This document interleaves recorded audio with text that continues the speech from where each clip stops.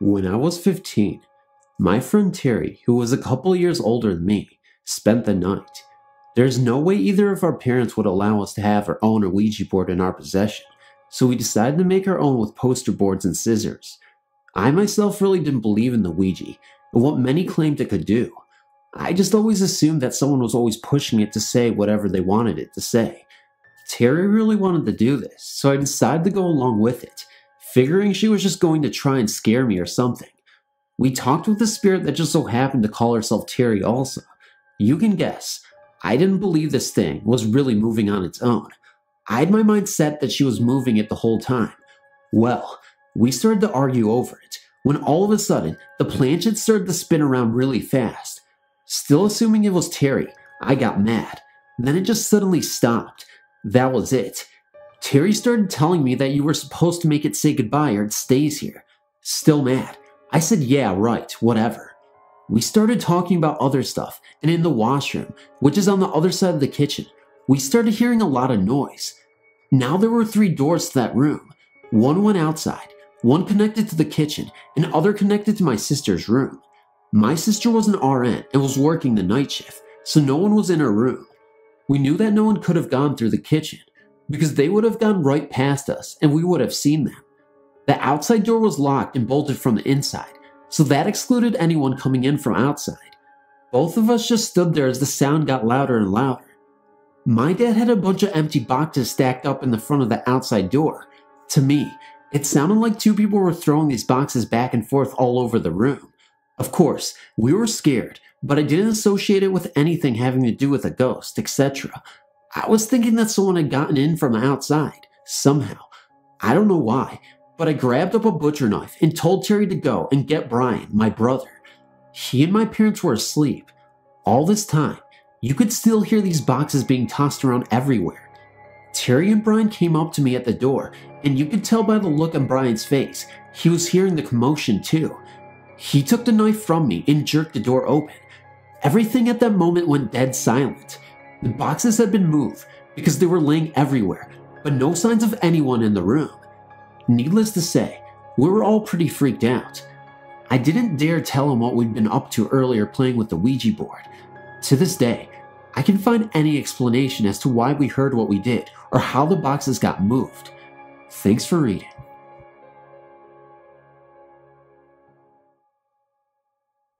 When I was a teenager, around the age of 16, I found a Ouija board at a yard sale and bought it for 25 cents. Skeptical of the Ouija, I devised the experiment deemed to test if it was simply a matter of self-suggestion. I was going to ask what pet would die next and think to myself fish. We had several adult cats, dogs, and guinea pigs who were not elderly and very good health, but I had a tank of tropical fish, several of which were getting on in fish years.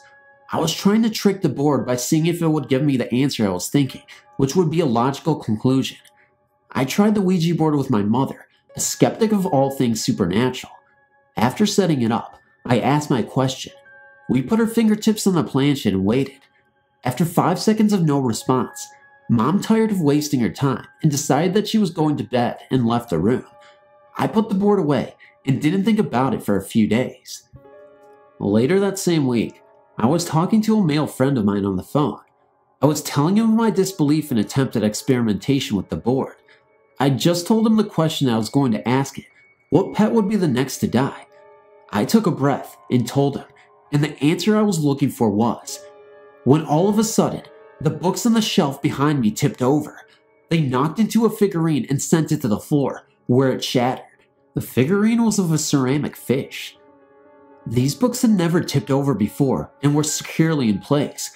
I've not seen them fall in such manner since this time period, almost 13 years later.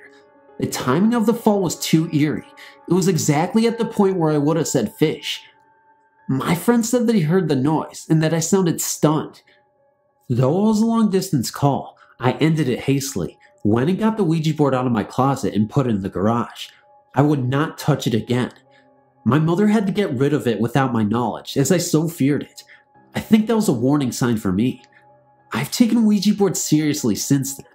If they do not channel the dead, then they certainly set up a psychological premise which I don't think should be tampered with. I feel like it is opening up the door to a stranger, either an earthbound or entity. I don't know. But thanks for reading. When I was about 8 or 9 years old, we moved into a house which had a scary history, as it turns out. My mom and dad took my youngest brother to dinner. Linda, my sister, and I didn't want to go. We were instructed to bring the boxes of books in the garage upstairs to the library. While we were doing this, we found an old Ouija board and started playing with it. I thought for sure it was my sister pushing it, as it told me I was going to be hit by a car and die by the time I was 10, which obviously 25 years later, I'm still here. It also said that there were 5 spirits in the house, and its name was Jax, boring, and we put it away. That was when we started hearing footsteps in other parts of the house running, lights going on and off, radios blaring that we knew we had turned off, doors slamming, knocking, and rapping in the wood, boxes being moved about in the attic, etc. We lived there for 5 years, and I can tell you that I have nightmares to this day. Now this house was on a road which was formerly known as the Santa Fe Trail. A couple of miles up the road was where the Santa Fe Trail and the Pikes Peak Trail met. There were Indian encampments, settlements, and a bad stagecoach accident and fire all in the general vicinity. I don't know if Linda and I had visited into the house, or it was there to begin with. My family are seers, so I suppose I should get used to it, but I've never been free of hauntings since then. Thanks for reading.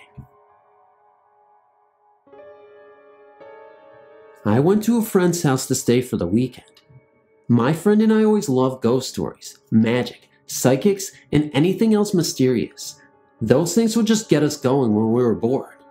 Well, I decided to bring my Ouija board, which we used many times and usually wait until midnight to use it. This particular night, it was midnight, and we were playing with it, just regular, everyday things, when all of a sudden, it said, "Don't be alarmed. In the next few hours, you're going to get a cold chill running through your bodies." We asked it, "What do you mean, don't be alarmed?" Well, the board replied that I and all the people around me will notice something in the next hour. Well, right after I said that, my friend's little brother came into the room with us, and it just started to hit us. This is what it were telling us were going to happen. My friend's brother is terrified of ghosts, so we all decided to just put the board up and wait to see what, if anything, happened. My friend said he had an idea. I got a string out that attaches to a crystal. He said it's kind of like a mini Ouija board, and you can ask it yes and no questions. Well, we said for yes, move it vertically, and for no, move it horizontally. We also requested that the responses cause the crystal to move fast and big, so we can detect when a spirit is present. We hung this crystal on a string from a lamp and waited. It was about a half an hour to an hour later, when all of a sudden, we heard a big ting-ting sound coming from the lamp. We flipped on the light, and the crystal was swinging violently. I mean, it was starting to really scare me and my friend. I can only imagine how my friend's little brother would have reacted if he witnessed this. We turned the lights off and got real calm and quiet. The atmosphere in the room seemed to change. It got eerily quiet, and it felt as if something were about to jump out at us at any minute. It also got really hot, really fast. My friend remarked that he thought something big was about to happen. Right when he said that, we heard the door creak open.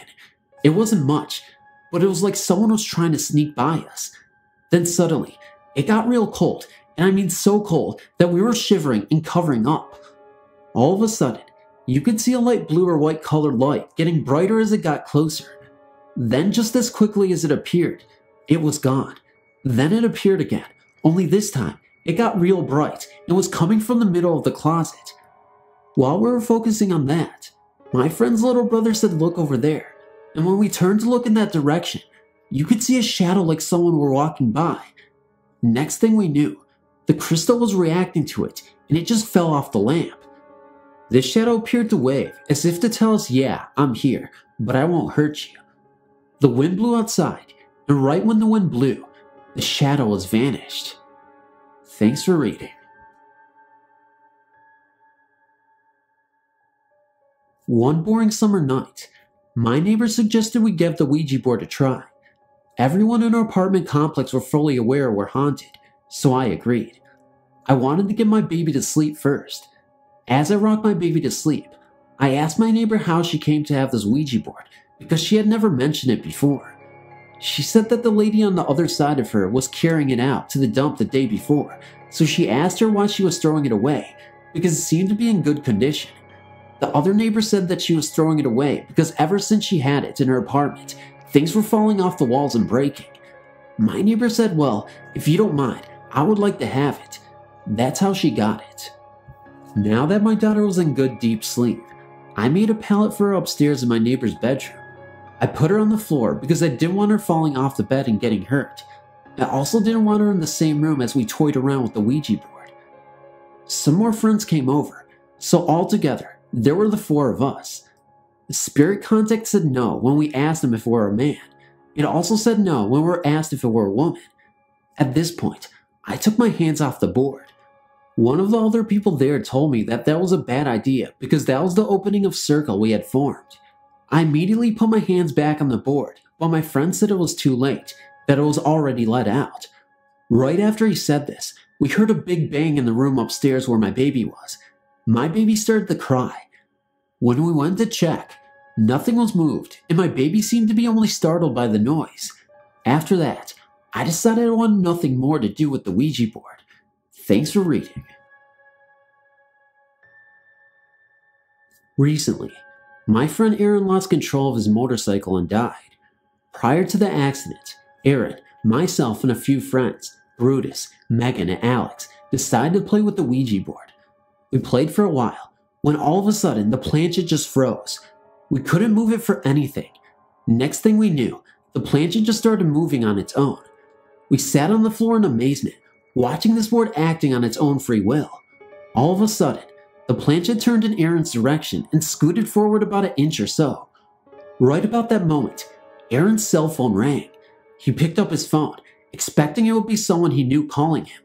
Only whoever it was, or whatever it were on the other line, hung up.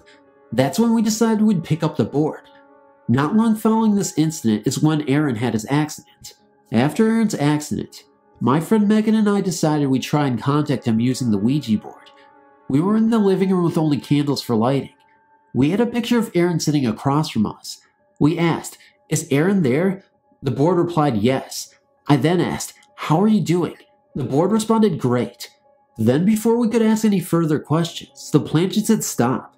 We asked stopped what? The board said all. We then asked all of what?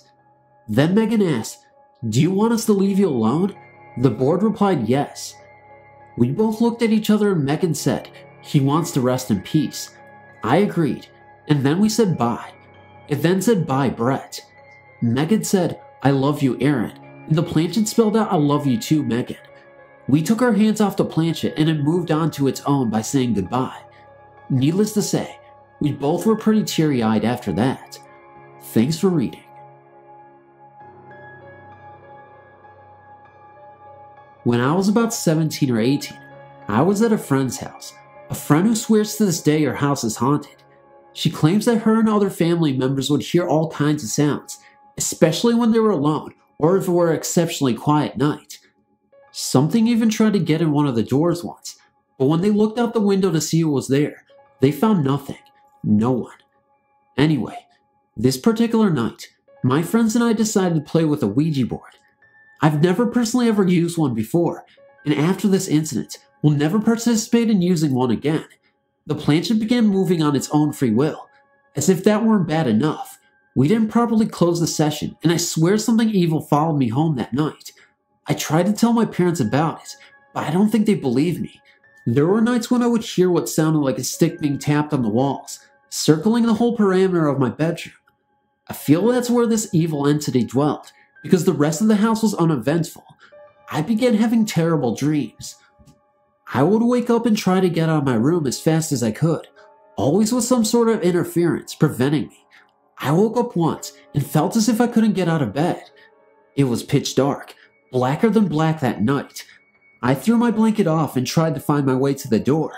It took me about 10 minutes before I finally found the door handle and light switch. It was as if they had just vanished from my room for that period of time. When I finally got a hold of the handle to the door, for some reason, I couldn't get that door to open for anything.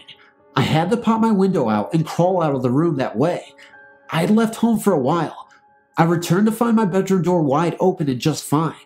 One night, I also heard something fall in the bathroom next to where I was at. It was very loud. After I finally moved out and in with my boyfriend, who is now my husband, it didn't seem to follow me. It continued to stick to only that room of my parents' home. My brother moved into my bedroom after I left, and he too reported unusual occurrences in that room as well, but he seemed to experience more than I did. He was so disturbed by the things happening in his room that he ended up putting all sorts of crosses, religious practices, and even a wooden statue of Christ he got from our pastor, all over his room for protection. One day, I went into his room and discovered the top of a statue appeared to be burned. That's when he told me about the weird occurrences happening in his room, including the statue appeared to have smoke coming out of it. Another disturbing thing that happened was that the cross had flipped in an upside down position in the middle of the night. He also claimed he felt as if he were being choked at different times. The same sounds I heard when I stayed in this room, he heard as well. Eventually, a family bought the place for my parents. They had 2 young girls, ages 11 and 12. I was talking with a friend of mine, and they told me that the new owners swear one of the rooms is haunted. I can only guess what room they were referring to. I have no doubt that whatever we did that night with the Ouija board, whatever was moving that planchette came home with me, and to this day, still dwells in that one room of our old home. 2 summers ago, I started working at a camp, a haunted camp. No one has ever shared these stories outside of the camp, and fear might scare campers away. During staff week, I heard talk of ghosts and spirits at the camp, but being a skeptic, I just blew them off. The more I listened, the more real it became. Senior staff members, even the camp director, told stories that chilled me to the bone. On the 4th night of staff week, I was invited to use the Ouija board in the chapel. I'd used one as a child, but assumed it was always just people moving it around. This time was different. You can tell if the Ouija pointer planchette is working, because it floats. If someone is moving it, the pointer will scrape, but it was floating and making no noise. When we asked who it was, it gave 3 initials. We asked what it did before it died, and it said logging. We took this as logging. The camp used to be used for logging, and a lumberjack was not likely to know how to spell correctly.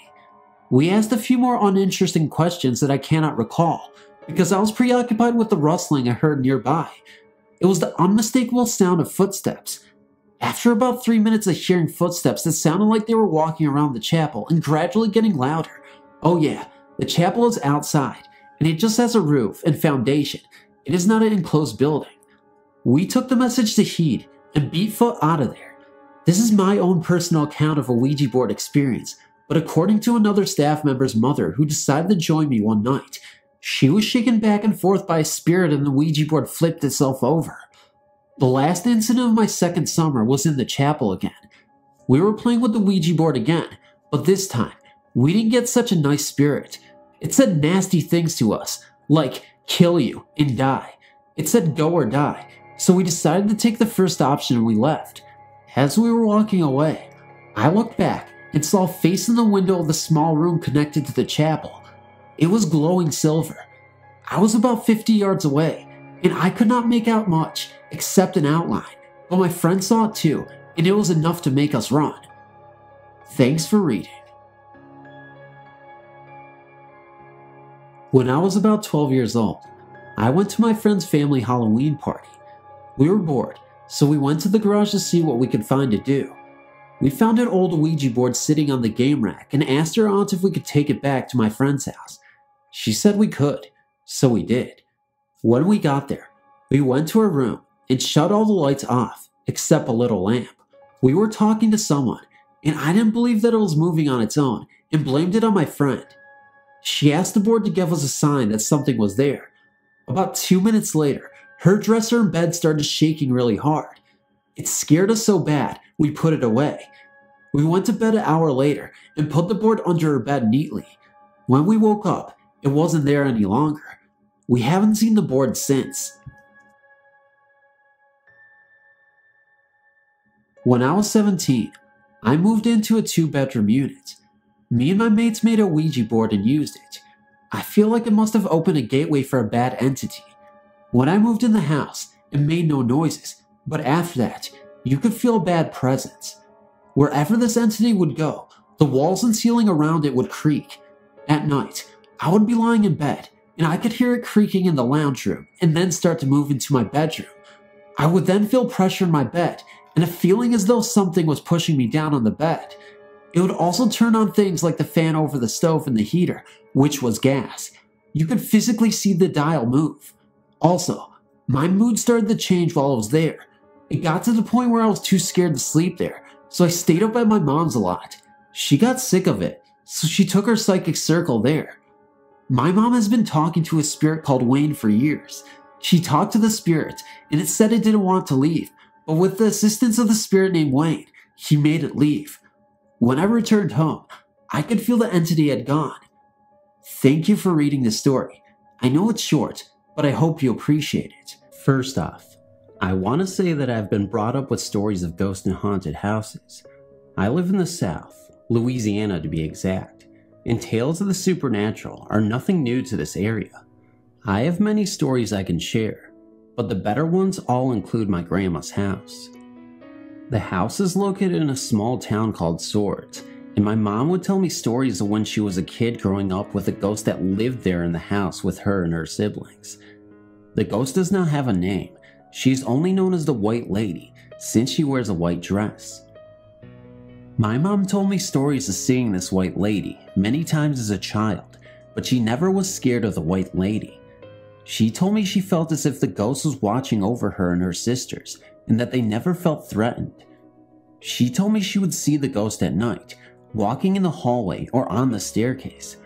Other times she just felt the presence of the ghost. She would be in her room after school doing homework, and she knew someone was in the room watching her. When I was a kid, going to grandma's was always something special because I would look for this ghost. I remember very well the first time I saw the White Lady. I was 14, and my friend Chad was with me in my grandma's. We had just gotten home from school, and I had the key to grandma's because that's where I went after school until my mom picked me up when she got off work. Grandma was not there, so Chad and I made ourselves at home. He knew of the stories about the house and was very skeptical. We made some snacks and went into the den to sit and watch TV. The staircase is in full view from the den, and as we watched TV, I felt a presence. Chad felt it too. He claimed it got really cold. I thought it was a draft, so we went into the hallway and checked to see if any windows were open. As we were going to the living room, my eye caught something. I stopped and grabbed Chad's arm. There, at the bottom of the staircase, was a figure of a woman. At that moment, she looked at us, and that cold chill went right through me. She proceeded to go up the stairs. I watched her details. Her hand was on the banister, but you could see right through it. She was transparent all the way through her figure, and she looked up as she walked, as if looking for something. Chad and I were literally paralyzed. We watched her, not knowing what was going to happen. For a second there, the figure paused, glanced back at us, and then continued walking up, but she never made it to the top. She vanished on the fourth step just before the landing. When she disappeared, Chad ran up the steps. I guess he wanted to catch her? Idiot. He said the spot where she disappeared was so cold. At that point, I wanted to get out of the house. We both grabbed our book bags and ran outside and stayed out on the front porch until my mom came.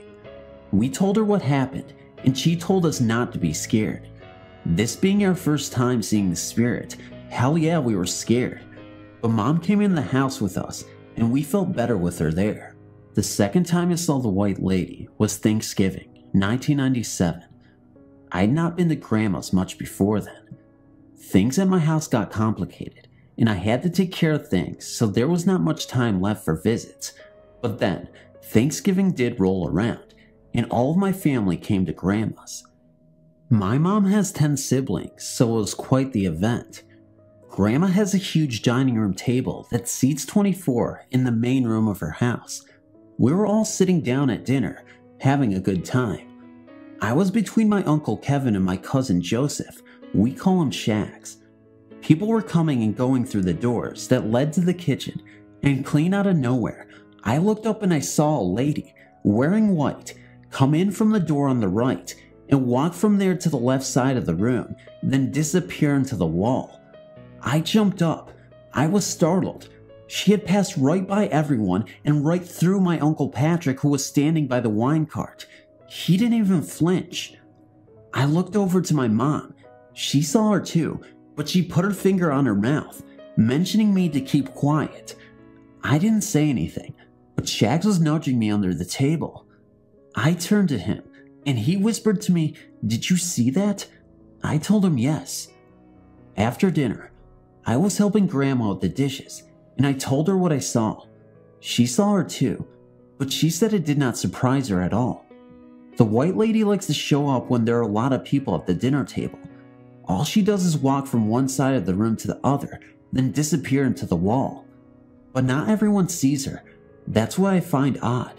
I told her how she just walked through Pat, and he didn't notice anything. Weird. A number of days later, I found out that only 4 other people saw her that day in the dining room. My Aunt Jen, my cousin Brad, his girlfriend Ashley, and my aunt's husband Mark. Grandma told me that they phoned her and told her about the white lady. I haven't seen the white lady since that Thanksgiving day. Grandma says she's still around. She had company over this past September. Some friends had come from Florida and stayed the night there. They witnessed the white lady on the staircase disappearing, but something else occurred. Grandma and others are now hearing footsteps and laughter in the upstairs bedroom that is used as a drawing room. I'll have to do some investigating on that one. Thanks for reading.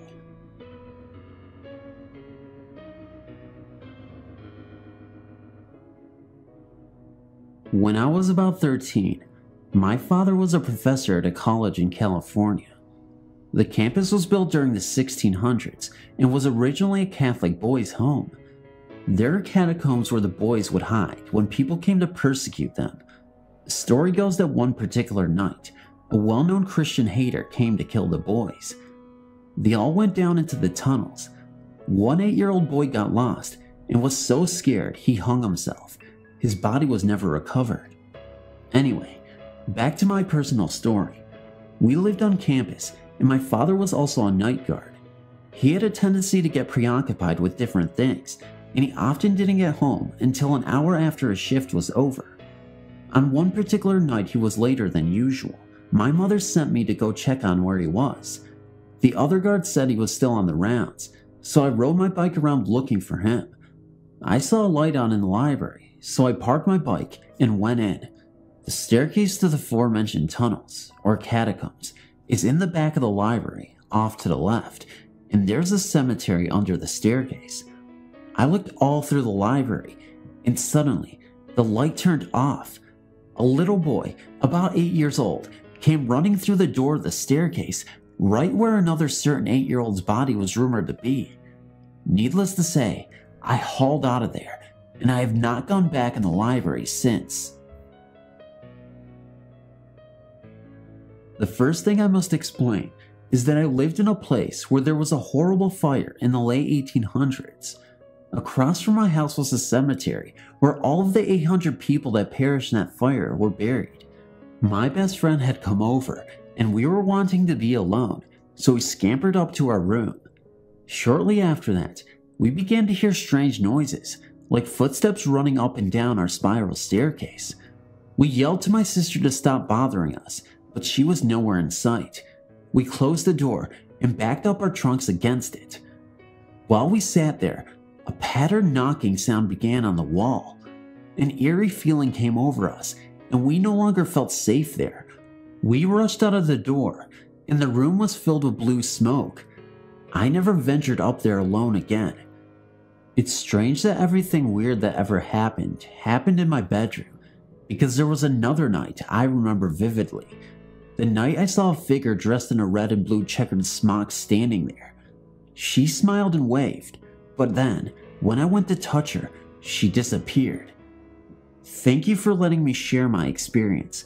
My friend would love you for it. It's important to be able to share these experiences. I don't think their ghosts were unfriendly, but they sure scared the living daylights out of me. Thanks for reading.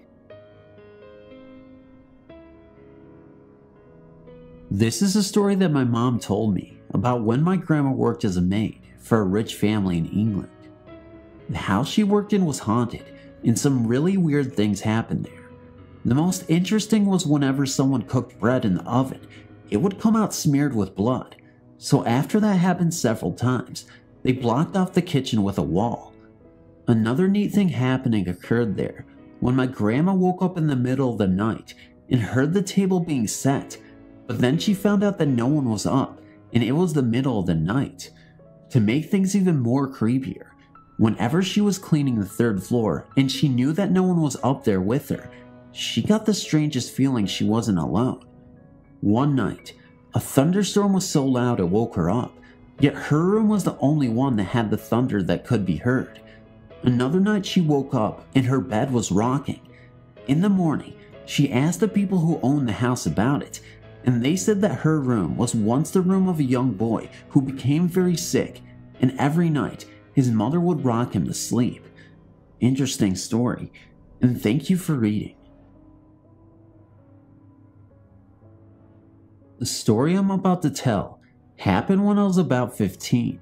For the last month or so, when we talked on the telephone, my friend had been telling me that during the middle of the night, when he was in bed, he could hear rocks bouncing off the roof, and this would go on for hours every single night. His parents also heard this and would go outside during the middle in the dark night to find nothing. Needless to say, it kept happening night after night. As time went by, the events got worse. Mr. Knock Knock, as they called him, started knocking on the door in the middle of the night and also during the day, which of course, when they would go to look, nobody was there. At this point, I didn't know if I believed him or not. One time, when I was talking to him on the telephone, I heard a really big boom, and he told me, "Oh my God, Mr. Knock Knock just knocked the door open." Of course, he went and looked, but as always, nobody was there. This got me excited. I said to him I want to stay over and hear Mr. Knock Knock. Now, I don't know if it was that night, but I did stay over.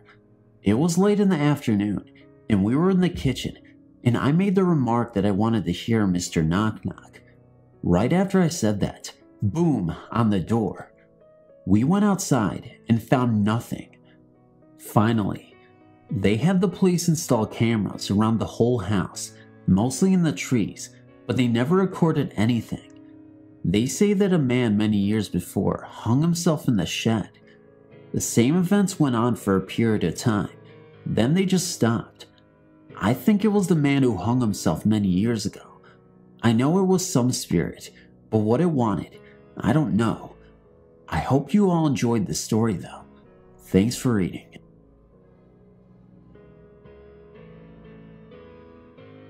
The following incident is significant because it put me on the path where I am today, and it will be important to know when I submit my other stories. On Saturday, Halloween Day, 1992, my friend Debbie and I decided to go to a neighborhood park in St. Louis, bordering on South Grand and Arsenal, for those who hail from there. We'd stop at our favorite donut shop, then went to a little lake we knew of to sit and gossip. There happened to be a wedding photo group there at the same time, so we sat on a bench nearby and critiqued the dresses, etc. I wasn't paying attention to my surroundings, and Debbie and I chatted for about 15 minutes before she got an odd look on her face and whispered to me, "What is this? A rumble?" I cautiously glanced around and saw several youths drawing up to the lake on various sides. Debbie said, "I think it's time we leave. Walk slowly and don't look back at them." We got up and began walking to my car. Some 300 yards off, we got about halfway there when we heard a pop, pop, pop. Being a city girl, it didn't register in my brain what it was at the moment. It sounded like firecrackers. Needless to say, that's not what it was. "Get down!" she screamed. Before I could react, Debbie had thrown me down on the ground as she was going down herself. I know we were both praying as this occurred. Suddenly, the shooting got louder, and we both realized that there was a gunman firing about 3 feet behind me over our heads. The way we were lying on the ground, Debbie could see behind me and I could see behind her. She told me not to look, so I just kept my head down. We heard clicking and cursing. The guy's gun jammed. He ran off. As suddenly as it began, it was over, and all the gang members were running their separate ways. Badly shaken but not hurt, we took off running to my car, jumping in and flooring it to her house a few blocks away. When we were safely inside and slightly more calm than we had been, Debbie said, "I just can't believe it. I can't believe it. I was warned about this and I didn't listen." I asked what she meant. She said her father appeared to her in a dream the night before. I don't remember the details exactly, but it was in the kitchen with the back door open. In the dream, he was warning her about some danger and wanted her to be careful. Debbie's father died when she was a teenager. At the time of the occurrence, she was in her late 20s. A weird, though not really scary closure. At the time of this occurrence, Debbie and I worked together at a local newspaper, and our office was based in the basement of City Hall, sharing a room with the office attached to a recorder of deeds. 4 ladies worked for the city there, and we knew them pretty well. On Monday morning, one of them described how her daughter had come to her on a previous Saturday afternoon and told her of the horrific shootout that occurred at her friend's wedding party in the park near the lake. No one was hurt, but the limo took 2 slugs in the door and fender. Prior to the shooting, both Deb and I would have long discussions about the afterlife, ghosts, and etc. And we are both believers in the power of the mind and spirit. But this experience set me on a path of dealing with spirits that I still encounter today. These will be submitted for your approval at a later date.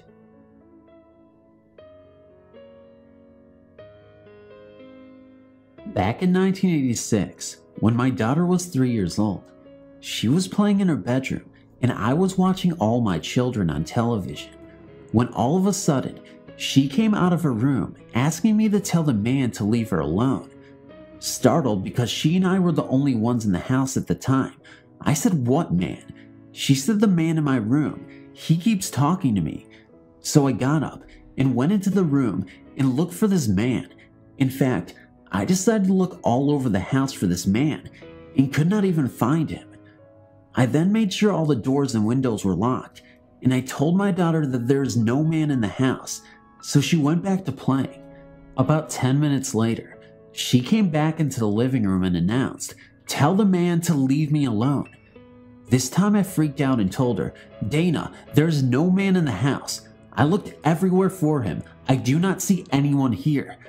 And she replied to me, "He's right here." I asked, "Where?" And she pointed to the hallway, and she acted like she was holding someone's hand. I asked, "What are you doing?" She replied, "He just wants to say hi to you." Incredulous and open-mouthed, I asked, "Me?" What happened next sent chills down my spine. My 3-year-old daughter walked with this man to the wall, as if she was still holding his hand. I asked her, "What did this man want from you?" She said, "He says he loves you." I asked her for the man's name, and she simply replied, "Monk." Almost in shock, I got out, "What did you say?" She looked up at this man and said, as if to the air, "What did you say your name was?" And then she once again looked back at me and said, "Monk." I asked her several times if the man's name was Monk, and every time she said yes. But then I was freaking out, because my grandfather's nickname was Monk. Still not believing, I told her this isn't funny, and she said, "He just wanted me to tell you he loves you, and he wanted to say hi." I asked her to describe him, and then he described my grandfather to a T. You see, my grandfather died in 1969 in Illinois when I was 4 years old. It was so long ago, there is no way my 3-year-old could possibly have known this. He couldn't have even seen what he looked like because he did not have any pictures of him until 1991. That was the only time my child had an encounter, but what encounter it was. And I'm left to scratch my head thinking if it was actually my grandpa or not. I'd like to think it was, but at the time, It was so terrifying not knowing who this person was at the moment. Wasn't it an intruder? Was it someone else? But no, it was my grandfather, checking in on me to see if I was okay. What a man he was. A former associate and friend told me this once. Her parents once lived in Leemaster, a little hollow in Buchanan County. While they lived there, they could hear a baby crying outside.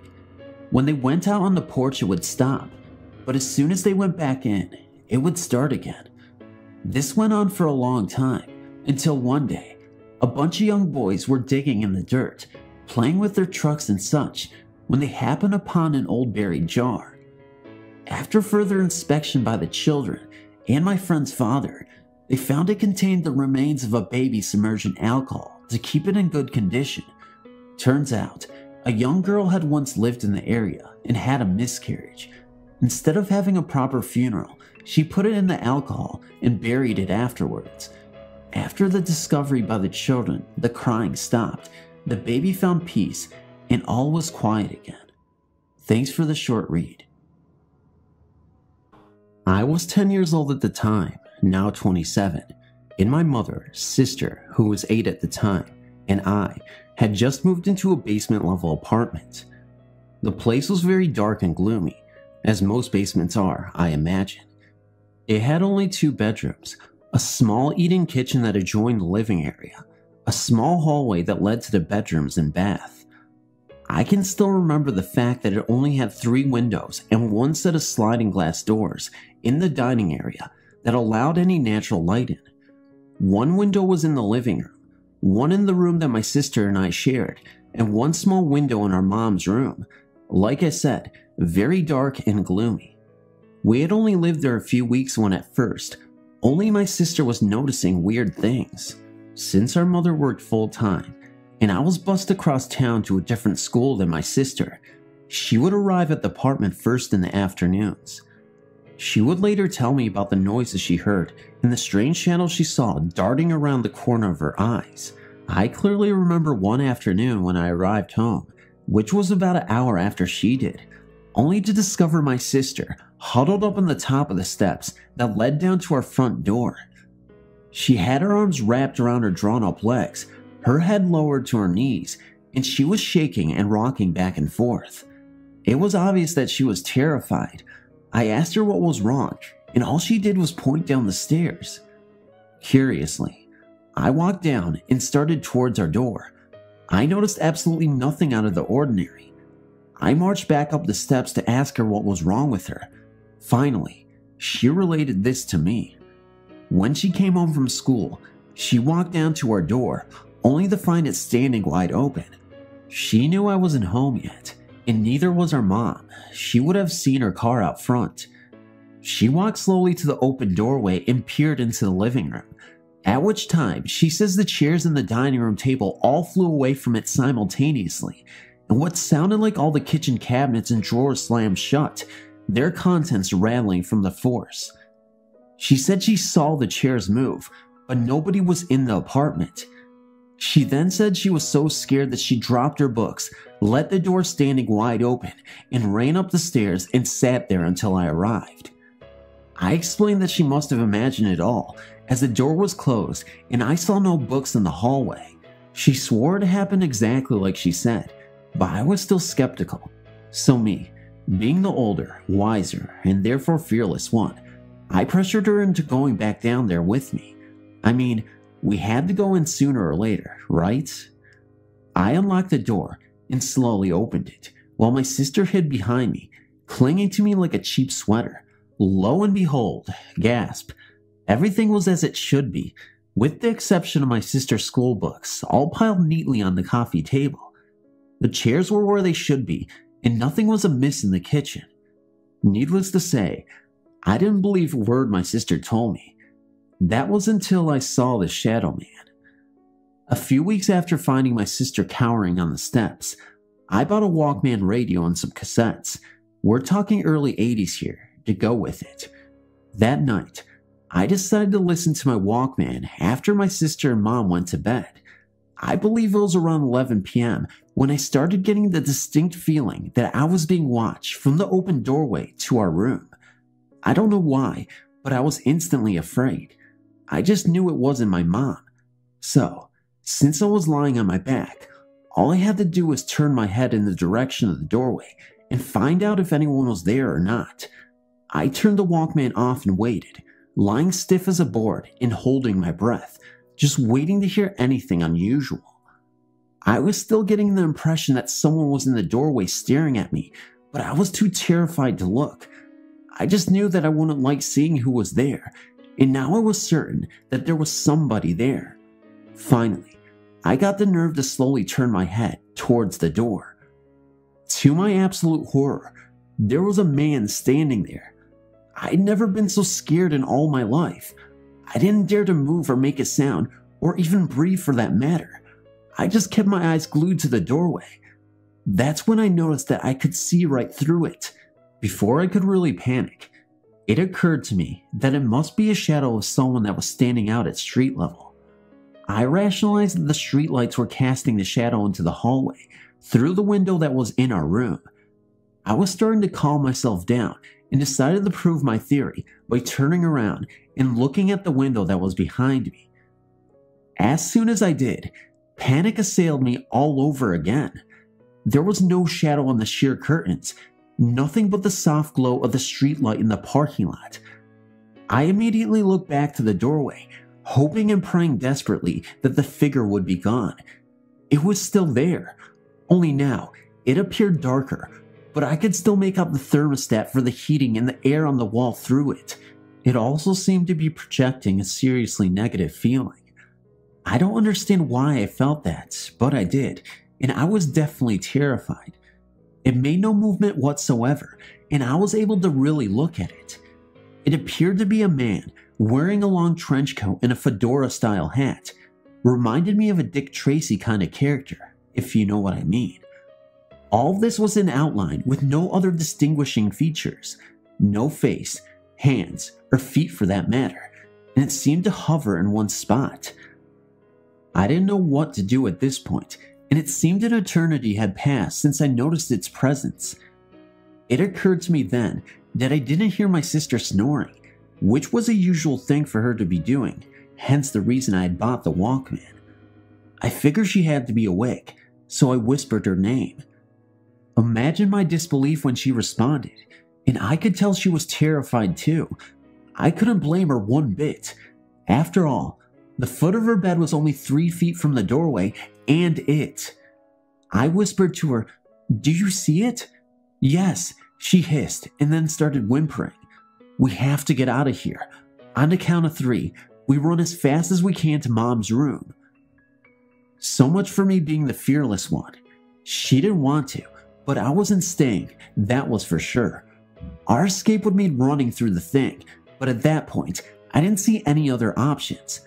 I counted the 3, bounded off the bed, grabbed my sister from her bed, and we were both screaming and running hellbent for leather from my mom's room down the hall. We jumped into the bed with her. She was already sitting up, having heard us screaming.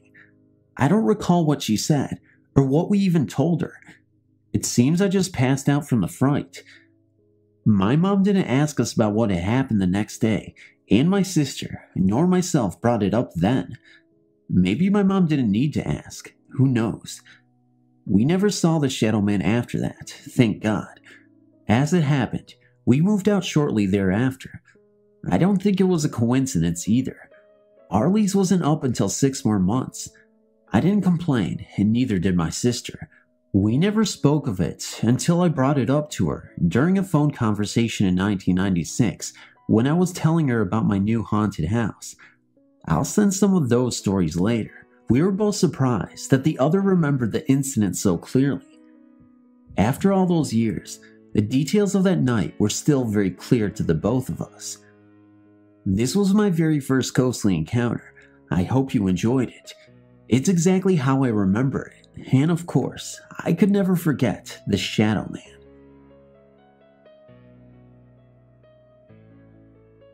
This event happened while I was back in Pine Ridge, visiting family.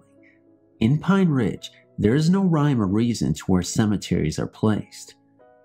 There are numerous little cemeteries on hilltops and mixed in with the various homes. Then there is a main cemetery behind Red Cloud School where lots of weird stuff happens there as well. I don't go back to visit very often, and because of this, I'm not nearly as superstitious as the locals when it comes to hanging around cemeteries. One of the superstitions which I found out the hard way is the real deal, is to never go around a graveyard at dusk, and be careful who you talk to or see in the cemetery. By my cousin's house is a cemetery within walking distance, on a small hill that looks over the street that she lives on. I don't actually know anybody buried in the cemetery, since all of my family is buried in either Red Cloud Cemetery or St. Anne's Cemetery. At the time of this story, my cousins both had small daughters, and they would come by and visit often. My cousin had mentioned that he had gone up to the cemetery on the hill one evening to clean the area up a little, and while he was there, he saw an old woman dressed in black, standing by an older grave crying. He didn't recognize her and walked up closer to see if she was alright. He approached her, and when she turned around, she only had eyes but no face. My cousin was very scared and hightailed it out of there. What he didn't realize was he brought a visitor back with him. After this happened, my aunt started hearing things in the house, and small objects would be moved around. They figured someone had come down from the cemetery. My aunt is a kind of new ager, so she didn't find this to be upsetting. She just accepted it. While I was there one day during broad daylight, I was sitting in the living room and I saw a little girl walking down the hall, and she walked into the bedroom.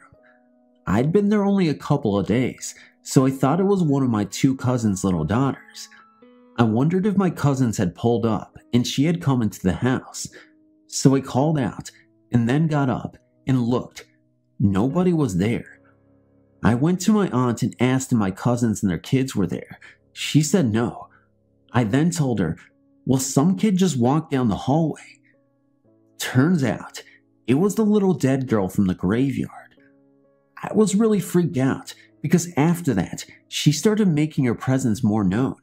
For instance, I would wake up in the middle of the night and the bedroom light would be on, the door would be open, I would shut it, and it would open up back again.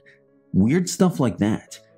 Needless to say, I didn't sleep well until I left.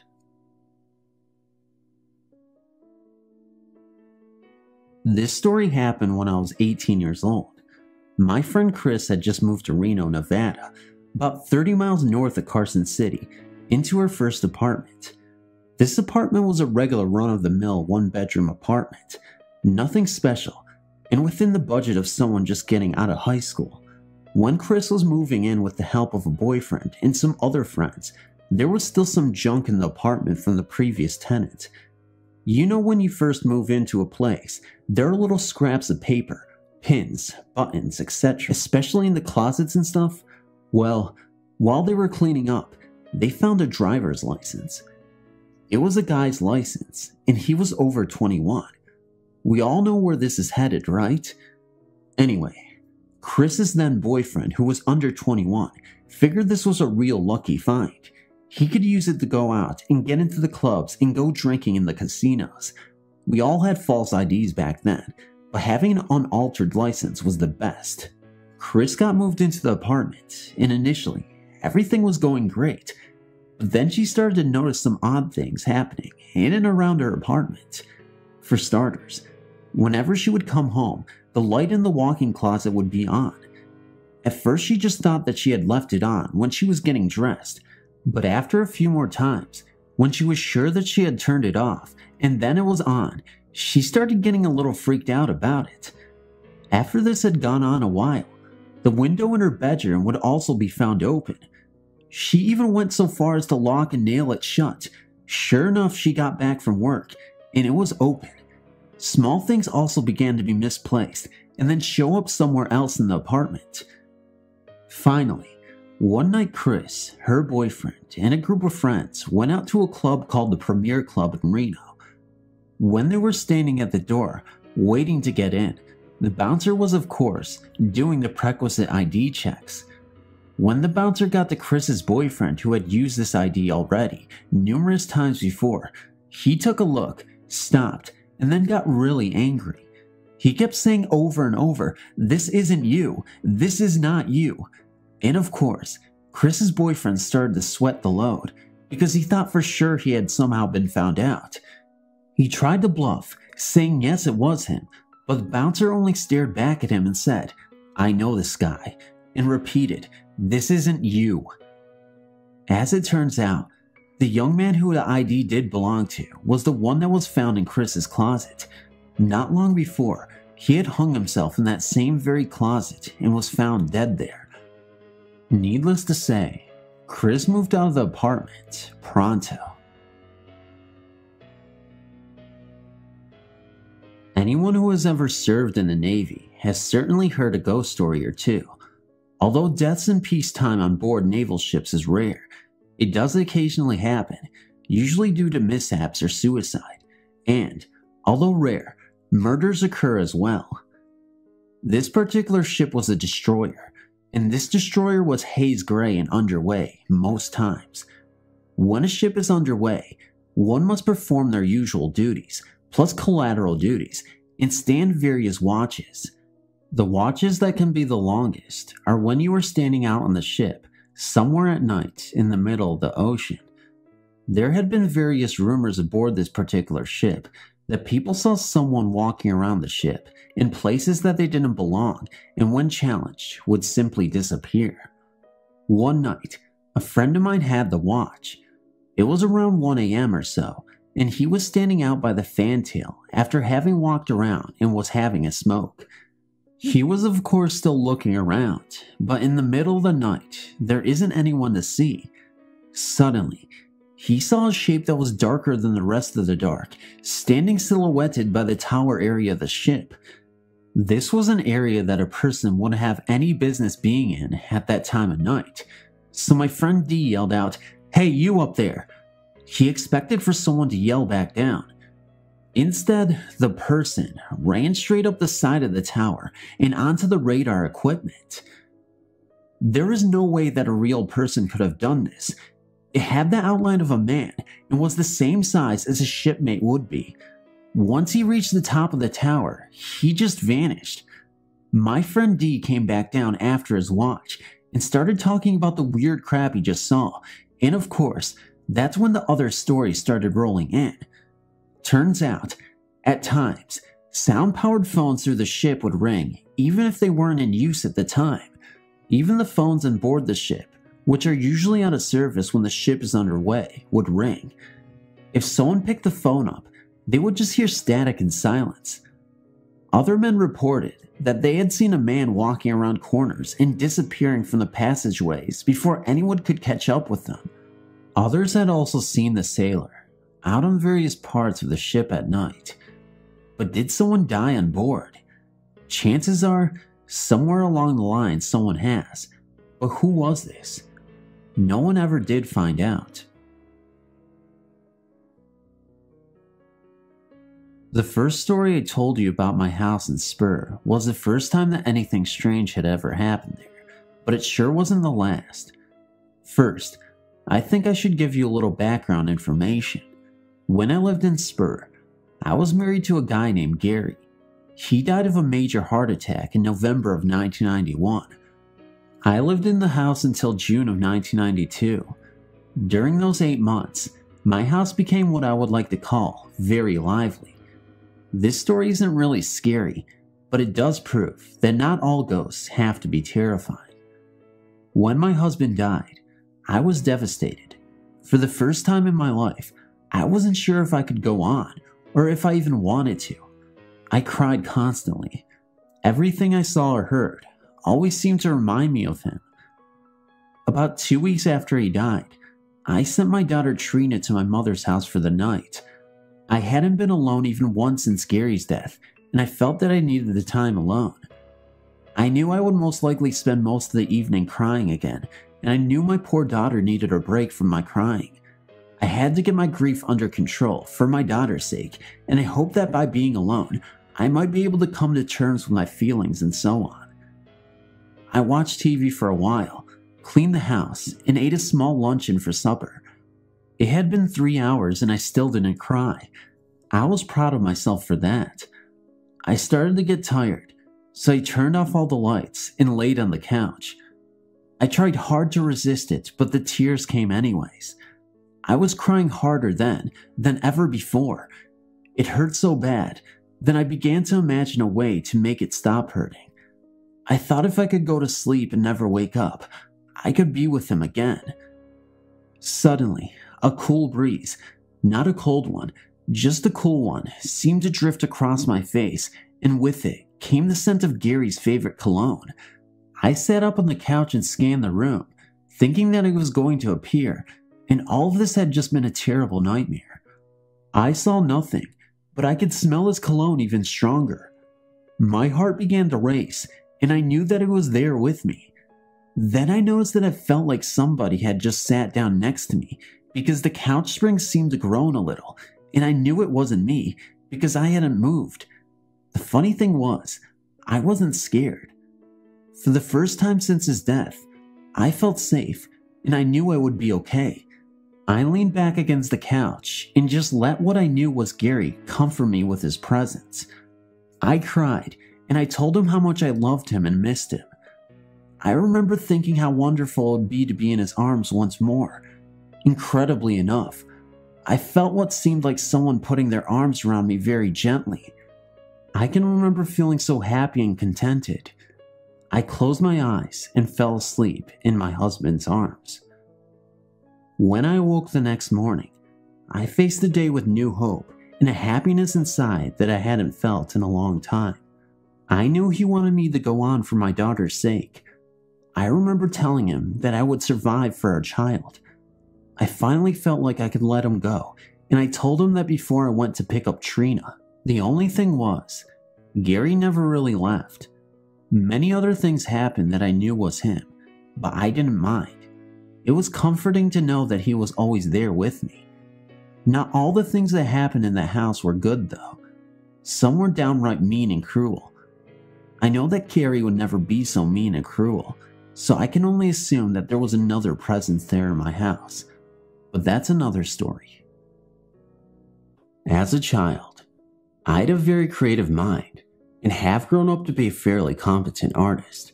However, even an endless imagination couldn't have prepared me for the encounters I had at 8 years old, and the events had been burned into my mind.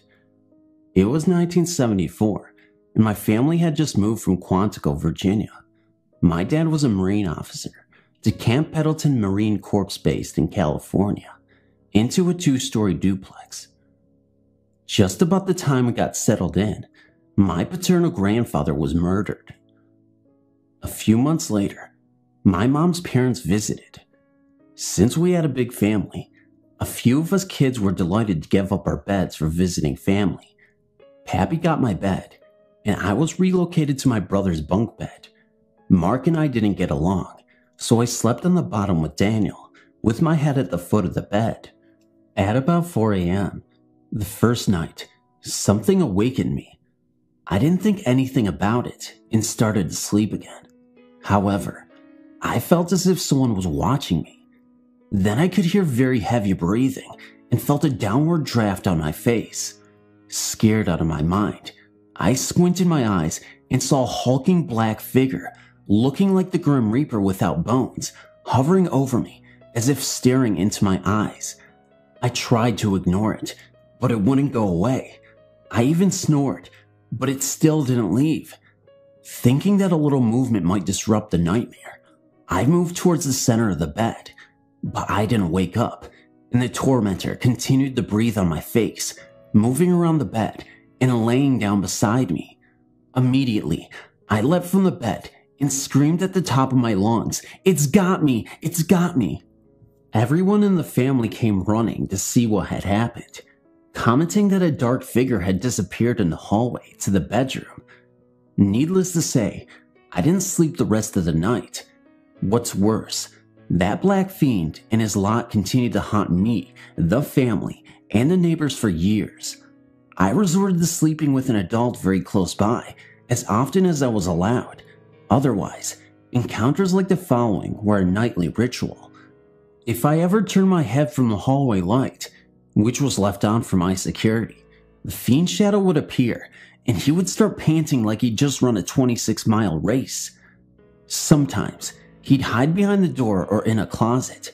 Sometimes the whole family would hear chains dragging across the floor or glass breaking downstairs. One night it sounded as if plungers were being walked up and down the stairs. By this time, I'd mustered enough courage to investigate the sounds and saw nothing in the stairwell. Perhaps the scariest moment was the night I heard the hideous, angry laughter. As usual, something had awakened me, and I sat there wondering what to expect. Suddenly, I heard a commotion from downstairs, followed by laughter that could have come from the movies Sybil or The Exorcist. First it was one voice, then it was two, as if they were running around the first floor. Then they stopped. Suddenly, the first one started again, and I could hear it coming from up the stairs. It entered the hallway, ran to the bedroom, and brushed up against me, passing into the wall. Then the second voice started, but I didn't lie in bed waiting for it. I ran straight to my parents' room. Another time, one of our cousins came to visit, and it was decided that he and I would share a bed. Sometime that night, I was awakened to see the outline of a goat's head on my mom's wardrobe. It was kept in my room, with a bright ring in its nose and spiraling, fiery horns. As I screamed, it went away. Finally, one night, I'd had enough of the crap from whatever was haunting me. He had decided to inhabit the corner behind my bedroom door, just staring and breathing towards me. I sat up and said, "In the name of Jesus, leave me alone." Guess what? It stopped. I've never seen that thing again, and every day I thank God for the relief. However, all the haunting hadn't stopped. As recently as 1988, I've been harassed by a paranormal phenomenon. Even though we moved across the country, at times I would wake up being dragged by my feet off the bed. I also asked my parents if they had noticed my old bunk bed, the one from California, would sometimes shake and squeak as if a couple were going at it. My dad confided that, when I was young, the bed would often make lots of noise, sometimes when I was asleep on it, which would explain why I was often awake in the middle of the night. He bolted out of his room, swearing someone was harming one of his boys, only to find us all sleeping soundly. He also said the neighbors in California, the Martins, shared similar experiences to what I'd had. The past 11 years have been pretty uneventful, paranormally, and I hope it stays that way.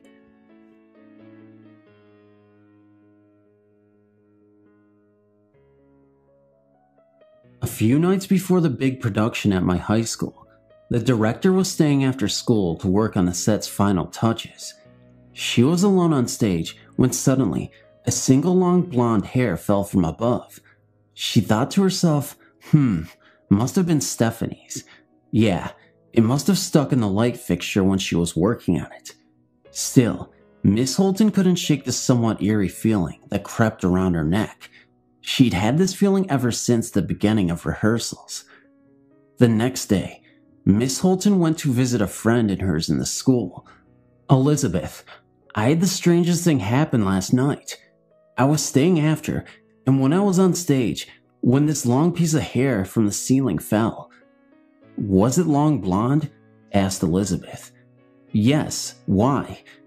"It must have been Julie's," Elizabeth said in an eerie tone. "Who's Julie? You mean you haven't heard of Julie before?" Back in 1974, the drama department decided to put Romeo and Juliet for the spring production.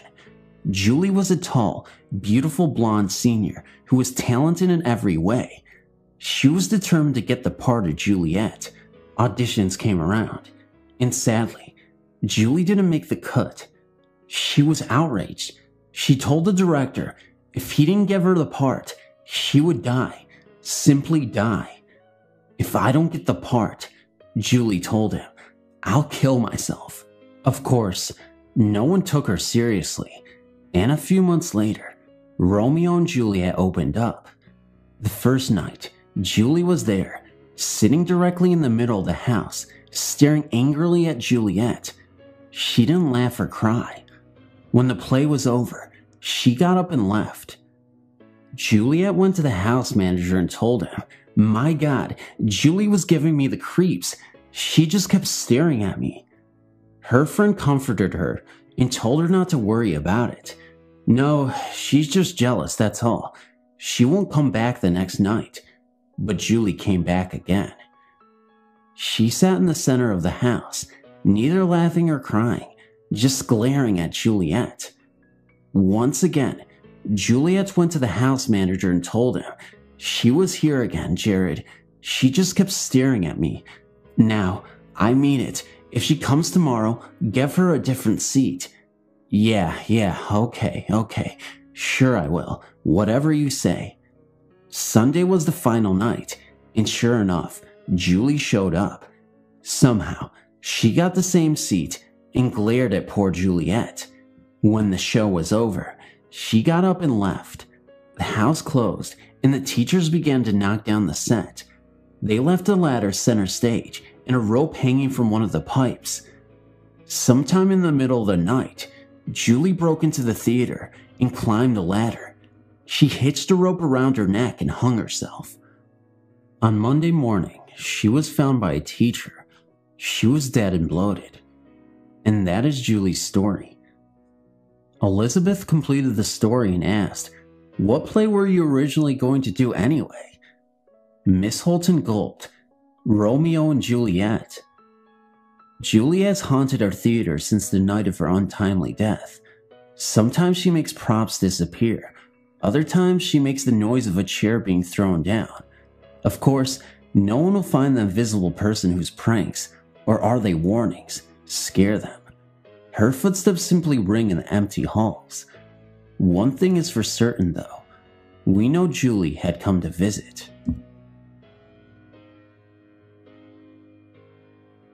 It all started when I was about 8 years old. My family and I moved into a rented house in Haltom City, Fort Worth, Texas.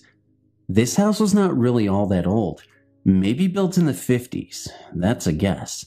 Anyway, moving in, I was outside in the front yard playing, and two neighbor boys came out and started talking to me. Eventually, I went to the house to visit and got to know these prospective new friends. While inside, I was standing in a particular spot in their kitchen when one of the boys looked at the other and then at me and says, "I wouldn't stand there if I were you." Curious, I asked, "Why not?" And the boy replied, "Because there was a ghost in that very spot one time." Needless to say, I jumped right off that spot and went outside. Then I was curious. I started asking these guys about their ghost, and they told me that their aunt and little cousin had come to visit them, and while they were in the kitchen talking and catching up, the little boy was running around in the house playing. A little bit later, the little boy walked into the kitchen and stood next to his mom. His mom, noticing him out of the corner of her eye, went to place her hand on his shoulder, and her hand passed right through him. She jumped back aghast and looked at the little boy. The kid just looked up at her, and then all the other adults in the kitchen, one by one, then vanished. And about that time, the little boy came running down the hall, screaming like something was chasing him. As a kid, that story frightened me quite a bit. But then they proceeded to tell me that they would be sitting watching TV, and the channel would change, or the volume will go up full blast all of a sudden, and sometimes their front door will swing wide open with the deadbolt still poking out, as if it passed right through the door or something. The boys I was chatting with had an older sister. She was about 17 or 18 years old, and one night, she was asleep, and she distinctly felt someone grab her by her arms firmly and lift her into the air and start banging her into the window like it was trying to toss her out. Of course, she woke up terrified and started screaming at the top of her lungs. When her parents burst into her room and turned the light on, it dropped her and disappeared. It was never visible, but left right then. The next day, I saw the bruise marks on her arms that were shaped like someone with large hands had been squeezing them very hard. At the time, I was too scared to ever go into the house, but at the same time, I felt like they may be pulling my leg and making up these stories. That is, until one day, my parents were outside talking to these boys' parents, and they told my folks the same stories that they told me. To top it off, they said to my parents, "Some very strange things have happened in your house too, but we'd rather not talk about that." And they never told my folks what happened in our house. I'll send in another story soon.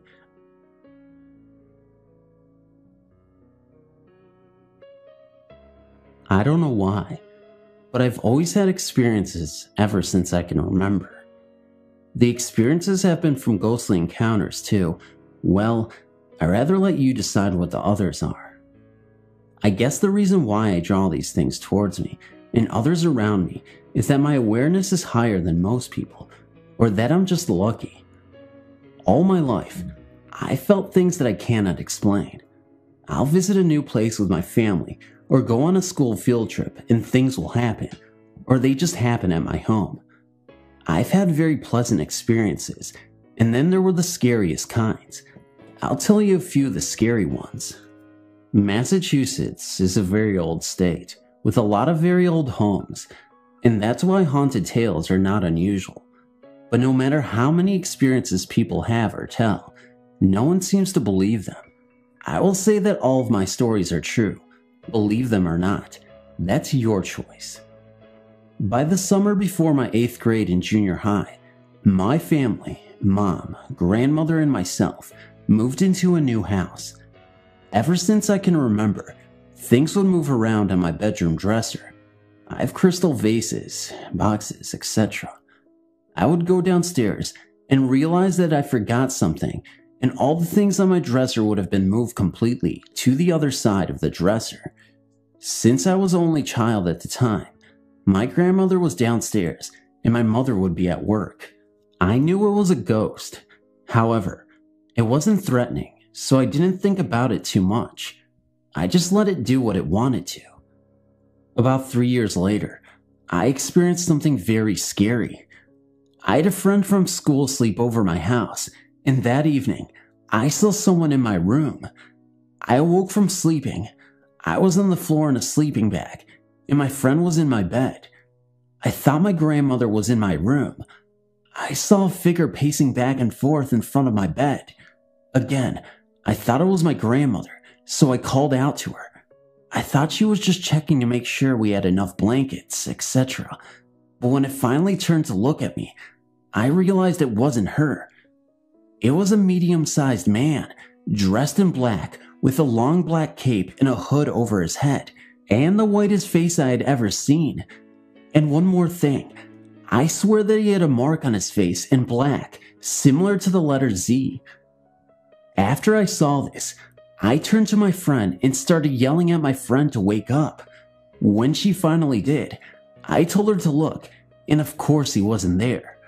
She told me that I was imagining it and to go back to sleep. The next morning, we both went downstairs, and I told my family what I had seen. They all laughed at me, but I was serious, and my mother told me she believed me. About a week later, I was on the phone with another friend of mine, Shelly. We were talking about what we had been up to. She told me that last weekend, she and some of our friends went out at the end of the evening for a drive to a nearby cemetery. She said the three of them got out to walk around the graveyard, but she stayed behind in the car to wait. She said that when she was waiting for the others to come back, she saw this man coming towards the car at her. She then proceeded to tell me that she was never so scared in her life. She started to freak out. She quickly leaned over all of the seats of the car to make sure the car door was locked, and when she looked up, the man was still walking towards her in the car. She then described the man to me on the phone, and she described him to the T as the man that I saw in my room that same weekend. I was speechless on the phone and just listened to her story. I didn't tell her about my visit from the man, who I call the Z-Man. About a month passed after that, and I finally told her my story. She was shocked and thought I was making it up.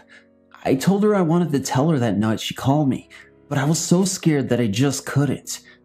2 months passed towards the end of the summer. Shelly and I and some of our friends went to the drive-in theater. She and I had to go to the restroom.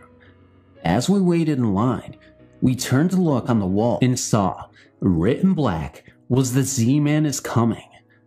We then both looked at each other and ran out of there as fast as we could. All I know is that it was evil, and I didn't want to find out if he or it was coming again or not. I haven't saw this man since 1989, or at least not that I can remember, but nor do I want to. Then again, I live in Florida now, and maybe that could be a reason why he hasn't made an appearance. Thanks for reading.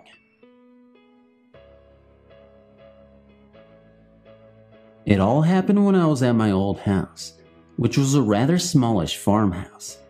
There I lived with my mother, father, and 17-year-old brother. I was always a little suspicious, but not greatly into anything like ghosts in any big way or manner. Little things would always happen around the house, things like books falling off shelves, vases, etc. But no one really took any particular notice. Everyone else in my family simply blamed it on the old house's feeble foundation.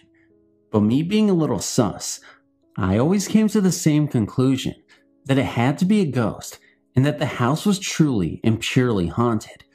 Especially since someone died in the old place about 10 years before we moved in. And well, that would give you the creeps, right?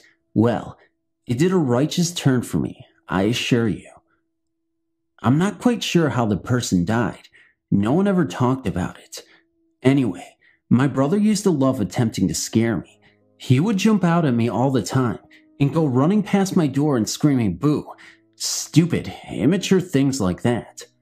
But one day, I was in my room, lying on my bed, just glancing at my door that was wide open. My brother was in his bedroom, right next to mine. I could tell this because his music was turned right up. My father was at work and my mother was, well, I didn't have a clue as to where she was. I thought she was in the kitchen. So, I was staring at my door in the middle of the day when suddenly a shadow whisked past my door. It appeared about the half the size of a human being and seemed to almost float. I thought it was just my brother playing tricks on me, as if he had just ran past my door and was squatting to make himself look short. So I called out to him, "Very funny, ads, very funny." I looked at the door again, and once again, the thing ran past my door in the opposite direction, heading towards my parents' room to the back of the house. This time, I was freaked, but I still believed, or wanted to believe, that it was my brother fooling around. So I ran into his room to find it unbelievably empty. So, I ran back into my room and looked out my window, and there, out the front of our 5-acre block, was my mother and brother doing some gardening. I ran out the front and accused my brother of being stupid, and he had no idea whatsoever what was going on. My mother became suspicious, and we all went back into the house together. We searched the house from front to back, finding absolutely nothing to blame. Strange things kept happening around the house. We soon moved, thank God. Now that we've moved house into town, we only just found out that one of the houses around the corner, where we used to live, was also supposed to be haunted. Apparently, once a whole bookshelf fell over, almost crushing the owner of the house for no apparent reason. The world is weird, but we definitely are not alone. When my husband and I were first married, some 29 years ago, he took me to Columbus, Ohio to meet his family. His mother lived on West 2nd Avenue, and his sister and her family lived across the street from her. Tootie, my husband's sister, was a nice, friendly person, and we got along great from day one. She and her family lived in a big old house that, like many other old houses, had been divided into 2 apartments, one upstairs and one down. Tootie and her family lived in the downstairs apartment. My husband and I were staying with his mother, but we visited Tootie and her family every day. Several times during the visits, I heard the front door open. The two apartments shared a common front door and foyer, then each had their own individual doors to the apartments. Footsteps going up the stairs to the other apartment, and then what sounded like people moving around up there. I found nothing strange about this, as I was not familiar with the house or its occupants. Then one night, Tootie, her 3 children, and I were alone in her apartment. She was in the kitchen fixing supper while I kept an eye on the kids who were watching TV in the living room. Again, I heard the outside door open, someone going up the stairs, and the door to the other apartment open and close. About that time, Tootie called the kids and me to supper. During the course of conversation over supper, I asked her who lived in the upstairs apartment. No one, she said. That apartment has been empty since we moved here 3 years ago. I felt the blood draining from my face because I knew that someone had been going up there all week and was, in fact, up there at the moment we were talking. My first thought was that someone was up to no good and that they were using the empty apartment as a base. Tootie was looking at me strangely. Someone is up there, I said. I heard them go up there a while ago. That's impossible, Tootie replied. The only other person with a key to that apartment besides myself. The landlord had given her a key so she could check on the other apartment from time to time. Is the landlord, and he's out of town this week. At that moment, we all heard heavy footsteps plodding down the hallway upstairs.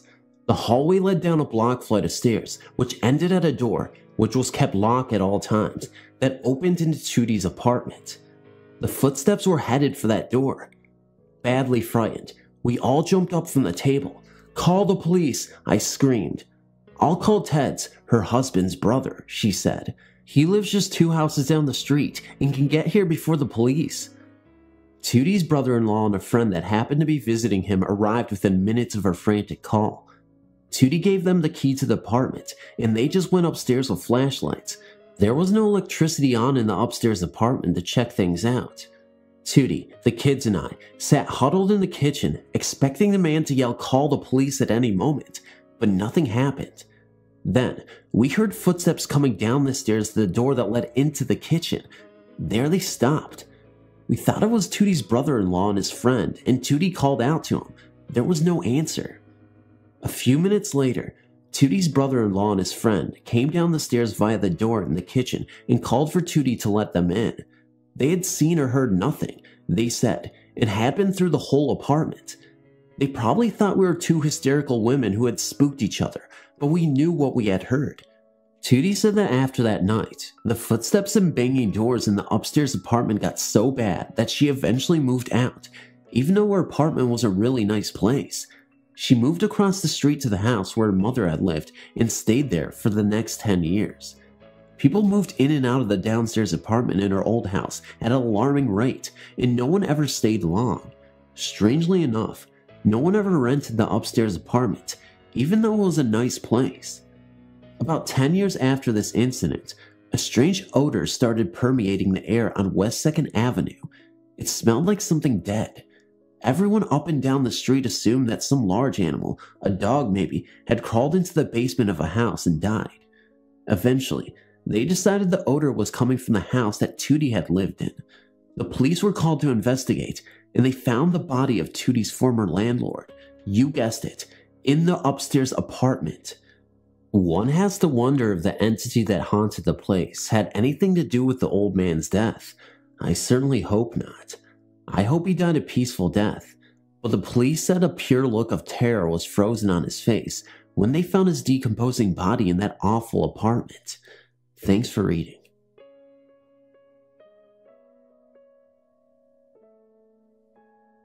Last year in the month of June, my twin sister Kelly decided that she didn't want to be on this earth anymore. We were both 20 years old, and I knew at that time she was going through a depressed state. Being her closest sister, I could sense her depression first off before anyone, but just thought it was friends, or maybe that she wasn't feeling well.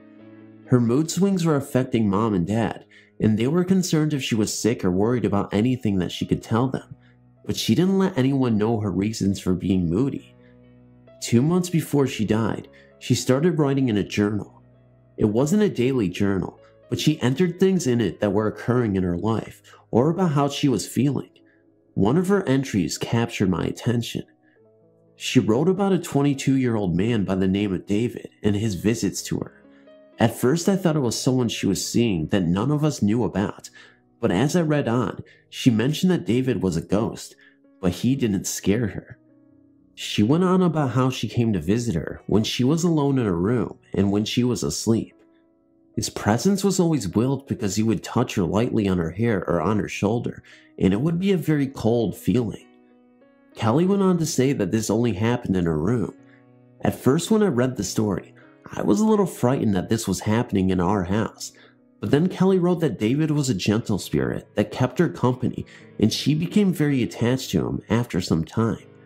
Then her depression set in. She didn't want to live anymore and go through the hassles of being an adult with all the responsibilities involved. I always knew she wanted life to be handed to her on a silver platter and that she was never one to be realistic. She just ignored the important things in life and went on. She entered into her journal that life was boring and that she didn't have the same direction or goals that I had. We were identical twins, but had totally different personalities. I cried when I read that because I would have always tried to help her if she was sad. I wish I had been a better sister to her during her depressed time, and I get mad at myself for not being persistent enough to have helped her. Kelly's last entry was 2 weeks before she died, and it said that life with David would be more happier for her. She would plan her departure to be with David soon, and she hoped that everyone would understand what she was going through and that this is what she wanted to do. I've never understood why she killed herself, and neither has anyone else. The reason why she died is just too bizarre to understand. On December 10th, at about 11 p.m., I was closing all the windows and locking the doors in our house before I went to bed. Mom and Dad had gone away for a couple of days for a break from work, and Mom still had not gotten over Kelly's death, so I was the only one at home as I was securing the house when I heard the sounds of someone running up the stairs and laughter. My heart started pounding as I knew no one was in the house except for me. I wasn't sure what to do, so I grabbed one of Mom's kitchen knives and started up the stairs. Then the running footsteps vanished into Kelly's old room and the laughter continued. Now my stomach was churning and I was scared to even look. I just thought to myself that this can't be happening and gripped the knife tightly as I neared the entrance of the room. As I edged closer, I heard the sounds of two people, but couldn't understand what they were saying. I could only hear the voice of a male and a female. I asked who was there, but no one replied, so I stormed into Kelly's bedroom. It was empty. I opened the wardrobe door to see if anyone was hiding in there, and that was also empty. But oddly, her bedroom window was open, and a cool breeze was entering the room. As I turned around, I was startled to see a hazy figure standing at the bedroom doorway. My heart felt like it was going to be ripped out as it was beating so fast. I stood in shock and stared in amazement. Even though I felt silly for asking, I asked if she was Kelly. I could tell by the shape of the figure that it was a female, and then she started to come towards me. I backed off a bit, and then she became familiar with me. She was wearing faded blue jeans and a blue top. Tears were streaming down my face. These were the same clothes Kelly had worn when she had hung herself. Even though her face was not clear to me, I knew that she was smiling. She blew me a kiss and walked out of the room and into the hallway. I ran after her, but she had disappeared quicker than a blink of an eye. After that experience, I've always had a feeling that Kelly is watching me. It's a scary memory I have of her visit, but I do feel comforted that she is not sad. I miss her deeply and have not seen her spirit since. I hope she is finally at rest. Before I moved to Las Vegas, I used to visit a lot. My family and I enjoyed staying at the various hotels. About 3 years ago, we stayed at one of the original older hotel casinos on the Strip in Las Vegas. At the time, this hotel casino was experiencing difficulties with the union. Our room was 179. When we got to the door, I put in the key card. The little green light went on, and I tried to open the door. It was impossible to open. It took me and my dad to open it. At the time, we thought it was some kind of vacuum or the hinges on the door needed to be fixed. Of course, 5 minutes later, we forgot all about it.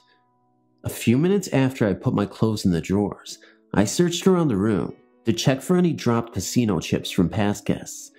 To my dismay, I found nothing.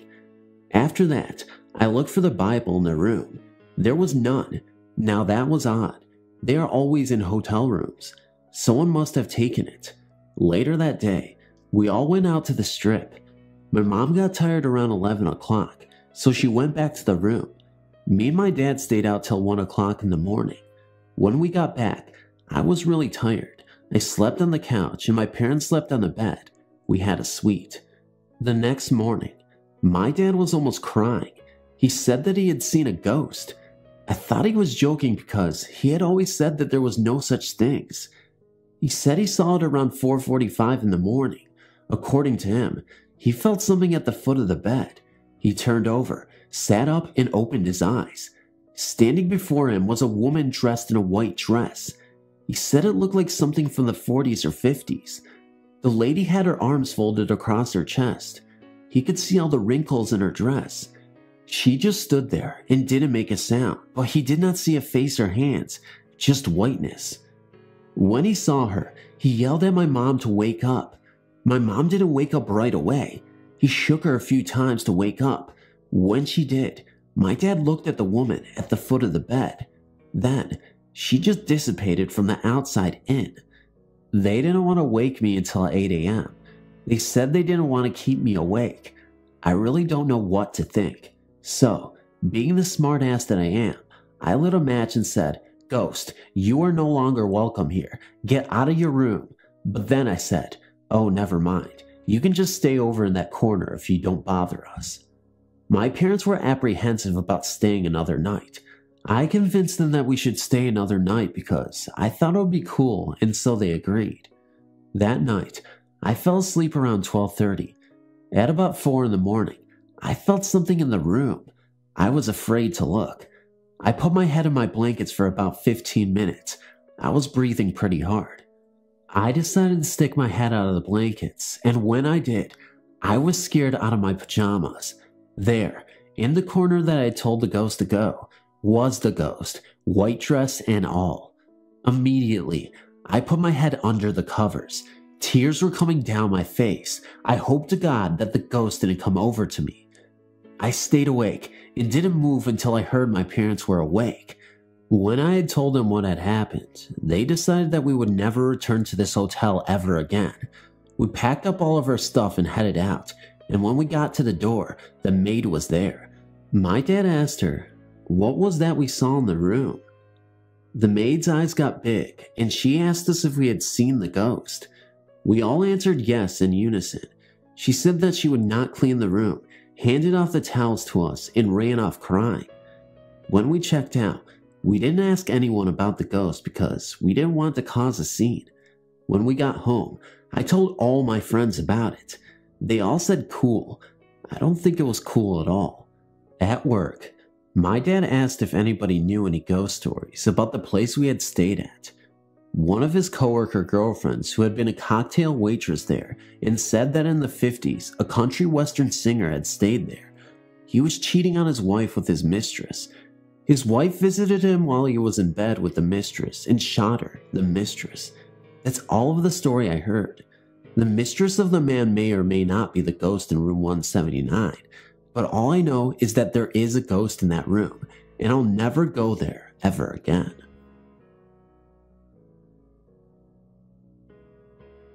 My teen years were turbulent and not very pleasant. I won't go into too much detail, but a little background is necessary in order to fully explain the story I have to tell. My family, being military, traveled often. This made us very dependent on one another.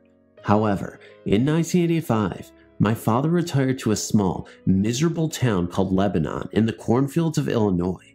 Being a small town, it was chock full of every small town cliche imaginable. My sister, being 2 years older than I, found the prospect of not being uprooted suddenly very pleasing and made many friends very easily. I, on the other hand, couldn't stand the bumpkins we lived among and quickly became the town outcast. My father, hating retirement, found a local job, and was gone from the house a lot. My mother and I were never close, and she soon became lost in my sister's popularity and forgot about me. None of this bothered me after all. I knew one day I would leave. Nonetheless, I found myself alone a lot. Our house was a clone of the typical 1950s two-story white house. We even had the white picket fence in the backyard. There had only been one previous owner of our abode, a nice old couple that had retired to Florida. They did not smoke, and no one in my family did at that time. However, shortly after moving in, we would smell cigarette smoke in various areas of the house. It was so strong, it would make one's eyes water. Then it would be gone. My father was never a believer, still isn't, so this was easily dismissed by him. However, my mother soon named the smoke the work of Fred. Once Fred became named, he made himself very believable. The footsteps, the lights, so on were all par for the cause. However, Fred's favorite activity would be rearranging the food in the fridge. We would come to breakfast in the morning, and all the food would be alphabetized or arranged according to color, size, so on. Once he even crammed all the food onto one shelf. My mother yelled, "Oh, Fred, don't you ever do that again. Now clean this up." The next time the door was opened, it was cleaned, although my father would say it was a half-ass effort. But it was when I was alone that I could feel Fred more closely. He would be there so strongly. I would talk to him out loud, never getting an answer but feeling better. In our basement was a makeshift hobby room the previous owner had constructed. We kept our tools in this room as well as our empty luggage. When I would enter this room, I would feel like I was intruding. It always felt cold, and as soon as I found what I was looking for, the feeling to get out would be even stronger. Nothing bad ever happened, just the urgency to get out. I asked Fred if he wanted me to stay out of his room. The lights began to flicker, and I took that as a yes. I moved the tools and luggage and never went in there again. This continued for 3 years until one day I was viciously attacked. Gotta love those small towns. Once I returned home and slept in my bed again, I felt someone sit down next to me. I thought it was my sister, but when I looked, I saw only a butt print, no body. I cried and talked to Fred all night about what had happened, and from that point on, he slept with me every night. I could sometimes feel him sit next to me on the couch or on the front porch swing. He was very comforting. I graduated from high school in 1990 and got the hell out of Dodge. The last night I was to sleep at home, I told Fred I was leaving. I heard a very heavy sigh explode next to me. I promised I would visit, and I did. Each time I would visit, he would sit next to me, and I would fill him in on my life. Then in 1995, my parents moved to Alabama and sold the house. On the last day that I would ever be in the house, I had to say goodbye to Fred. I went into my now empty room and told Fred the news. I heard the sigh again, then footsteps as he walked away from me, down the stairs and then into the basement. I cried all the way home. Someone else lives in the house now. I drove by it yesterday, the first time in almost 4 years. It looked well taken care of. I wonder if Fred is still there, if he likes the new people. I wonder if they like him. I miss him, my friend, and think of him often. I lived in Savannah, Georgia for almost 3 years. It is the most haunted city in the US. I feel, and I have several stories to prove it. Perhaps some other time. Thank you for letting me tell my story. I was at a friend's house on the new year of 1999, and she has a giant picture window in her dining room. I was spending the night, and we were the only ones awake. Her parents were asleep in their room, pretty much right next to us, and her brother and sister were asleep on the floor in the living room. We went over to the picture window to try and see the fireworks. We were trying to see them when we heard a clatter right above us. We looked up at the ceiling while hoping it was only rats. We ignored it and continued searching for the sky for fireworks. After about a minute, we heard heavy footsteps. They were horrible. After that night, she still comes to me with outrageous stories from the night before. One of them was not too long ago. She told me that she heard a voice one night while she was having trouble sleeping. She walked out of her room, looked down the stairs, and saw a dark figure standing at the end of the stairs. She thought it was her mom and started saying something to her, but it wasn't her mom. Not at all. She looked down the stairs closer, and then it opened its eyes. She says they were a bright glowing green. When she told me this, a bolt of pure, unspeakable terror shot down my spine. She also says that after she claimed she was in her room and she looked out her window, she saw in her little sister's room a blood red man looking right at her. She always has terrifying stories, and yet she is never scared or fazed by them herself. I remember in the 3rd grade, I was at her house every morning because I had seen strange figures in my hallway. Every morning, my mom would take me in, and I'd lay on the couch. As I watched her headlights dance across the wall and then disappear, the room would lower to an agonizing freezing cold. I guess I could chalk that up to coincidence, but knowing all the experiences I had previously and the ones that I just mentioned, I kinda doubt that. But I know that there is a presence in my house. Thanks for reading.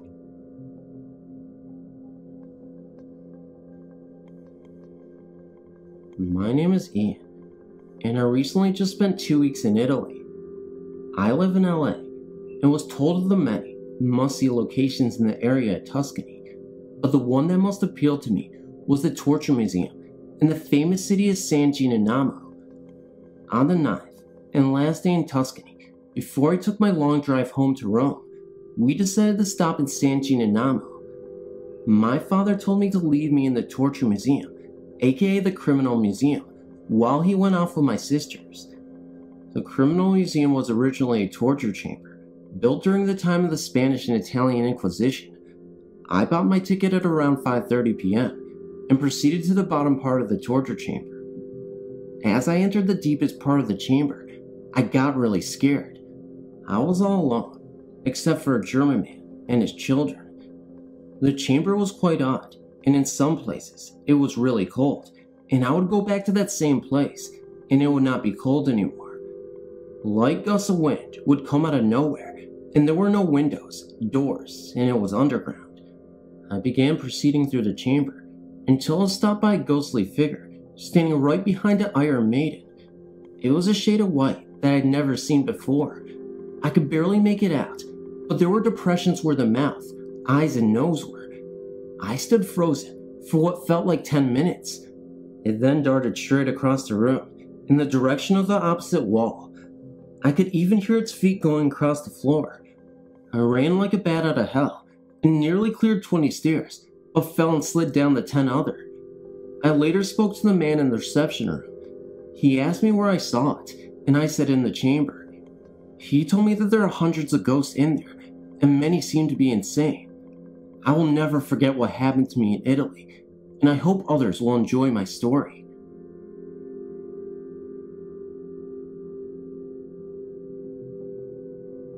My name is Julie, and I'm 32, mother of a wonderful 4-year-old son, which I would give my life for, married to a wonderful, incredible man.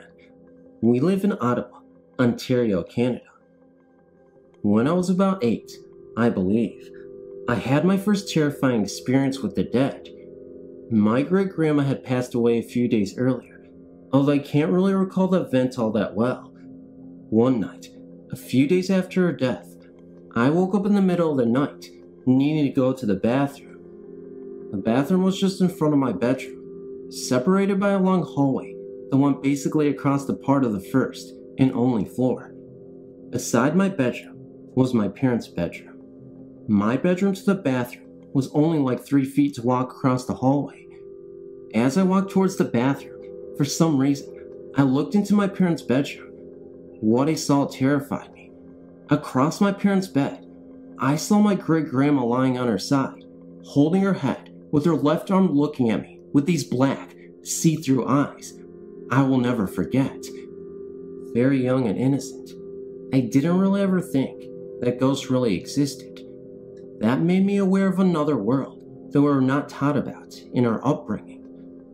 When I got a little older, we had bought a house in Hawkesbury, Ontario, that we stayed into for I would say 5 to 6 years. I was about 16 at the time. We had just purchased the house. and while my father was renovating the upstairs, the whole family would be sleeping in the basement. One night, as we were spending a little time together, we heard this funny noise upstairs. We thought someone, for some reason, had entered our home, so my father went up to see what was going on. To all of our surprise, all 4 rings of our ceiling light had just fallen on the floor. Not one at a time, but all 4. We could hear footsteps in the house, and when I was alone, the front doorknob would turn, and nobody was even there. I was so terrified. I did not know what to make of these events. At night, I would hear someone open the fridge door and close, open pantry doors and close loud. I would constantly feel a presence. I would barely have any sleep in the house. Sometimes, I would go and sleep with my brother. It is a terrible feeling as a child to be afraid like this. It's not okay. I don't think in any way that this is a funny thing. When you're a child, you get confused and don't understand the logic of these things. Actually, because there is no logic. When I got older in my early 20s, my grandmother passed away. God, I adored her. She was my best friend, and to this day, I miss her like crazy. Not long after she had died, maybe a few nights after, she appeared to me while sitting on the side of my bed, late one night. She appeared right next to me. She had her arm around my neck, and she looked at me saying, "Julie, don't be sad. You know that I'm not really gone." And she disappeared into thin air. I felt such a relief that she felt my sadness, and that she loved me enough to come and comfort me. I will never forget that precious moment. For you, Grandma, I love you. Julie.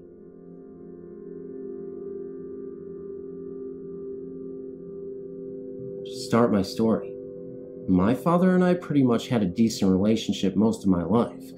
Of course, when I was a teenager, I did the usual teenage crap and rebelled, and we grew apart. I had moved out and ended up with an abusive boyfriend. I ended up moving back home, and Dad and I renewed our relationship. Those 9 months before my dad's death were great. We actually got a chance to really talk, and I think my dad knew his time was short. He kept telling me that I would find the right guy eventually, and I would make a good mom someday.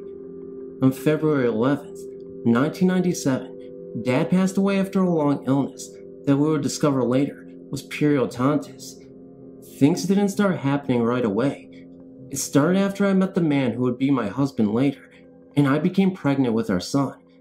About 4 months into my pregnancy, we started noticing little things around the house, mostly having to do with noises and objects that belonged to my father. After my son was born, and he was about a month old, my husband and I were watching television in the living room, and the baby was asleep. My mother's room. We were staying with her. Due to after Dad died, she couldn't pay the bills on her own. Was right off the living room. She had went to bed, and after about a half hour, she said she had seen a white orb about the size of a softball traveling between the bedroom door and her vanity mirror. No light source constant. Her room was pitch black because she kept tinfoil and trash bags over her windows to keep the light out. Then, when we were getting things ready for the wedding, it seemed like all hell broke loose. Objects being thrown, kitchen drawers opening and shutting by themselves, strange noises. You name it, we had it. Then, the wedding day came. I wasn't nervous, because I knew Dad was there. I wore his turquoise ring I gave him for a Father's Day present, for something blue. Everyone at the wedding and the reception said they could feel him. Even some of the pictures taken at the reception were questionable. A couple have what appears to have a mist in them. My son is in most of those photographs. Then we didn't really have anything happen for a while, until my son started getting old enough to talk. Then in the evening, when only me and my son were at home, watching TV most times, he would get all excited as if someone had just come home. He would run up to the baby gate, wave, and yell hi, and I would go up to the gate and look down the hall to see no one there, and I would ask him, "Who are you talking to?" And he'll look up at me and smile and say, "Grandpa, Mama." He never met my father. My son was born on 2100, and Dad died on 2/11/97. After he did this for a couple of weeks, I invested in an EMF detector. After running a few test runs to get readings from the hallway on basic electrical outlets and whatnot, I waited for my son to say hi to Dad again. Sure enough, about a week later, it happened again. This time I ran into the hallway to see if I could get a reading. I did. A perfect circle about 2 feet in diameter, smack dab in the middle of the hallway. I knew it was Dad. We have since moved, but my son still says hi on occasion to Grandpa, and my sister and I can still sense his presence.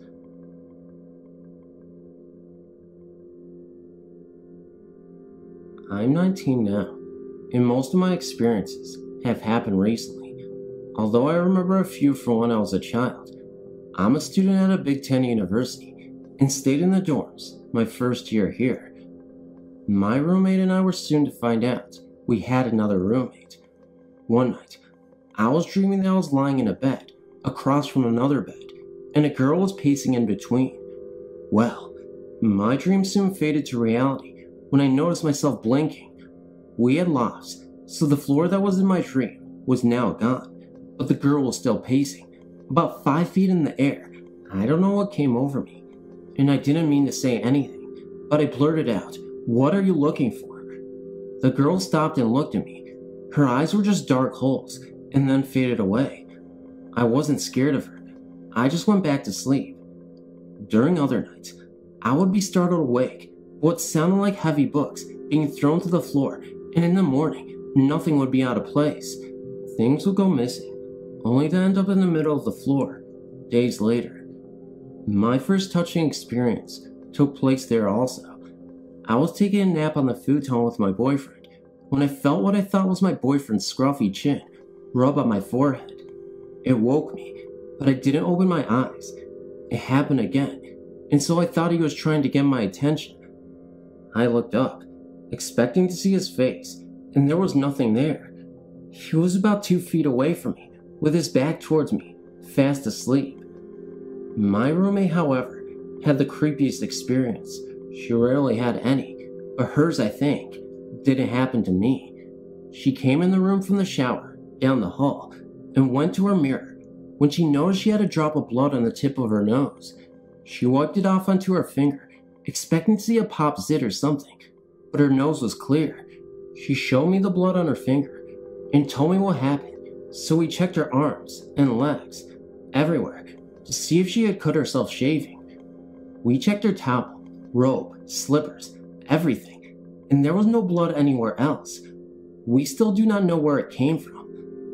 Last night was my most recent experience, which made me want to read about stories online.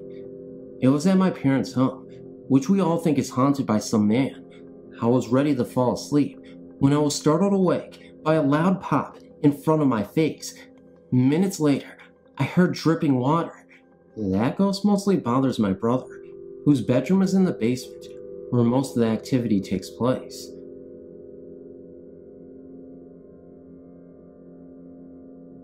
I would like to share my experiences with someone who doesn't think I'm crazy. When I was 5 years old, my mom, dad, and I moved to a house in Crownsville. It was about 7 years old and had originally been built as a summer home only.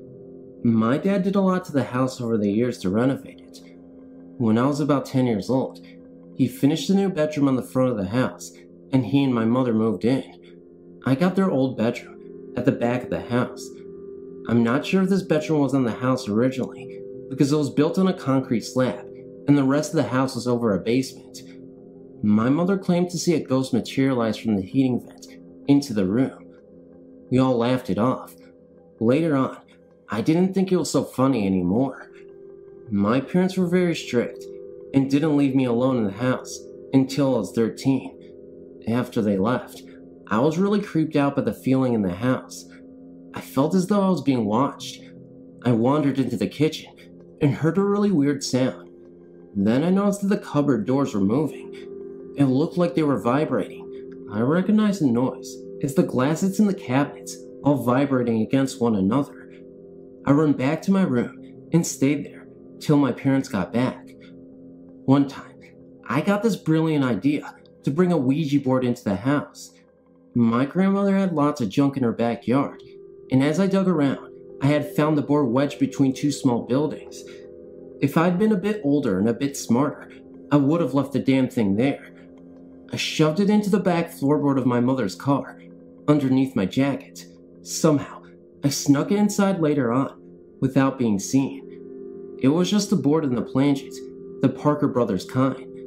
I put it in my underwear drawer, all the way at the bottom, hoping to play with it later. I had failed school that year, so I had to go to summer school. I knew I would have to get up early, so I went to bed early. I was waking sometime later, after my parents went to bed. I thought I heard a rattling. I listened for several minutes, heard nothing, and went back to sleep. I woke up again, a little while later. Again, I thought I heard rattling, and this time, I thought it had come from my dresser. I was slightly freaked out, but I heard nothing after a few intense minutes of listening, so I rolled over and went back to sleep. I woke up a third time. This time, I was angry. I still heard it when I woke all the way up, so I hurried and turned my light on. I saw the dresser drawer move for a few seconds, then it stopped. There was no more sleep for me to be had that night. The light stayed on, and I stayed sitting up in my bed, till dawn. Then I got into the dresser, snapped the board in pieces, and threw it out my back window. The last thing that happened, while I lived in the house, occurred when my best friend stayed the night. We were supposed to be sleeping in my bed, but being kids, we were up talking. We both shut up at once and looked out my bedroom door. It was the kind of house where all the doors line up. I could look out of my door and see clear to my parents' bedroom door. In between were my old room, the kitchen, and the living room. We both saw glowing orbs floating around in the living room. There were about 5 of them, and they were way brighter than any of the lamps we had. She and I stared in awe for a few minutes, and then they faded away. She and I are still friends, but we never have talked about the glowing balls floating around my living room. Thanks for listening. I have been able to explain what happened the night of the Ouija board rattlings. For all I know, it could be the workings of an overactive imagination, but it sure seemed to be real to me. The terror of that night never has faded.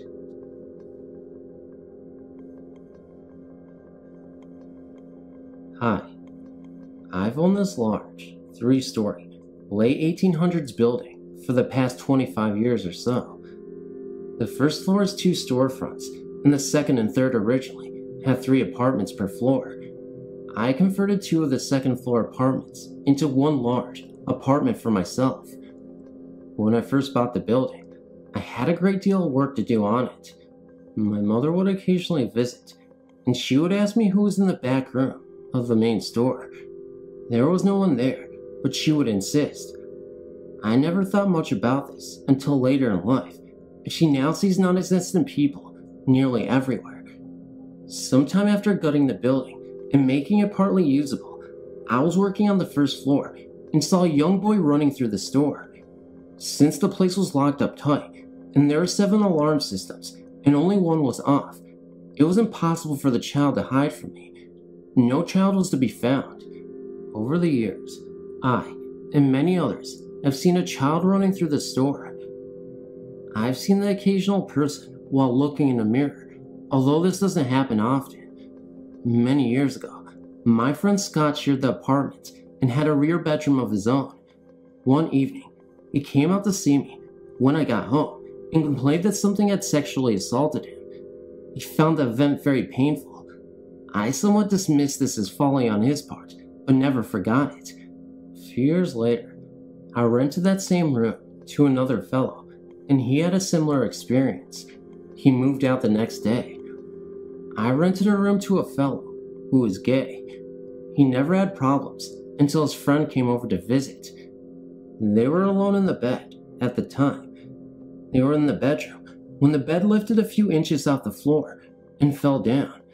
Then the bed moved a couple of feet from its location. Finally, the tenant had a set of barbells sitting on the floor. They were tossed up in the air several times, hitting the floor with a bang. After this happened, I began to read up on getting rid of spirits in the building. I placed a pentagram with proper symbols in the room above the tenant's room and went through the ceremony. From that day forward, nothing else happened in the building. That is, until the roof leaked above the room, and I bought up a tarp and bucket to catch the leak. The tarp covered the pentagram. Since then, people, including myself, see things in the building, mostly visions of people. Some people leave the building immediately when this happens. Over the years, nothing has ever happened to me physically, and my sightings of spirits are rare. I'd like to mention another place in Buffalo. It is on West Avenue, near Ferry. The location was originally Buffalo's hanging grounds, and now there are houses on it. My friend Paul owns the house. Occasionally, when no one is in the house, there will be loud screams coming from inside the house. Police have been summoned by neighbors on several occasions, but couldn't find anything out. Thanks for reading. I had a couple of strange experiences at a cemetery in Vancouver as a teenager, about 15 years ago or so. Everyone I've told the story to over the years seems to get a chill run down their necks from hearing it, so I thought it would make a good addition to your website, which I enjoy reading through on occasion, as I'm interested in hearing about other people's experiences with the unexplained. Back in the late 80s, I hung around with a group of friends who I'd hang around with and mostly get into trouble with. I guess looking back, we didn't really have any beliefs or interest in the supernatural or spirituality, and I suppose we were kind of like teenage nihilists in a way, getting into trouble with the police and partying a lot, not conscientious about school or the future, so what would happen at the cemetery would all seem the more strange. Well anyways, one school night, we were out looking for something to do at around 10 or 11 at night, and we couldn't really think of anything as it was midweek, and most people our age only went out on the weekends. We ended up just driving around with no destination in mind, and at one point, someone suggested we go to a local cemetery, just because we had nowhere else to go. This cemetery is cut into the forest on the side of a mountain, and is basically just a giant field, surrounded by trees, and all the headstones are just flat plates on the ground, so that if you didn't know it was a cemetery, it would just appear as a big empty field upon entering it. The point is that there's absolutely nothing to obstruct your view or cast strange shadows in the cemetery. To get into the cemetery, you have to drive through a 40-meter winding road that runs through trees and bushes, etc. And this road eventually branches out so that cars can access different parts of the cemetery. There were 3 of us in the car, with myself driving, a friend in the front seat and one in the back. As I pulled the car into the small entrance road, I slowed the car right down and put on the high beams and drove the car at a snail's pace towards the cemetery. As we made the last little bend in the road and entered the cemetery, the high beams suddenly illuminated the entire field, and it was at this point that I suddenly and violently jammed my foot on the brakes, because about 15 meters in front of us stood a group of about 30 to 40 people. I think I recall my friend sitting next to me saying something to the effect of, "What the hell is going on here?" I don't know. I answered maybe some kind of midnight burial or something, and then cracking some joke that maybe they were druids. I remember my friend, in the back seat, suggesting that we back the car the way we came in, so as not to disturb whatever was going on, which I declined doing, saying it would be a better idea to make the first turn and come around, as it's a narrow road. At this time, probably about 20 to 30 seconds might have passed, and I took my foot off the brake, and we proceeded forward. After the car had moved forward, maybe 15 feet, and I was staring intently at the group of the people the whole time, there strangely now seemed to be less of them, which confused me. Although I remember slight movement within the group, they didn't seem to be bothered by the headlights, and I don't recall any of them looking directly at us. Well, by the time the car had reached about half the distance to where they were standing, and this is the odd part, there was no one left standing there, just an empty field, and it was at this point, when I hit the brakes again, I can remember the intense feeling of my scalp feeling like it was covered in goosebumps and shrinking, because it was only at this point that it clicked into my mind that something ghostly and unnatural had occurred. I drove the car up to a spot alongside where the group was standing and rolled down the window to have a closer look, but there was no explanation for what we had seen. At this point, someone suggested that we get the heck out of there, and we did, quickly. I can think of no possible explanation for what happened, and even went up there a couple weeks later with the same car, but a different friend, to see if maybe we could duplicate the feat and try to come up with some explanation, but we were unsuccessful. Strange thing was that all three of us saw the same thing from different vantage points, and there was nothing that the headlights could have refracted off to cause an illusion against the windshield. And anyways, the groups were clearly standing at a distance of 50 or so meters in three-dimensional space, so there's no way it could have been a reflection. When I tried to duplicate the experience in the same car, nothing happened. I suppose it was this experience that has caused me to have a belief in a greater reality than we see in our everyday lives. Something else happened at that cemetery months later, not quite as strange, but strange nonetheless. But this email has turned out longer than I intended it to, so perhaps I'll submit it another time.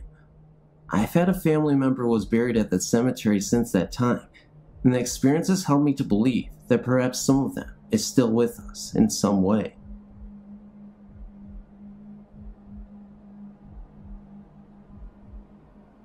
I would like to share the experience we've had, my husband and I, with the ghost of a dead boy. We had some pretty scary moments. A few years ago, we moved into our new home. An old lady had lived there for years and had passed away 2 years before shortly after she moved into an old people's home. The house had been left empty since she moved out. We were the first ones to move in. It was the beginning of springtime, so it was a little cold inside. As we turned on the central heating system, we heard a noise as if a kettle was whistling. We thought it was just a little dry, as it had not been used in the last 2 years. This was just the beginning. When you entered our house, you would see a hallway surrounded by the living room, bathroom, bedrooms, and closet with the central heating system inside. As time passed away, we did not take any notice of the heating system making noise. I must say, I felt kind of awkward when I passed a particular closet. Next thing happened was on our clock. The pendulum would stop at different times. I would give it a swing, and it would keep going for days. It happened many times, and looking back on it, our cats were always looking at things we weren't able to see, especially into the direction of the clock. Then our candles. We used to burn them every night, at 2 places in our living room. We never had any problems with drafts, but suddenly, we noticed our candles were burning unsteadily. All these things happened in our living room, and we never thought anything of it, until one evening, the pendulum stopped, the candle started flickering, and a cold chill went through the room. The temperature dropped instantly, and suddenly, the noise from the central heating system didn't sound like a whistling kettle anymore, but like a stream drain running right through our living room. We looked at the TV, and suddenly, we saw the display changing numbers, and the screen turned to snow. It looked like it was trying to find a channel to display something we did not want to see. My husband rushed to the thermostat to turn it down, so the central heating would stop making noise. The TV went back to the channel we had been watching before, and everything went back to normal. Except for the 2 of us, we were scared to death, and we realized that something was haunting us. As we thought back at all the times the pendulum stopped, the noises from the central heating, the uncomfortable feeling we got from that closet and the candles, something or someone was trying to scare us out of our home. I told my husband that it was time to take some action, or things could get worse.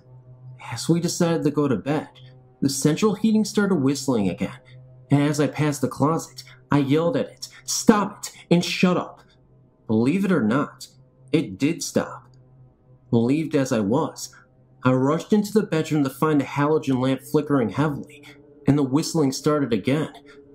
I decided to take a run through the hallway, back into the living room, to turn the thermostat off, so the noise would stop. My husband was too scared to get out of bed, and I'll tell you, I wasn't happy either, but I managed to do so, and I was glad to return to bed, hiding under the sheets. The next day, I decided to call a psychic called Jan, who's well known for leading ghosts into another dimension with the help of his guide, Layla. Through Layla, he was told that a young man in his early 20s had been living here before we moved in. He had died, jumping or falling off a bridge in Rotterdam. We were never told his name, so we could not do any research on this guy. Layla led him into the light, and all went quiet and peaceful. We moved out of the house a few years later, and we were glad we never encountered anything like this again. It still gives me the creeps just thinking about it. Kind regards, and good luck with your website.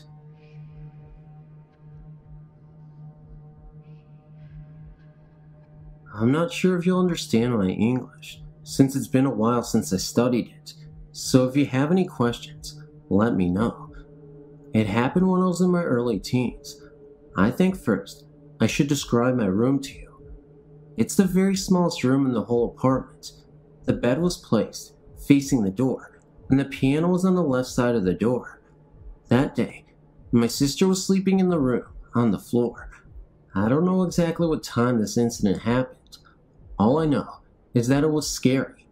So, I woke up in the middle of the night, opened my eyes to see a Grim Reaper with a scythe just standing there. His face was hidden under the hood, but the face under the hood was glaring with a very weird greenish light.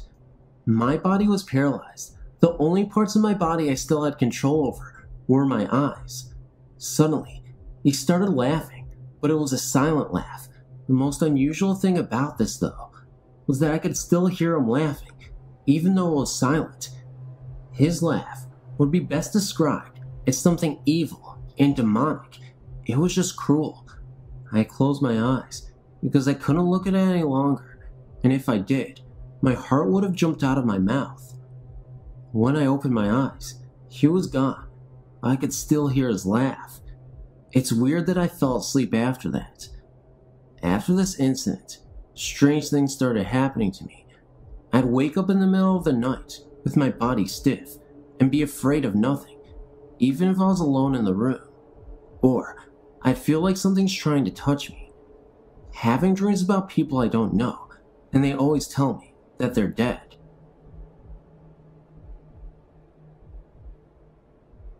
This happened some 7 years ago, in 1996.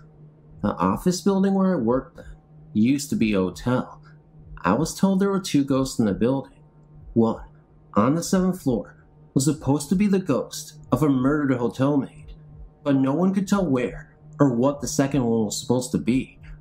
I shared an office on the corner of the 3rd floor, and my colleague and I would often look up from our work, expecting to see someone, but there was never anyone there. We both felt that someone had walked through the office door, which we kept open for ventilation. An old office building such as this one did not have air conditioning. We talked about this and discovered that we each had this experience on several occasions. Sometimes we were alone, sometimes when we were both in the office. We eventually decided that we must be hearing someone walk along the corridor past the office, and after this, our imaginary visitor did not make their presence felt nearly so often. Then one morning, as I came back from the small area known as the tea bay, after making myself a coffee, I distinctly saw a man enter our office doorway. When I followed a few seconds later, there was only my colleague there. He insisted that no one had come through the door, and he said I must have been seeing someone going around the corner. I maintained that I had distinctly seen someone in the light coming from our doorway, and that the corridor beyond our office was dark at that time because the lighting was being replaced. A few weeks later, I saw the same man going into the tea bay, which is no more than an alcove with a water heater, refrigerator, and cleaning facilities, and when I got there, it was empty. There was no way he could have come out again without passing me. There was no other exit. I told my colleagues, and they said I must have seen someone going into either the men's or the women's toilets, which are on either side of the tea bay. I maintain that I saw someone going into the tea bay. If they had gone into the toilets, I would have heard the doors closing. There are none on the T-Bay.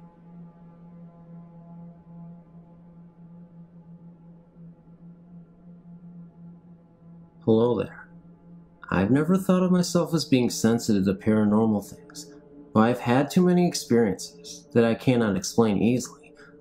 I would like to take this time and share two memorable experiences with you. Mind you, most of my experiences were feelings of not being alone, hairs of my neck rising, feelings of being watched, getting overwhelmed with sadness, hatred, and anger suddenly. I'm going to start off with my brush with the Martin House, listed in the Haunted Places Index under Panama City, Florida, at the age of 8 years. In 1978, it was owned by the paper mill company that was located across the street from the house. The Martin House sat on a huge amount of land and was surrounded by trees with moss hanging from them. There was a waterway running past the right of the house, looking at the front porch. The paper mill would rent this house out to various groups for parties. At the time, my father was in the Air Force, and his maintenance group rented out the house several times. I kind of felt safe on the lower floor and around the house grounds. I always made sure that my sister, 7 years old, and I stayed with a group of people at all times. For the most part, kids were running all over the lower section of the house, and we had plenty of places to explore. We were told from the beginning not to go upstairs because it was not safe. A group of us, me included, decided to explore the upstairs area after we ate some food. I led the way up after the first 5 steps and stopped. I was looking at the top of the stairs and had the feeling of being watched by someone very bad. I let the boy behind me go first. We all started up the stairs, and I stopped again, feeling very uneasy. Couldn't seem to catch my breath. I was pushed out of the way by the other kids who went up the stairs. I went back down a ways until I was in the light that was shining from below and waited there still uneasy. Then the kids started to scream and came running down the stairs with me in front and told their parents that a very scary man was staring at them. Our parents went up to look around and could not find anyone. We all got punished. Each time we went to find that house, I was always looking up at one set of windows, overlooking the waterway. I felt like I was being watched by something. Last, the ankle grabber. I was 23 years old and visiting my sister in Marietta, Georgia. She lived in a 2-bedroom apartment. The 2 bedrooms were located on the left side of the hallway, with the bathroom right across the room. I would be staying in with my mom. This room had a faint, nasty odor that got stronger towards the closet. My first 2 nights there in the room, I felt uneasy, like I was being watched, and fell asleep watching the closet door. I had a restless sleep, and I always woke up looking at the closet door. The 3rd day, I helped my sister get some extra boxes put away in the closet. It smelled like rotting flesh. It was extremely cold and unpleasant being in there. My sister said that she had tried everything to get the smell out, but nothing worked. That night, my mom decided to sleep out in the living room. I fell asleep the same way, eyes on the closet.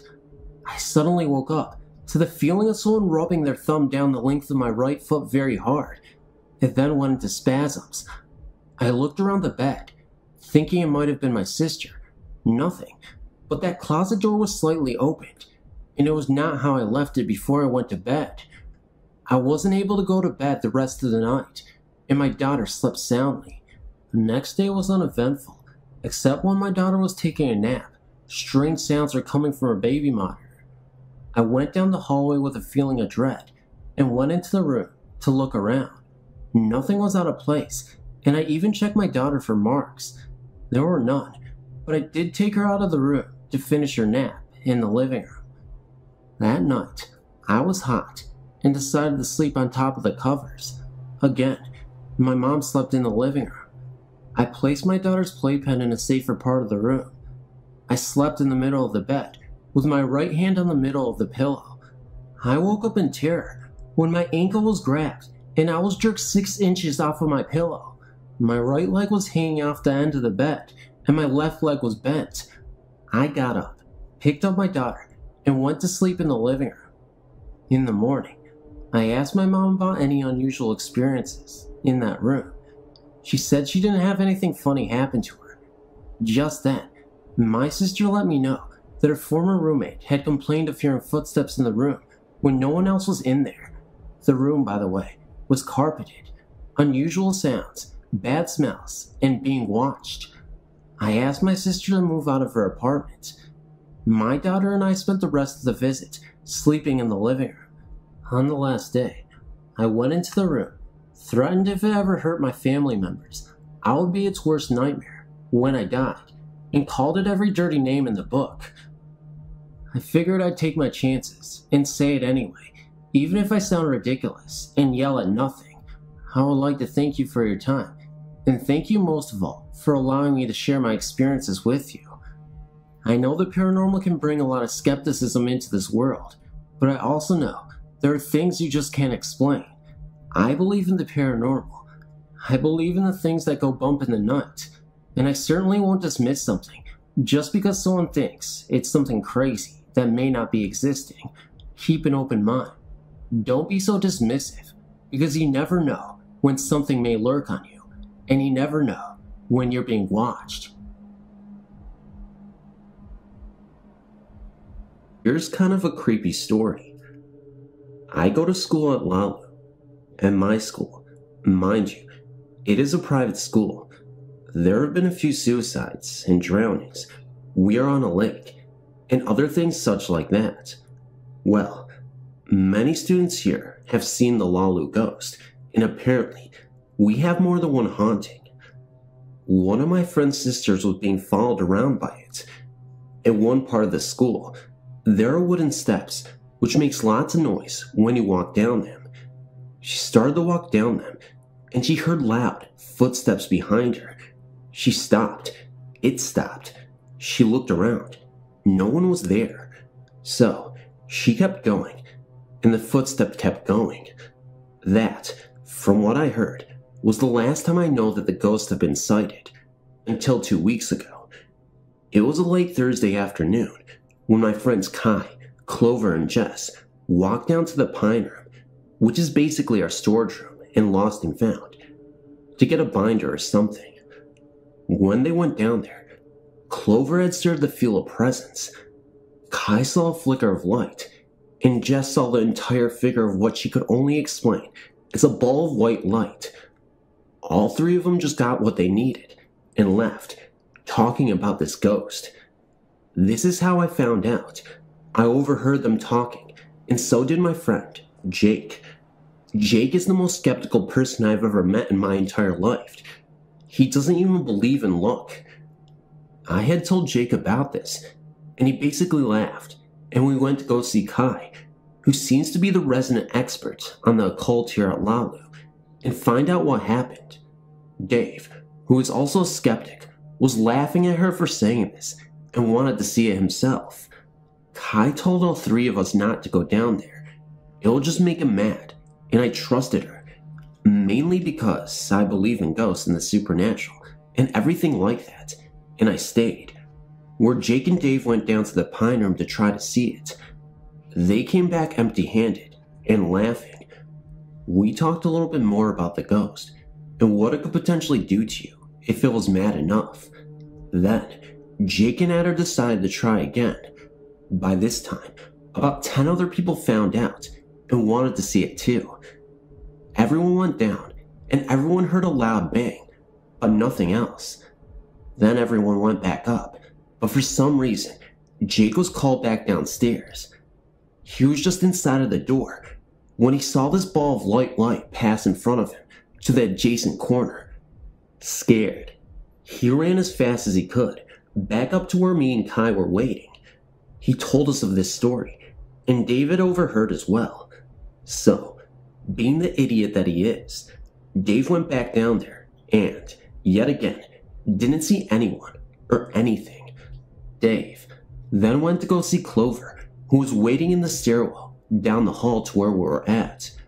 We started to follow, slower than him, and about halfway, we all had the same feeling as Dave Giuliano did in his story. The hairs on our arms sticking up, and an uncomfortable constant shiver. At that time, in unison, we all asked, Did you feel that? Then, the creepiest thing happened to me. A feeling of soft, very, very soft hands, almost like wind, only solid, ran across my arm. And later, I found out that every time that Jake had walked by that spot and that feeling happened, his legs started cramping up. We went to the stairwell and we talked with the two. Kai was shouting at Dave because it was challenging the ghost to its face, and then she moved over a little, and both me and Jake saw it. We didn't see anything, really, but we knew it was there in its exact movements. Move over from the exact spot she was standing, right over to where Dave was squatting, and after David challenged the ghost again, we left.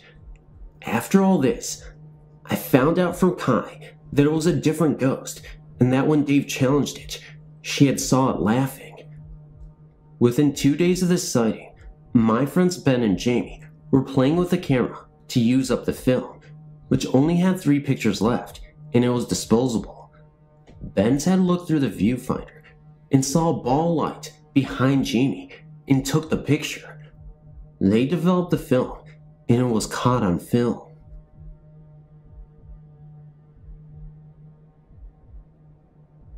Hi, I'm from Ireland, and I haven't seen many stories from here. Well, my experience started in 1997. I was 15 when we moved to the house. We moved to a little village in Wexford. Our new house is over 150 years old, but has been done up and looks modern. Anyway, about 2 weeks after moving into our new house, I was trying to go to sleep one night when I heard someone calling the name Martin. I shared a room with my younger sister at the time, and she was fast asleep. I was wide awake, and whoever was calling the name called it about 5 or 6 times. The next day, when I woke up, I went down to my parents and asked who lived in the house before us. They told me don't be stupid, and that I know. Then, I asked who lived in the house before the people we bought the house off of, and I was told a man's name called Jimmy Martin and his wife. At first I thought this was a coincidence, and I never said what happened the night before. I soon started to feel someone was watching me all the time, especially in the sitting room.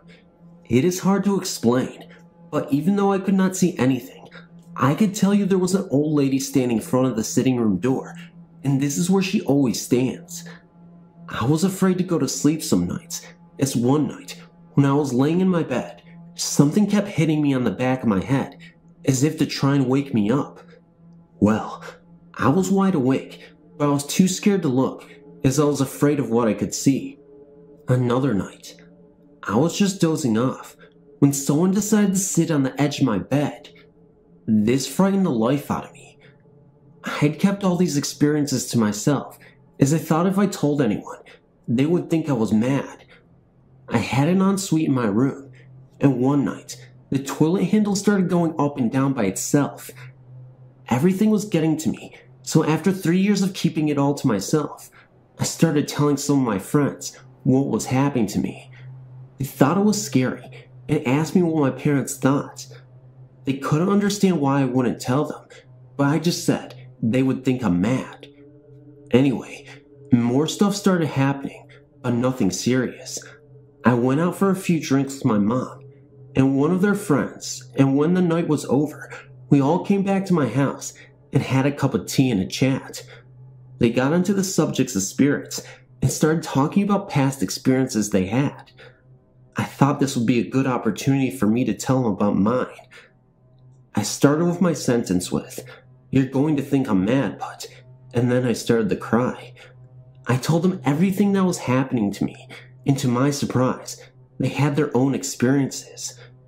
My dad was sitting in the sitting room one night, reading the newspaper, when a woman started whispering his name and started running her fingers down through his hair. My mom has heard them walk around upstairs, and she could hear them call her name sometimes. And when she was in bed one night, it was like someone was blowing cold air into her ear. My brother woke me up one night because there was an argument going on in his room, and to his surprise, there was 5 spirits in his room, bickering at each other. His room is across from mine. My mom and dad were annoyed with me because I never told them what was happening to me. We have 2 bedrooms upstairs and 2 downstairs.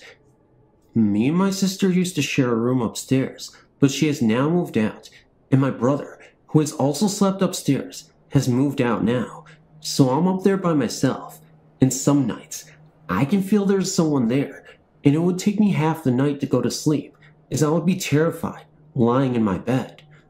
I'm 21, and the eldest of 4 children. Now that my brother and one of my sisters have moved out, my little sister, 13, looks up to me and likes to do stuff together.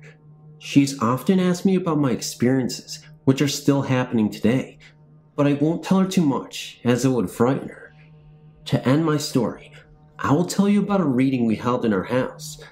A man came to our house who can see spirits, and he gave about 10 of us our readings. I was first to get mine done, and as I sat down, the kitchen door opened. As I got up to shut it, the man told me to wait a minute. He then told me that he is now, and that I should shut the door. This sent a shiver down my spine. He told my mother how I can sense spirits, and how a bad spirit entered the room with me. He said that he got rid of him, but there is a spirit that follows me around, but it's a good spirit, and this is the one that I can sense around me all the time. He said that there are a few spirits in my house, but they're good, well except the bad one he got rid of. Well, that's my story, and it's going on today. The good news is, I've just learned to live with it, in the sleepless nights at times. Hopefully I'll be the next to move, because the terror drives me mad sometimes. Thank you. First off, I'm 19, and have believed in ghosts my entire life.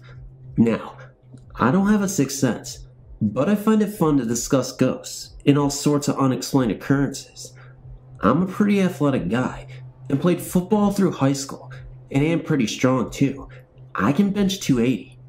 I'm not saying this to sound like I'm bragging, just to say I'm not afraid of that much, but what happened to me 2 summers ago left me pretty shaken.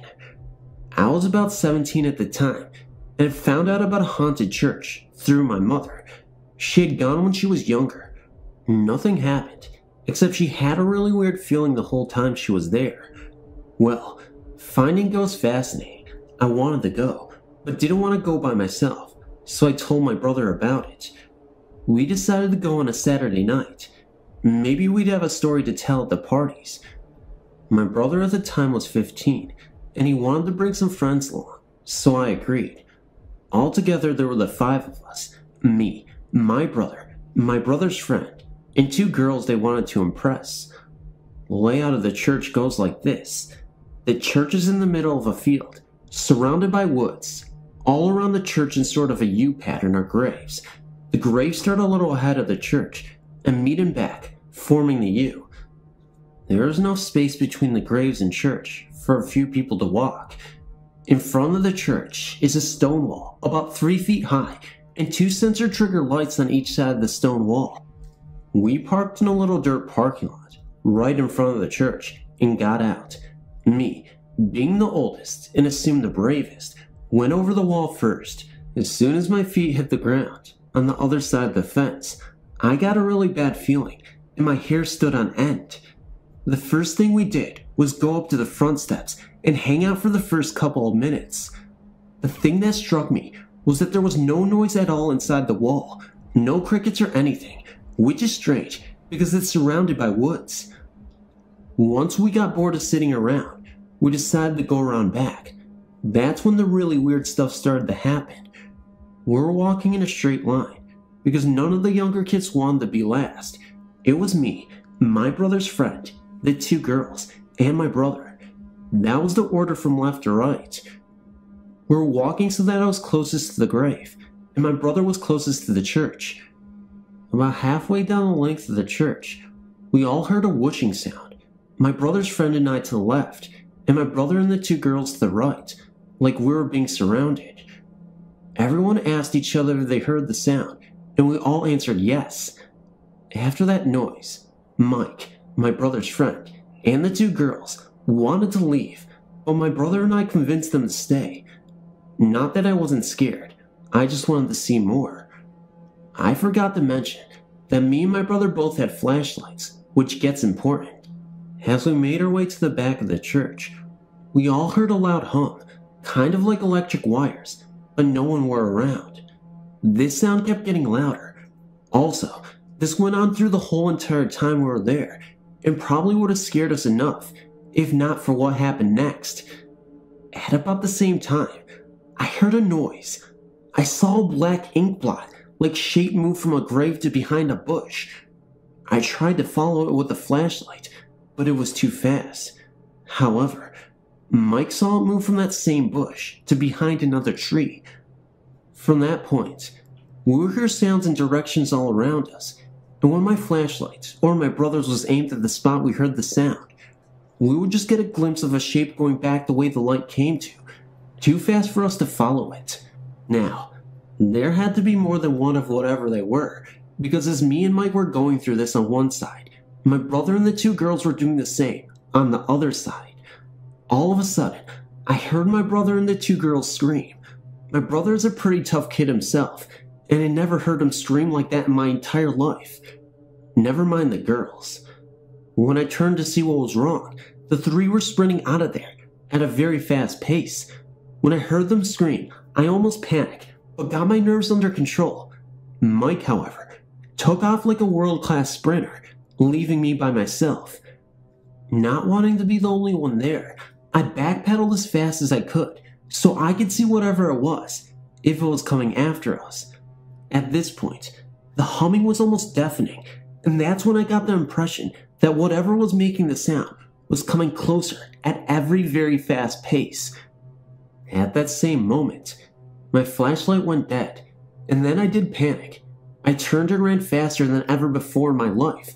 When I reached the stone wall, I saw everyone else in the car waiting for me. I just jumped the stone wall.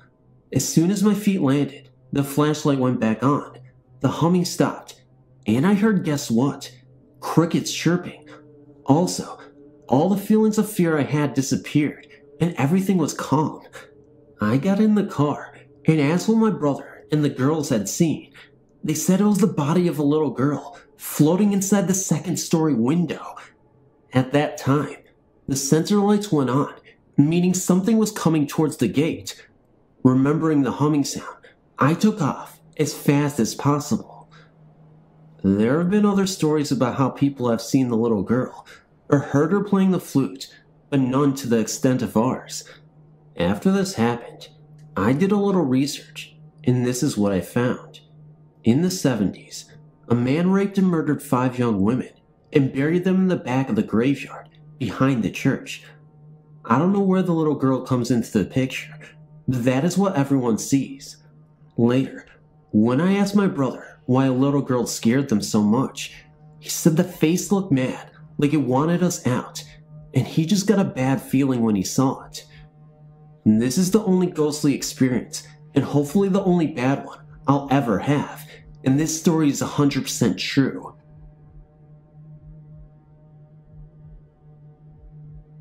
Hi, not sure if you are interested, but here's a couple of stories from the place I live in Tasmania, Australia. My boyfriend and I live in Daisy Cottage, an 1832 brick and stone house in Marquis Street, South Hobart, Tasmania, Australia. Daisy Cottage was originally built as a 9-room hotel by an Irish stonemason. He built an almost identical house right next door for himself, which has been empty the entire time we have lived in Daisy Cottage. Legend has it that he witnessed the stabbing murder of the local policeman and testified against the killer in court. The killer was sentenced to lashings, followed by hanging death, and apparently it is he who haunts the house. Strange things have happened, but only one of us is in the house. The first thing happened to Chris, my boyfriend. He arrived home from work one day and checked the mailbox for an important letter that he was expecting. He took it out of the mailbox, opened the front door, and headed upstairs to the bedroom to get changed. On the way, he started to open the letter.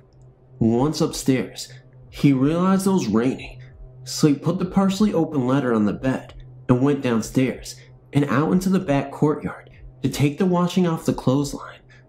Once he got back inside, he went back to open and read the letter, and it was not there. After about 30 minutes of searching, he called me out of frustration. I arrived home and helped him look for the letter, turning the house upside down. Eventually I said, "Are you sure you took it out of the letterbox? Maybe you should check." Sure enough, there it was, sitting in the letterbox, partially opened. Second strange thing happened 2 days ago. I was alone in the house, doing some painting. It was getting dark, so I turned on the hall, bathroom, dining room, and kitchen lights, and had not ventured upstairs at all. I finished, cleaned up, and started turning off all the lights, getting ready to leave, as we currently aren't staying there during the renovations. I got to the front door and realized that there were lights still on in the house. Every single light upstairs had been turned on. As I left, I noticed that there was a light on in the upstairs of the empty house, next door. The one thing that really got me though, as I was looking towards that house, I noticed some kind of print, like a handprint there. When I say handprint, I mean a floating hand. It was very faded, and then it just disappeared. Well, I guess he needed some light in the house. Thanks for reading. I've submitted a story on the site before, but since then, I've had another experience, so here it goes. I'm in my late teens, and during the summer, I stay home alone. One day around 11 a.m., I use the computer, and out in the hallway out of the corner of my eye, I saw a completely black figure, about 6'5" tall, and very skinny. When I glimpsed around to make sure no one was in the house, the figure was gone. It happened to me about 4 more times over the next 2 weeks. I started calling them the Shadow Man. Then one day, when I was in the kitchen, I saw another Shadow Man. But this time, when I looked around my shoulder, a can of soup fell onto the floor, and the window was closed, and the cat was in the basement. Another moment, I was with my friends in the woods. Keep in mind, these are small woods, and there are never any hunters or trappers there. We were talking about ghost stories, and I told them about the Shadow Man. A minute later, we heard a rustling in the bushes, and out of the corner of my eye, I saw a Shadow Man. Then when I turned to catch a glimpse of it, it was gone. I asked my friends if they saw that, and one of them said yes, and the rest looked at me like I was crazy. I'm not sure if these are spirits or just an overactive imagination, but I usually don't imagine things like that. Since the experience in the woods, I haven't seen a Shadow Man since, but you never know. I could see one again sometime. Thanks for listening.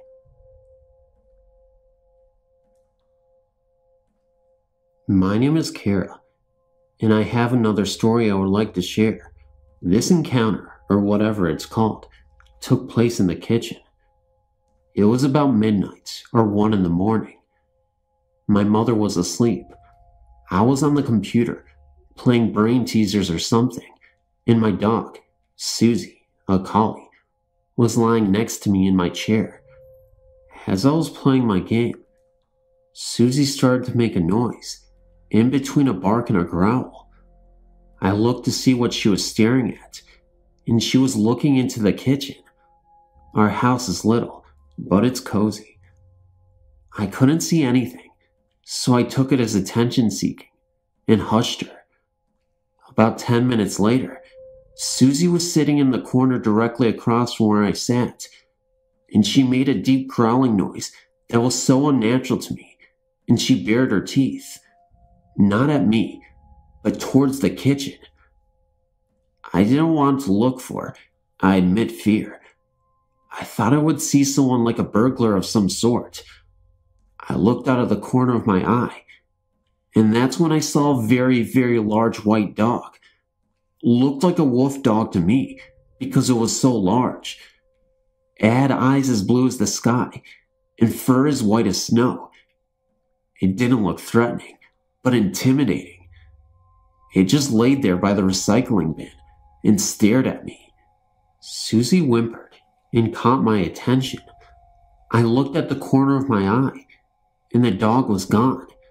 That night, everything was so still, quiet, freaky, the way nothing seemed to be able to move, like a pause button had been invented to freeze the noise after the dog had vanished. I went to my room to lay down, but my room was piled with clothes, books, etc., so I decided to go to my mother's room to sleep, since her bed was a king size and clean. The time passed by as I laid there. 1:30, 2:30, 3:30 a.m., all the way to 4:30 a.m. I just stared at the wall with the background of my mother's snores. I glanced at my mom's door for a second, and there, perched on the door, was a dark cat figure. It had evil green eyes, fur as though it had caught the dark glistening of nighttime. I stared at it for no more than 10 minutes. I rubbed my eyes. It was gone. It seemed as though someone played the sound button again, like the mute button wouldn't work. I looked out the window on my left, and I saw a cat crossing the street, and I decided to doze off. But something didn't seem right. It was like the temperature dropped 20 degrees in the room. I didn't like it, and neither did Susie. She sleeps at the foot of Mother's bed. She gave a very low growl and came over to lay next to me. I pet her for a minute and glanced at the hallway and saw what appeared to be an overgrown house cat. I fell asleep 10 minutes after that. I still don't know the connection between the dark cat figures and the white dog, but if you happen to know, I'd like to hear from you.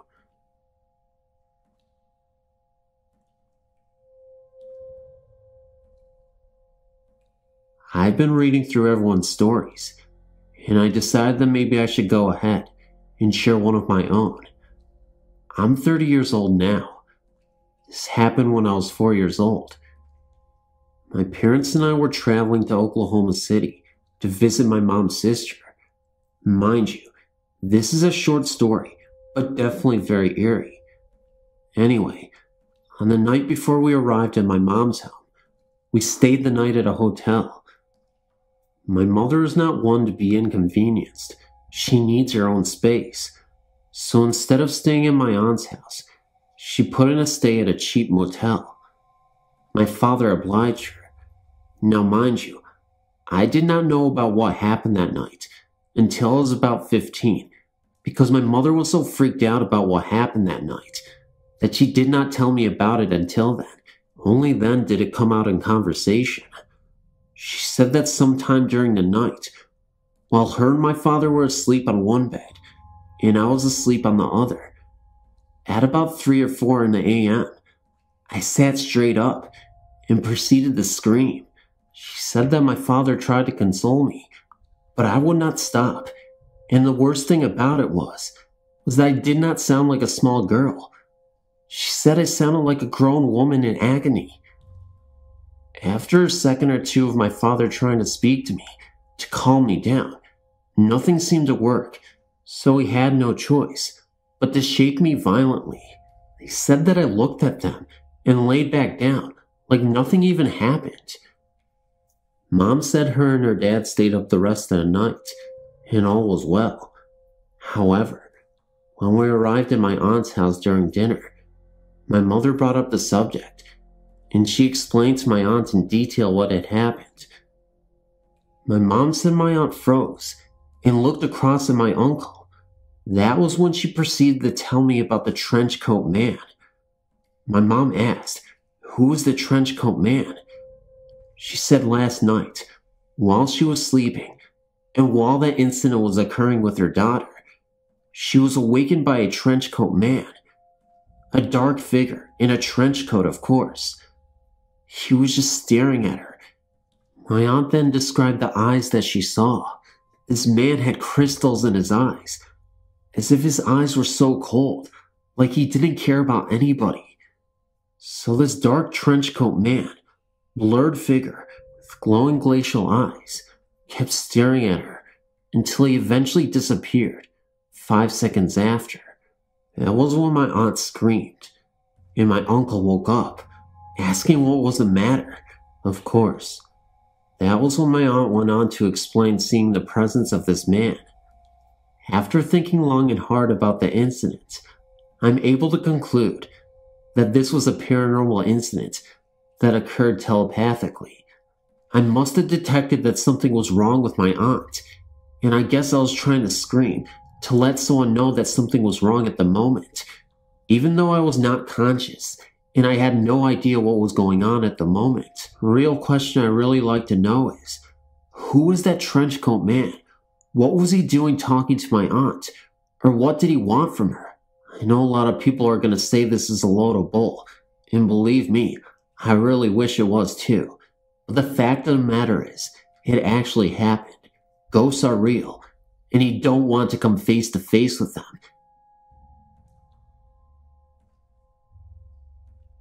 This is just a collection of experiences I've had, and I don't know if they go together or make any sense at all.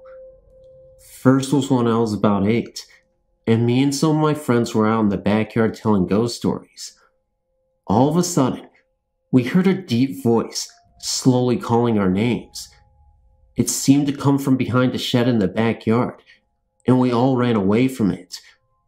We ran into the house, and then calmed down, thinking it must have been my father. But then I realized my father was at work, and all of our neighbors were pretty up there in age, and I doubted they even knew our names.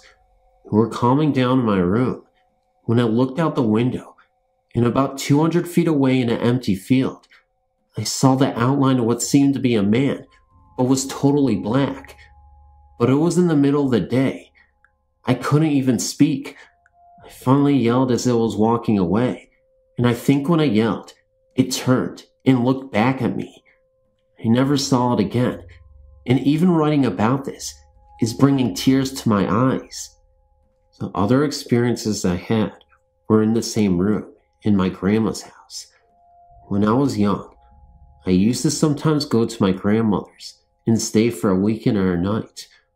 One night, I was sleeping, and I got up half asleep, in some sort of confusion of hearing something in the hallway. I looked down the hall, and there seemed to be a shadow of a tall man against the curtains, with moonlight shining through them.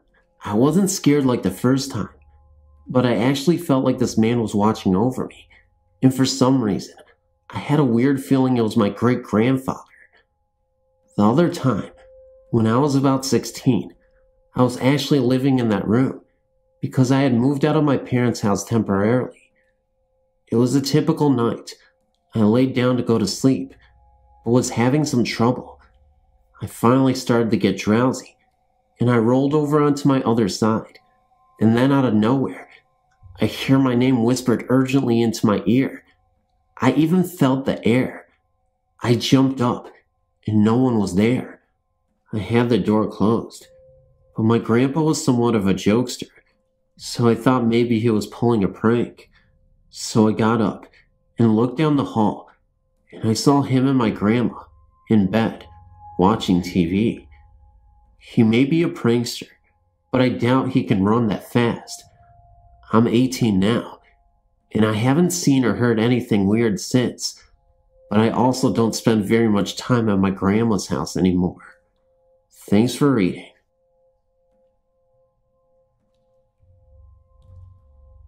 I've been pondering where to begin and which experiences to prioritize. I decided to begin at the beginning and submit separate accounts of my experiences chronologically. In other words, I've got many stories to share. I've read nearly half of the stories on this site, which is a really worthwhile form, and I hadn't realized that much of what I've brushed off, for whatever reason, is something that matters to others enough to write about it. My experiences are not earth-shattering compared to what many have endured, but I think they're worthy of reading about. When I was about 7 years old, my mother became involved with her friend's Jehovah's Witness study group. Now that I look back on it, I might want to mention that this was in the mid-70s, and my parents and those friends, a couple, were classic long-haired hippies, and they did their share of the stoner scene. My mother and Grace, her friend, were in a study group with Grace's mother-in-law, and all older white-haired, straight-laced women. They eventually ended up at our house to study, but I'm getting ahead of myself. Theory is this: my mother, who was raised strictly Catholic, was going to become a nun, only to do as her grandmother, Granny, wished. They were very close, and my mother wanted to make Granny proud. That all went out the window when she met my father. She thinks that the opposing forces seemed very interested in having her on their side, kind of like vying for her soul. I know it sounds far out, but I kind of believe it, from witnessing and experiencing the darker aspects of it as a result. She also had many things happen to her all of her life that make my story seem lame. It is prevalent on the maternal side of my family to have had experiences with the otherworldly beings. Anyway, shortly after my mother started fraternalizing with the study group, something sickening started to happen in our house. We had the fold-up, pull-down type of chairs to the attic in our living room ceiling. There was a door at the top of them, but it wasn't at the head of the stairs, as this area was open. Instead, for some reason, it was opposite.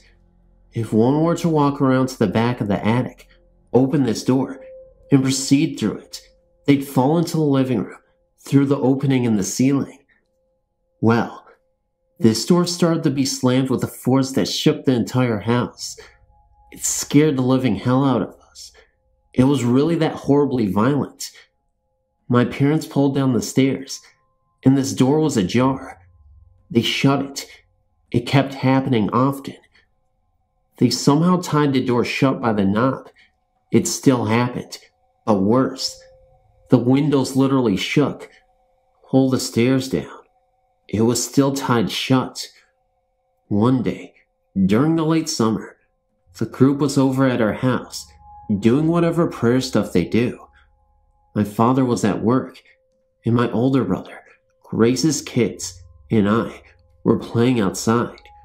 We heard screaming coming from inside the house. We ran inside to hear the attic door slamming, beyond what any door should sound like, and this horrid, guttural growling noise coming from up there. It just sounded that awful, that no one can convince me that whatever it happened to be was ever human. Everyone ran screaming out of the house, to their cars, and they were telling my mother to get us too, and get out of that house. Well, we left for a little while, but my mother decided we couldn't be homeless, so we went home. Not my idea of a good time. It continued to happen, usually lasting 5 or so minutes. It happened at least once a night. Well, my mother had an experience shortly after we had gone back to school. She claims that when she was home alone in the living room, with the windows open, the air just went silent. No birds chirping, no chipmunks, no locusts buzzing, nothing.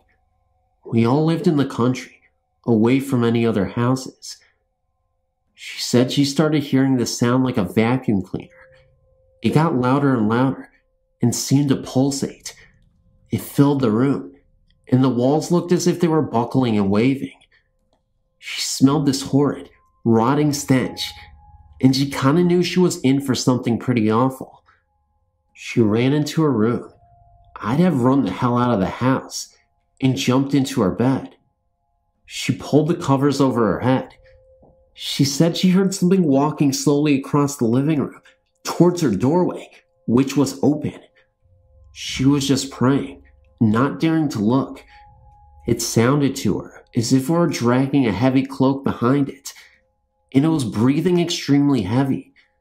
It was nearly at her bed, and she was just about dying of fear when apparently our school bus pulled up, and it dissipated. She'd apparently had enough. She took any religious materials she had brought into the house from the group, not including her Bible that she had gotten from Granny, which she kept, and burned it in the fire pit out back. I remember being upset when she took both my brothers and my books, which I guess you could say was like kids' versions of Bibles. They were small, pink, hardcover books, and they had pictures, and were easy to understand for me at that reading level. I absolutely loved to read, and it didn't matter what it was. I cried, but they got burned anyway. Well, I got over it soon, as nothing more of that nature ever happened at that house. It left as quickly as it came. It was evil. I strongly believed demonic, and it seemed like it was satisfied that my mother quit the group and burned the literature associated with it. It was not associated with the house. It came with a purpose, and left having achieved its goal. The only other thing I associate with this battle of good and evil of my mother happened when I was in 7th grade. I was trying to sleep, totally different house, but I swore my bed was shaking. I just figured I was being stupid, but it got worse. Still, I tried to dismiss it. It got bad enough to where I became scared crapless. I got up and went out to the living room. I startled my mother. She asked me what was wrong. I told her, and she got these big, weird-looking eyes, like she said she was spooked. She said, "Oh my God, I was just reading the Bible." She rarely opened it, for fear of bringing something on. Well, I was just fine with her not reading it, if it was going to target me to get to her. I just wanted to be left out of the whole thing. I know that probably sounds ignorant, but I truly felt it was demonic, and it scared me out of my mind. After what happened, I felt anything bad might just pop up at any time. Even though I'm not close to my mother, haven't spoken to my family in about 14 years, my heart does go out to her on whatever her spiritual fate is to be. She's not the best person, but she isn't inherently evil, just a broken, miserable woman from years of abuse by both her father and my father. This experience added to my straying from any traditional religion. All I knew of Christianity was what my mother told us as kids, and some of what I read in my pink Bible-like Bible book, and it wasn't much. I'd always had my own thoughts about the whole heaven and hell concept, but I was afraid of burning in this hell if I strayed from it. It just didn't sit right with me. It always scared me, including the concept of God. My concept of him was that he was very quick to punish anyone who had their own free thoughts and let people roast at the drop of a hat. I always felt spirituality shouldn't be a frightening experience, but I didn't have the hair on my butt when I was young to explore my inner beliefs. I was never baptized, and I suppose I'm pagan, if anything. It's confusing, but as much as I don't adhere to the whole Bible concept, I can't dismiss it for others. To end this story, I just want to thank you for taking the time to glimpse into my reality. I also have to acknowledge that some of you may have thought that much of it was due to my parents' use of weed, but myself and all of the others didn't imagine something so wretched. Rest assured, ladies of the study group wouldn't have been altered. The very last noteworthy thing of my mentioning, in accordance to the subject, is that I did later independently, and most unwillingly, encounter another demon-like thing when I was 19. Yes, quite another story. Please tune in. I've experienced quite a bit throughout my life when it comes to the paranormal, and it all started at my old childhood house. It was a 3-bedroom, 1-bathroom home in Garden Grove, California. If you were to drive by and look at this house, it's cute, and it's a little home in a good environment. However, the things I've experienced sparked my interest and curiosity about the afterlife. Everything in every room in the house felt awkward, whenever I walked into it. I shared the middle bedroom with my younger brother, who was only 4 at the time. Once a month, I would have a nightmare of a girl sitting on our picket fence with red eyes aglow, staring at me with such a playful expression. She didn't seem happy that our family was there. Nonetheless, us kids. The strange part about that was, whenever I would have these awful dreams, I would wake up to find my little brother crying, as if someone had really hurt him. I never really took the nightmare seriously though. We had an old, rusty swing set that we loved so much. I was only 10 at the time. During the daytime, everything would be fine, and no strange feelings would occur. However, once nighttime falls, our backyard would be off limits. My mom wouldn't let us go to the back and play on summer nights, and she, well, never told us why. One night, my mom forgot to turn off the water hose, so she kindly asked me if I would do it for her. The idea of it was already bothering me, but I didn't take anything paranormal into consideration. So, I went down, straight to the back of the house, and the walk there felt like eternity itself. I had a strong, eerie feeling that I was being watched and even followed. I bent down to turn off the hose and had a fear so strong that it made me tear up. I ran into the house and swore never to do the favor for my mother again. What made this incident particularly eerie was the fact that I swear I heard a sobbing. It was like in my mind, but I swear it was outside. In another awkward time, my mom was taking a shower, and I was in my room watching TV with my little brother. I heard her call my name, so I came to see what she wanted. She asked if I could go to the towel cabinet and grab her one. When I did, I walked up to the door in pure darkness, and I swear I saw a ghostly hand, but it was still a woman's hand with red fingernails. I immediately thought it was my mom's hand at first. The strange thing was, it was translucent. Like I said, a ghostly hand. But I mean, you could see right through this person's hand. So, naive as I was, I thought I said Mom, and instinctively handed her the towel. But the towel dropped to the ground, and the hand disappeared. My mom then opened the door and looked at me, saying, "Barbara, what are you doing, honey?" That's when I told her, "I was giving you the towel you wanted." My mom looked at me with such confusion and said, "You know I was in the kitchen, right?" When I look back at that incident, I know it terrifies me now, but at that moment, I was simply not afraid. I just chalked it up to something non-paranormal, and maybe my eyes were just playing tricks on me. But at that moment, it was pretty obvious that I was both hearing and seeing things come to life. Paranormal things at that. There was much more that went on in that house, such as, if you were sitting in the living room watching TV, at the corner of your eye, you will see a dark figure walking up to the front door. Immediately, you would assume someone was here, so you trot over to the door to find that no one is there. It happens almost every week to everyone in my family. I love that house, but I didn't love being followed or the feeling of being watched while taking a bath. After spending most of my childhood in that house, we moved to another city nearby. Now this house is quite dramatic. I'm 19 years old now, and I lived in Georgia for 3 years to finish up school. Coming back, strange activities started happening, especially in my new room.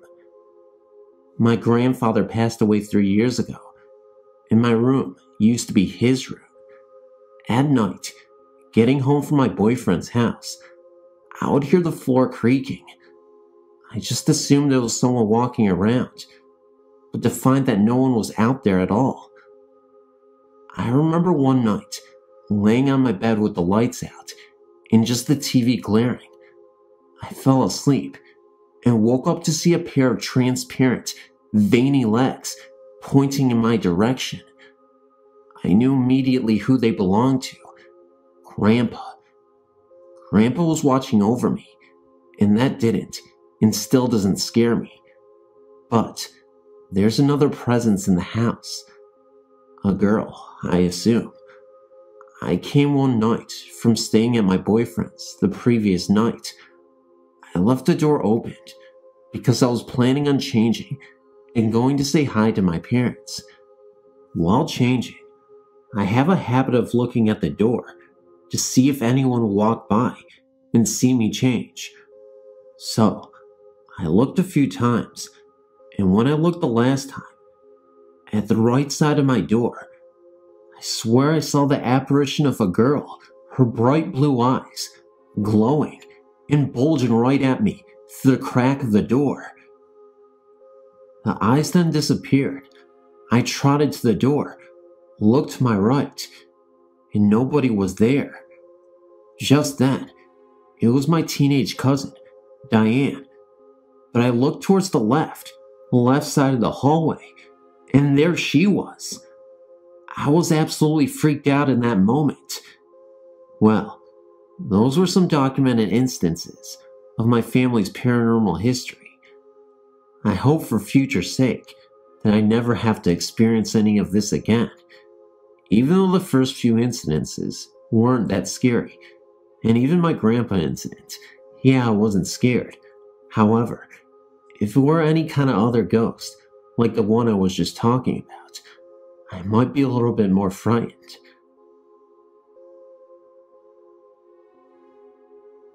I'd like to refer to this haunting as the haunting in Duxbury, Vermont. We bought the house from the niece of Leo Morse in the fall of 1999. Leo lived here his entire life. Shortly after we moved in, we heard strange footsteps on the second floor when we knew no one was up there. During one such incident, my husband, myself, my 2 children, and a couple friends heard someone walking across the floor in the upstairs bedroom as we all stood in the living room below.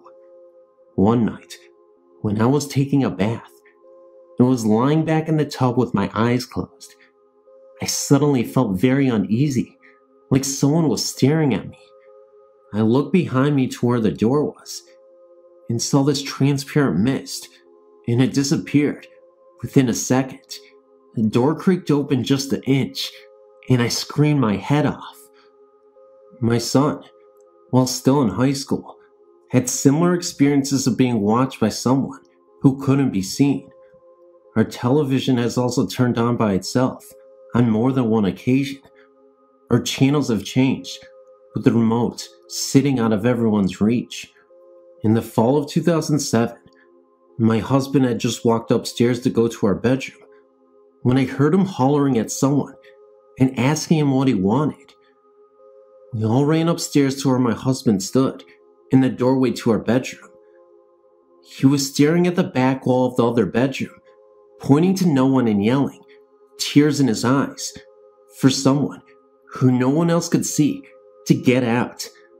This lasted for several minutes until the man, whom my husband said was in his early 30s, brown hair, clean shaven with round, wire frame glasses, dressed in a flannel shirt and blue jeans with the bottoms of the legs rolled into cuffs, disappeared. It was a very restless night that night, and my husband, who is not drunk or on drugs and isn't prone to hallucinations, doesn't like to talk about it much, but is very adamant that it truly happened.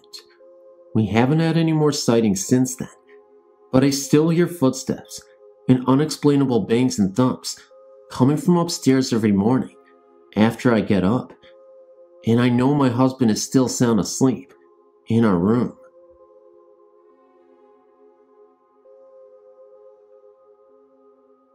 My name is Andrea.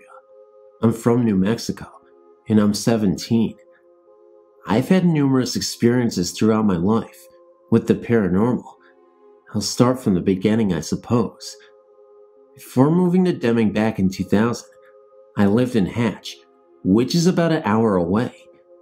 We used to live in what was called the White Brick House, near the park, and not even a half mile from the schools. Hatch is very small. Anyway, living in the house was my mom, my very abusive dad, who I call Alex. I don't even call him dad. My 2-year-old sisters, and my older brother, and me, the youngest. I don't remember the experiences in any specific order, but I remember them as if they happened yesterday. They are all very true. Believe if you want. We had a certain room called the back bedroom that no one really liked to go to, at least not alone. This room had an extremely strong presence in it, and it was only when you entered it you could feel its presence. You could stand in the doorway and look in the bedroom and feel nothing, but as soon as you stepped, that all changed. You feel like you're being watched by one great evil spirit, or a great number of evil spirits. You would have to leave. It was so uncomfortable. We couldn't even get any of the dogs that we had throughout the time we lived there to enter that room. While there was that room, there was also other things that happened in the rest of the house. One night, my mom swears up and down this happened, and so does Alex. They were getting along. The rare occasion. I love these nights. My mom put all 4 of us to bed, so her and Alex had some alone time, and were relaxing together in the spa, talking one night. In the middle of their conversation, both my mom and Alex saw the shadow of someone walk past the doorway of the spa room. My mom thought it was one of us that had gotten up in the night and went to check in on us, only to find us all snoring in bed. Her and Alex then asked us the next morning if we had gotten up, and none of us had.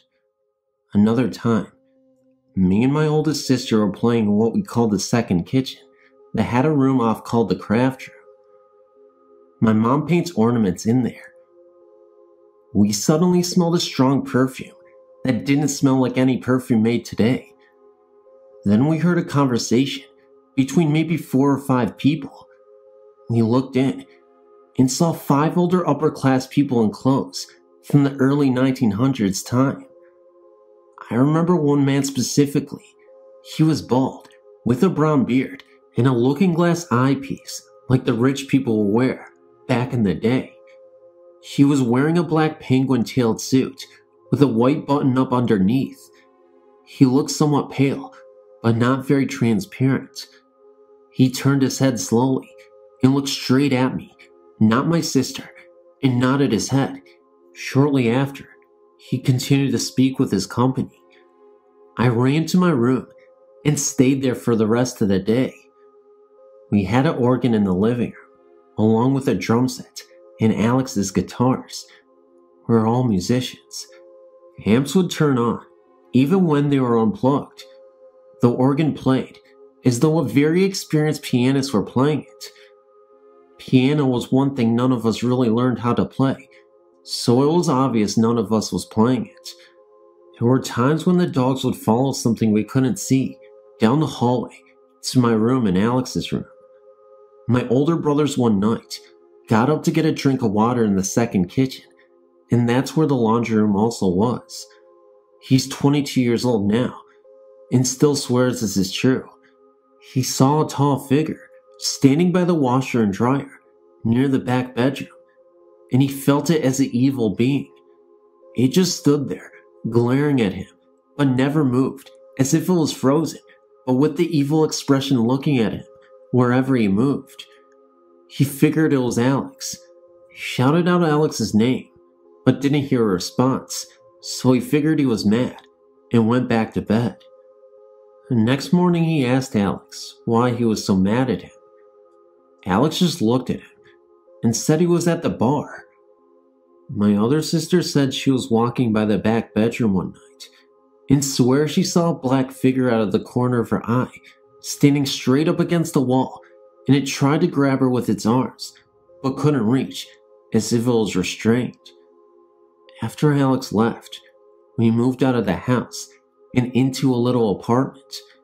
There's only been one thing that has ever happened to me there, I got up in the middle of the night to get something to drink, and as I was going back to my room, I saw what looked like a little blue orb, glowing in intense blue. It moved around for a few minutes, before ultimately dissipating into thin air. Aside from these apartments we lived in, we also moved into a trailer not too far from the white brick house. This house was always said to be haunted because the man who used to live there died of a heart attack in either the yard or the bathtub, and he had 2 dogs that died of mysterious causes after he did.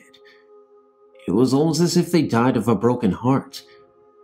There would be nights when we could hear the clicking sounds of a dog's nail on the tiles. I was in my room reading one night when my whole dresser just fell over. No reason for it just to fall over.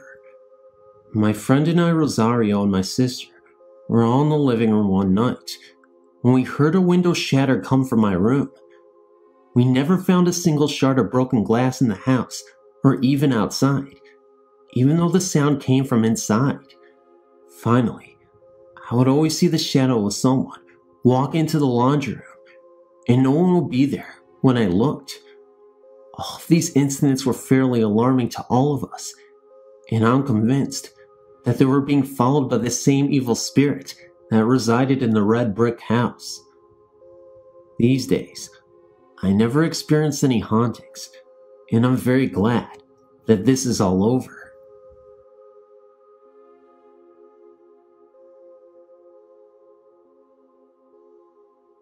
In the fall of 2001, my parents bought an old Victorian house in a quiet suburb. It was a huge relief for us because that year was a very tumultuous time for our family. We couldn't find a house that was affordable, and nearly every house we found in the area was either in need of major repairs or super expensive. When we moved into this home, there had been mumblings around town that nobody wanted it due to its supposed hauntings. By the way, I'm 21. The house had a history of violence and death. The city is very safe now, but years ago, it was considered one of the worst cities to live in. It was said that a man who had lived his entire life as a loner took up residence in the house in the early 1920s. One night, he apparently hired a prostitute to stay the night with him. She was unaware that he had no money to pay her for her services. He led her into the kitchen, playing off that he had some spare cash lying around the house. He ultimately ended up strangling her to death and chopping up her body. He was apprehended months later and ended up dying in prison. When the cops questioned him, all he could say was that he needed love. In the first months, we had stereotypical noises that any house would make and dismissed it as nothing more than just noises. However, doors would open and close, lights would flicker on and off, and there was this funky odor that always seemed to linger throughout the house. It was very hard to describe, but it smelled a lot like rotten eggs on a very subtle level. The most terrifying thing that occurred was when I was in the kitchen in the middle of the night. It was about 11 p.m., and I had just come home from work and entered the front hallway of the house at first. That's when I heard whispers, which sounded like the word lonely. I figured I was just exhausted from a long day's labor, so I decided I needed to get to bed. But before I did, I fixed myself something to eat in the kitchen. I walked into the kitchen, but that's when I heard moaning sounds, almost like someone was struggling. As I sat on the chair by the kitchen table, I saw the transparent figure of a woman with an anguished look on her face. She appeared for a few moments, then disappeared. She looked like she was from another era and wore all black. Her face looked disfigured and beaten. It terrified the living hell out of me, so I ran upstairs to get my parents. I guess I just needed some comforting, and I found out they weren't home yet. There were other incidents that occurred in the house. My mom actually told me that she was in the laundry room when she could distinctly hear the sounds of a growling man in the laundry room, late at night. This was something that seemed to happen quite frequently, around the same time, and always only in the laundry room, nowhere else. It was never something really loud and startling. It was always faint, but insanely scary. There were times that we would see two shadows in the corner of our eyes, constantly walk back and forth from the kitchen to the living room. Again, this was subtle. When anybody would actually turn to directly look, these shadows would be gone. Most of the time, we always thought it was just our eyes playing tricks on us, and even after my incident, I still thought that. Anyway, that's my story. It might not be too exciting compared to others, but it is creepy and insane. I'm glad I don't live in that house anymore. Sadly, my parents still do, but it seemed that nothing happens anymore, besides the subtle doors creaking open slowly from time to time, and the continuation of lights flickering. Thanks for reading. My family and I took a trip to Tennessee in the summer of '08. We went all over the place, such as Jackson and Nashville.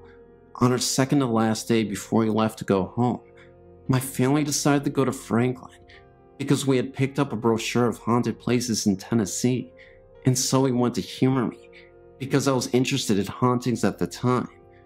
This city, not known to most people, is actually the site of the bloodiest battle of the Civil War, even worse than Gettysburg. There are two houses that were the main sites. One of them was the Carnton Plantation, which is the setting to my story. The plantation was creepy enough when we drove up to it, without even knowing the history. When I got out of the car, I looked up at the house and noted how beautiful it was. Then my attention was averted to the balcony on the second floor. There, standing on it, was a man. He was clearly dressed in a Civil War uniform, though I quite can't remember which color, and I could clearly see that he had a beard covering his jawline. He stood there with his arms behind him, as if he was gazing out, overlooking troops. Of course, at the time, not knowing any of the history, I thought it was just a tour guide taking a break out on the balcony. I even hoped he was going to be my family's guide. Later, once we were on the tour, I noticed that none of the employees were dressed like 19th century citizens. Of course, then we got the history of the place, and I understood why this place was considered haunted. When the battle itself was both going on, and when it was over, injured soldiers were treated inside of the house. So many, in fact, that there are stains of blood inside of the house that will not come out of the floor. Many soldiers obviously died inside of the house. When we continued our tour upstairs, we entered a room with a door to the balcony. This is where I learned that no one was allowed out on the balcony. This confused me since I'd seen that man out there. When the guide took the group into the room across the hall and began talking, I couldn't pay attention. The closet in the other room kept grabbing my attention because it had a piece of black cloth in it. Finally, I tried to keep myself focused, and it was going well until a gentleman in the group got bored and decided to go out into the hall. I watched him leave, thinking that it was very rude and should come back. For some reason, when he left, I noted that the sun was in a position that didn't cast a shadow of the man's head on the hallway wall. Once again, I turned my attention back to the guide, but the man in the hallway began to wander in the hall, and that distracted me. When I turned to watch the man, there was suddenly a very clear and defined silhouette of a man's head and shoulders with a bearded face that traveled across the wall, then just disappeared. It startled me at first. Then I got excited because I thought I must have seen a ghost. Then I thought, no, I have to be practical about this because that man is out in the hallway. Once the tour guide was done talking, I went outside into the hallway way.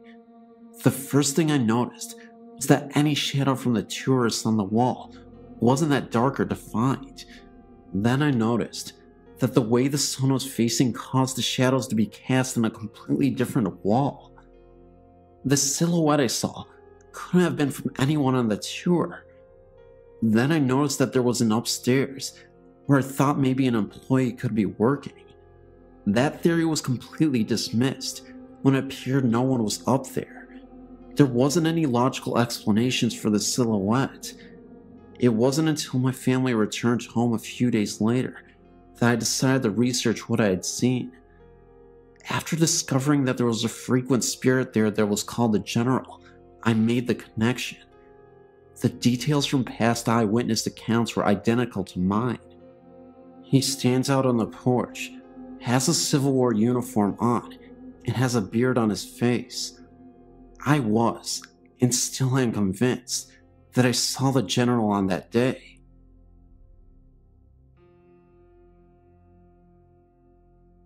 This took place shortly after I turned 16.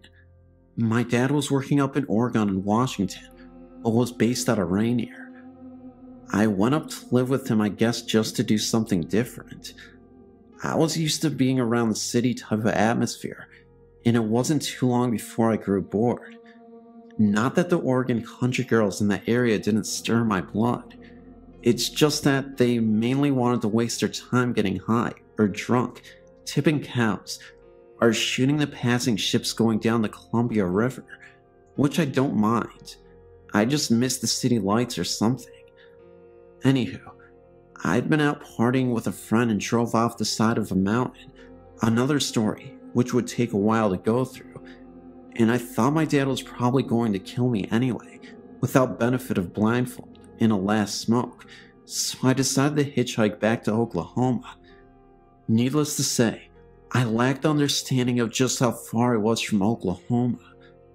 My newfound compadre decided to go along, because he had gotten in recent trouble with his folks and wanted out of town too, so we took off.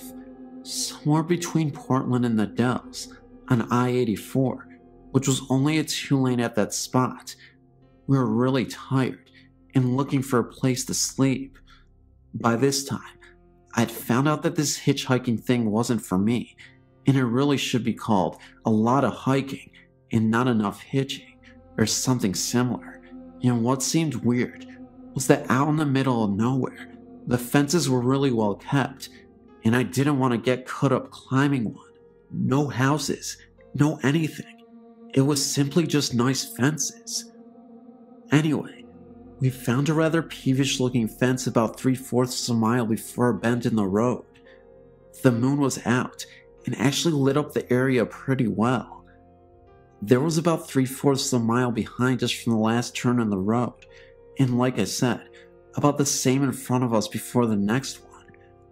We were in a valley or whatever they're called that the road went through, and it was really a beautiful sight. Just as we were fixing to jump the fence, a car came around the bend from in front. Of course it was too far off to see us when it rounded the bend, but we didn't want it to see us climbing the fence when it came abreast of us, like the owners of the land are out cruising in the middle of the night.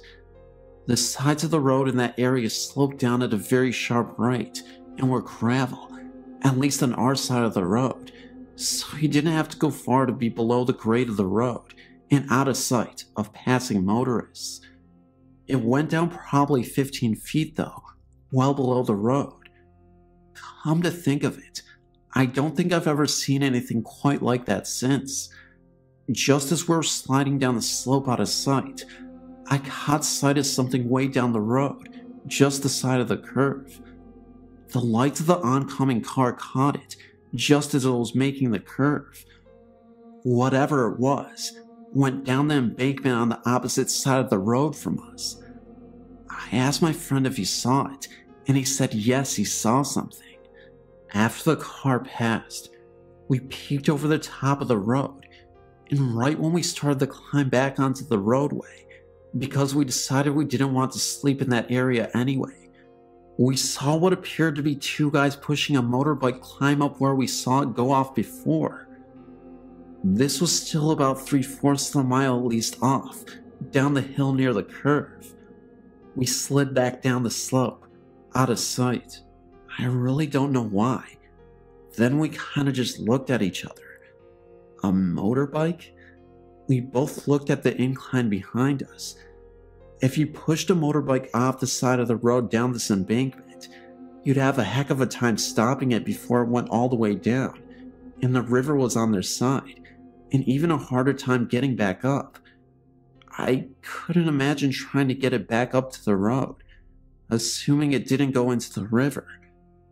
We both peeked over the top, breathing really quiet and shallow, watching for another couple of minutes, when all of a sudden, it stood up. It wasn't two guys pushing a motorbike. It was something that had been on all fours and stood up, and it was huge. At least twice as tall as us, and by the way, we weren't midgets. I almost crapped myself. I started looking around, and the fence, by this time, was looking mighty small. Thinking really fast in that fight or flight mode, and the flight was definitely the way I was leaning towards, I realized that, thank God it had been his turn to carry the backpack, which would slow him down, and had the only food we had in it, and on top of that, I thought I could outrun him. Maybe it wouldn't want both of us. I looked at him, saw the panic in his eyes, and knew he was thinking along the same lines. I knew I couldn't run. I also knew that I had to sense us when it got directly across from us. I pulled out my little pocket knife. I knew that we're going to die, and all I could think of was, Lord, please let it be quick. I peeked over the top again, and it was almost even with us. I might have whimpered, silently of course, but I also noticed that the wind was blowing in my face from his direction. There might be hope. We ducked back down, and we could hear it almost stop right across from us for a moment or two, then start on up the road again. It was almost to the curve up the hill from us from the direction we had originally came from, when another car came around the bend downhill. I thought about jumping out in front of it and yelling for help, but if it didn't stop, then whatever that was would know that we were there. We waited, and it disappeared below the other side of the road, like before when the other car came. This time, it didn't come back up. I don't know how long we waited, but we finally climbed back up and continued down the hill and around the curve. We didn't say a word or breath, anything about a whisper, till we cleared that bend in the road and was a mile or two away. When we called the Dallas, we called our parents to come and get us. We'd had enough of the open road in Oregon. I don't know what that was, but I still think about it sometimes. I've had a few other things happen to me in my life, but that really scared me.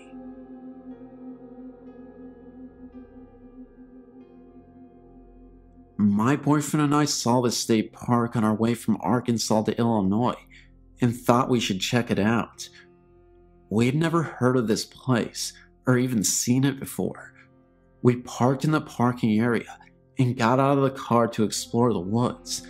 Naturally, I had to use the restroom, so I went to the bathroom, and once I got to the toilet, I had a terrible feeling of being watched, and I truly felt like someone was in the bathroom with me, but obviously, I was the only one.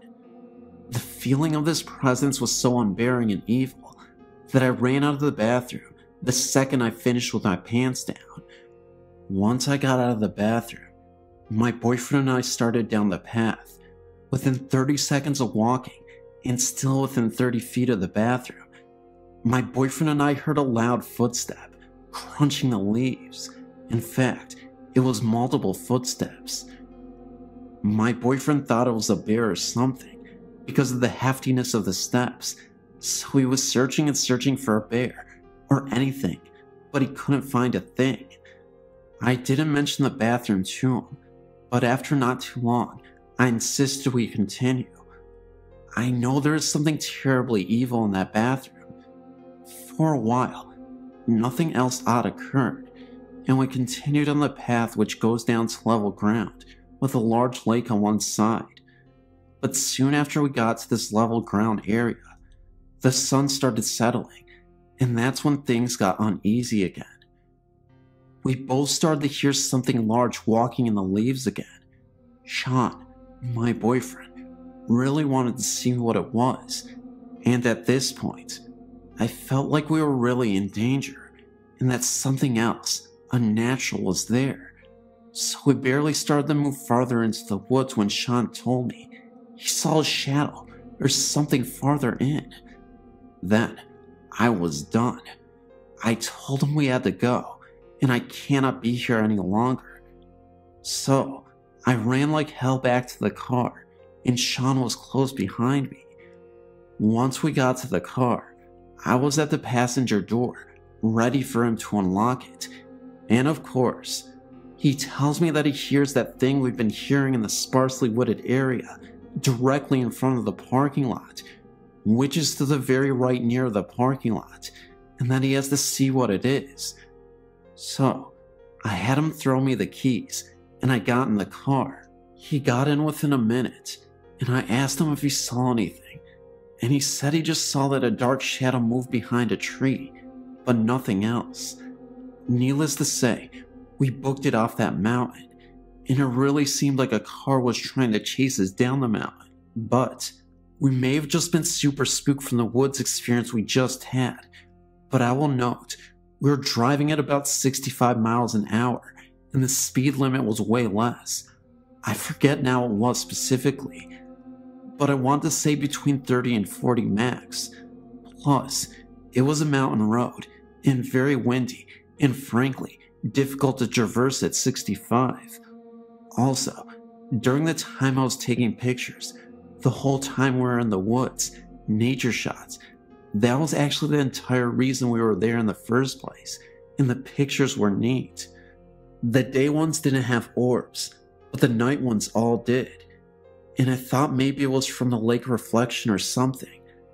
But I took a picture out of the car window, at the moon, right after we got in the car, and in that photo, there's the moon and like 30 orbs. It's amazing to me. I mean, I've never taken any orb photo ever before, and I took another photo of the moon out my window about 30 minutes after we left the mountain, and only the moon. I did some research to find anything on the area. It seems it was established in an old Indian burial ground, but few findings on much else, and I never found anything on cars chasing you out of this place. Be careful. During the day, the bathroom is really the worst part, and seemingly off the trail, but I just wouldn't go at night. And also, Sean didn't seem to have the feelings as intensely as I did, so if you're the right person, the feeling might not be too overwhelming.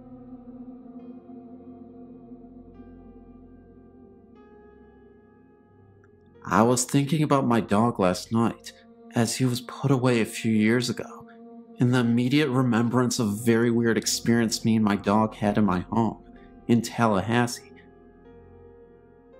This home, prior to any construction behind us, was all wooded landscape and ran into Lake Jackson. Within this wooded area were several Indian burial mounds. One day, shortly after I moved there for a new job, I took my dog for a walk, unleashed, back in the woods. I saw those mounds, but really did not know that they were Indian burial mounds. My dog and I both walked over these mounds just being adventurers. When I returned from our walk, my neighbor asked me jokingly if I let my dog run loose back there, and my response was yes.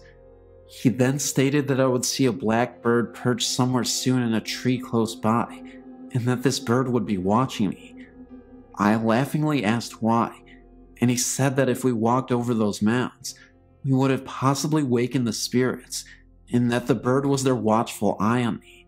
Well, of course I thought this man was crazy, but he was actually a very nice and intelligent man, as I learned later.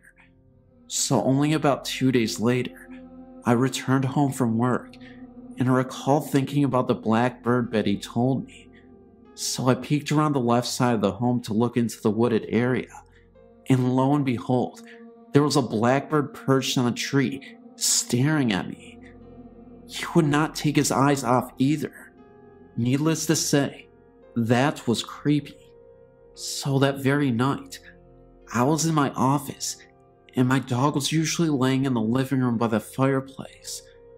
As I was doing my work in the office, my office chair was budged about 2 to 3 inches forward with a force that felt like someone actually pushed the chair. I instinctively reached by, looking over my right side, expecting to see my dog. No dog, nothing. So I quickly went into the living room, only to see my dog laying down facing the hallway entrance, which is where my office resided, as well as 2 other bedrooms. And he had his head between his paws, staring and growling at something in the hallway. Talk about getting freaked out. So I grabbed my dog by his collar and tried to lead him down into the hallway, and he resisted every attempt. He was scared, obviously, and he definitely saw or sensed something. I did not see anything at all. As I walked into each room through that hallway, I did not see or sense anything. Then I walked into the bathroom in the master bedroom to find that my candle, which was lit, went out. So that night, I kept all lights on. The following day I came home and looked again for that weird bird. He was not there. So I took my dog outside to do his thing, but then noticed he was limping. Then he fell to his side with pain in the backyard. As I made the observation, I noticed that in his groin area, he had a large tumor-like bulge coming from this area. I immediately took him to the veterinarian, and I recall she had no explanation for it, but prescribed medication to reduce the swelling. Within 2 weeks or so, the swelling went away. Looking back at that, I really feel that the spirit, or whatever it was, made that happen, as my dog was still young and very healthy. After that week of weird occurrences, I never had anything further happen. I never told my neighbor what had happened, as I did not want to look silly or have rumors flying around. But for sure, I can tell you that I know in my own gut that what that neighbor told me came to life. Dogs can definitely sense or see these spirits, as we cannot apparently.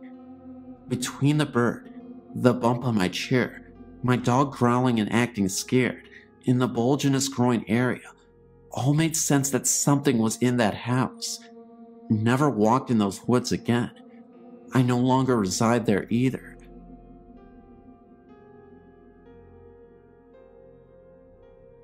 This is a ghost, entity, evil demon, spirit, and whatever else was haunting our home, I can tell you. I will never forget what happened as long as I breathe air. We moved into this big house when I was 15. It had been empty for about 10 years.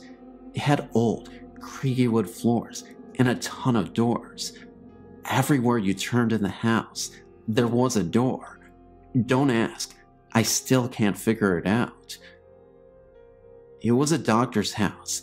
In the very back of the house is where he saw his patients. Yes, some died in the house in his office.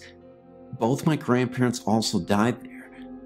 The very first thought we had activity, about 3 a.m. in the morning, there was someone banging on our front door. My grandfather would get up, and no one would be there. This happened all the time. We'd drop our car keys in the glass bowl right when we walked in, and they would be in a different part of the house. Things were always showing up all over the house. It likes to play tricks all the time. So many things happened, I can hardly recall them. All but this one I will never forget in my life. I would love to forget it, but it just won't go away. I was 20 years old and just had a baby. I had my daughter in a bassinet beside my bed.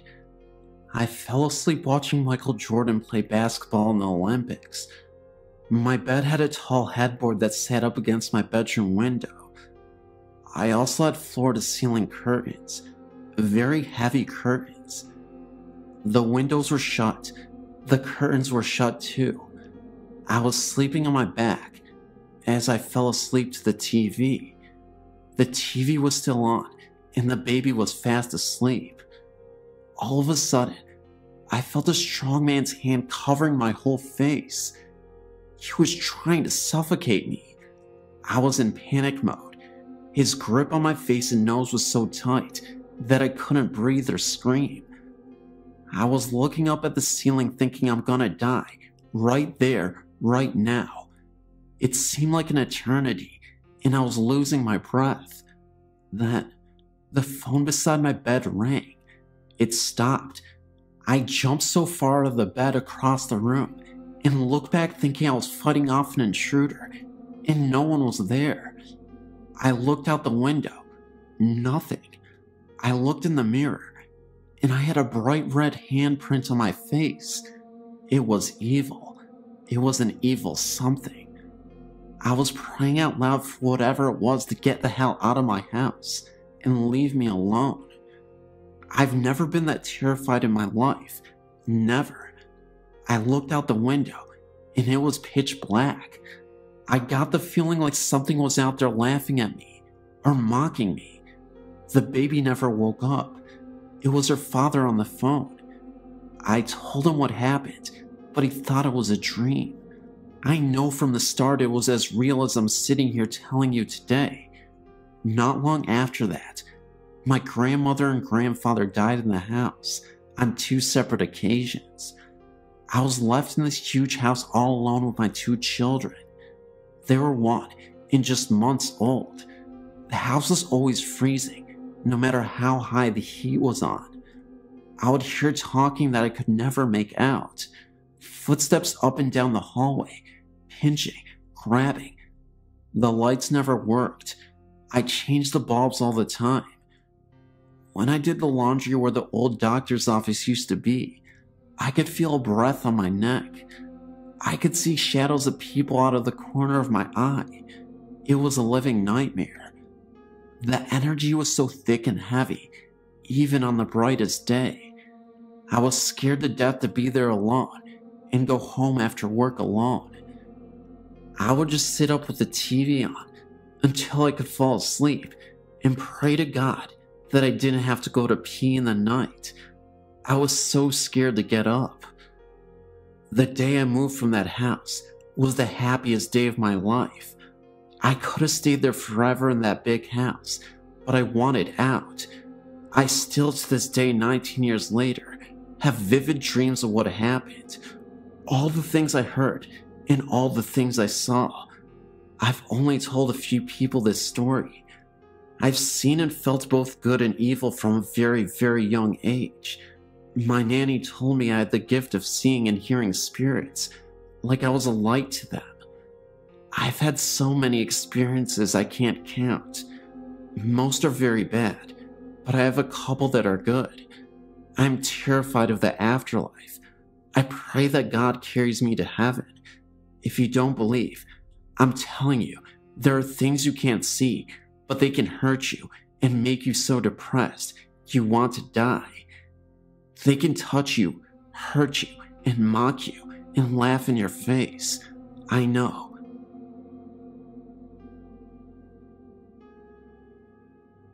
Here's my story.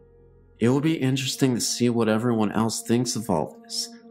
I was at a friend's house listening to music tonight, Saturday, April 12th.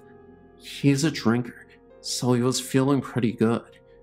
He was at the computer with his back to me. I was on the couch directly in front of the TV, which was off. The only light on was right above the computer desk. To my right was the entryway, which was dark, pitch black actually, but I could see the reflection of the room in the TV. He was playing "Oh Death" from "Brother Where Art Thou." Song itself gave me the creeps, when suddenly I looked into the TV and saw a solid black figure of a tall man start to step out of the darkness of the entryway and into the living room. I didn't see anything like clothing or facial features, just tall and solid black.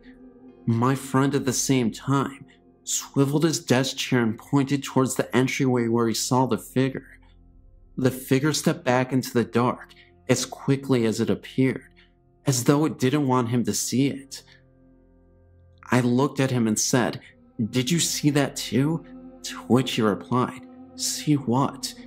He was only being animated during the song, but for sure didn't see anything. I've experienced several things at this house. He has not though, and it upsets him. But what I experienced that evening was the most eerie and frightening thing for sure.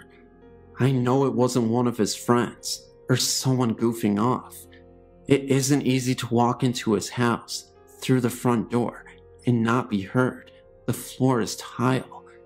We walked over and turned on the light, and we both looked. There was no one there. I just went home. I couldn't stay there, and I begged him to come with me, but he wouldn't. A few days later when we talked, I asked him if he had ever had any seances or similar things in the house. He had first said no because it was his grandma's house, and he moved in about a year after she had passed. But then he paused, and then he said, "Well, remember when we cleaned out the attic? There was a Ouija board up there." Well, no, I didn't remember, and I told him to get his house cleansed, but he was just laughing at me. I've never been back to his house since that night. About 2 weeks later, he got an unintentional EVP, which is very eerie also. He has a voice-activated recorder and was recording a couple of programs off the computer for a friend at work. He turned off the computer and the TV isn't hooked up anyways, but when he woke up, there were 3 recordings instead of 2 on the recorder. I know he's pretty up on computers, but he didn't make this EVP himself. Actually, it scared him, and he said he wasn't going to listen to it anymore.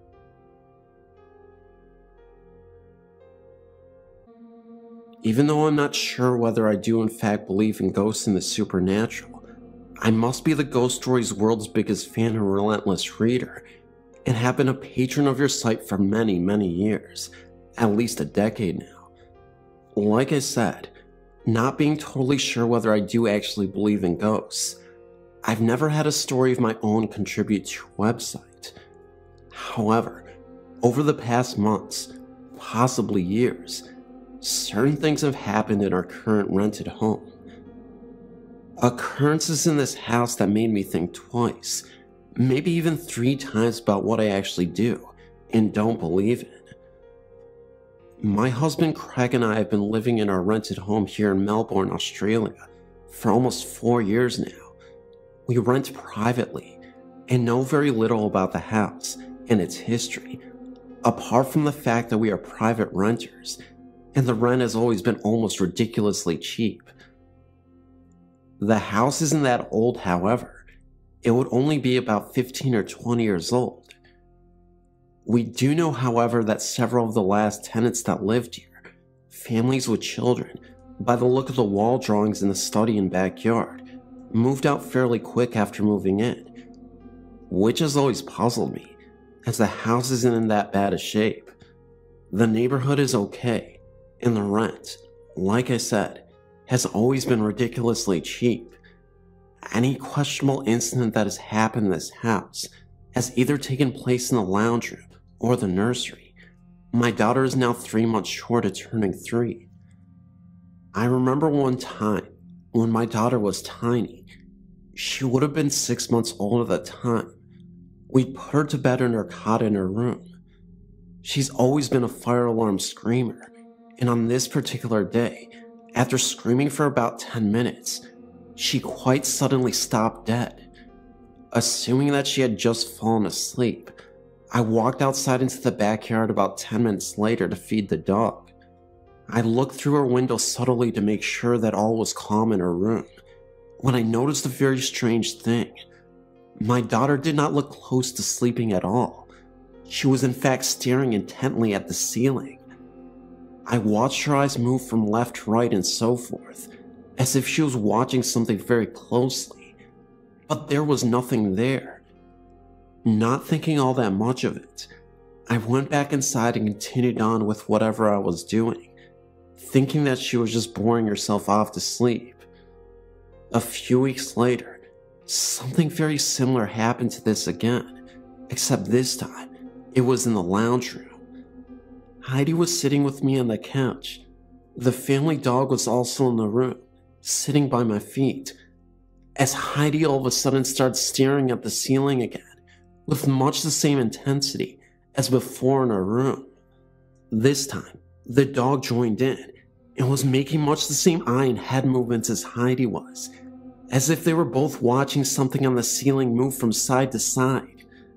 The dog's hair then stood on the back of its neck, and he started growling, which frightened me, as he is one of the friendliest dogs in the world and wouldn't hurt a fly.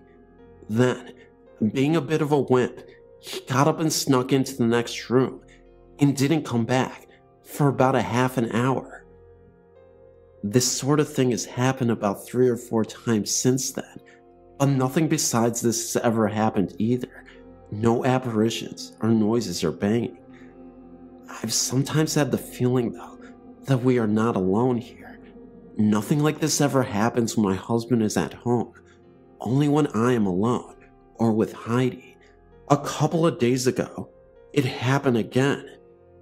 Heidi started off by staring at the ceiling, and then her gaze diverted to her toy basket in the corner of the room.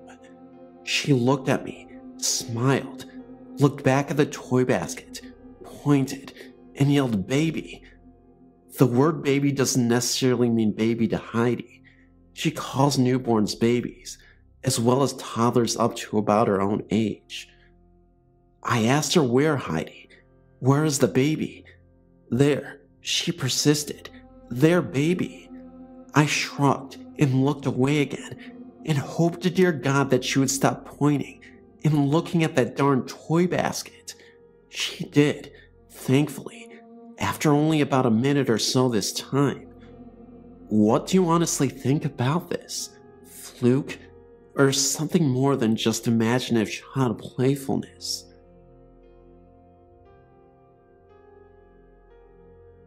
This website has mentioned dark, powerful energies such as imps, and I noticed the creator of this website has seen what could be called imps. Imps are described as devil spirits, who are demons, and small in stature. I've had many experiences throughout my life like the one the web creator had growing up. I don't like talking about them so much, and do my best to keep it dormant, but I did read their story, and I've had an experience with a small black figure that sounds like one of the imps described in that story. Me, my daughter, and my wife all used to sleep in the same bed till our little girl was 1.5 years old. Around the time my daughter was that age, I remember staying up till close to 1 or 2 a.m. watching a long movie. When I was finished, I went to the room and turned on the bathroom light to brush my teeth. Our room was well lit from the bathroom.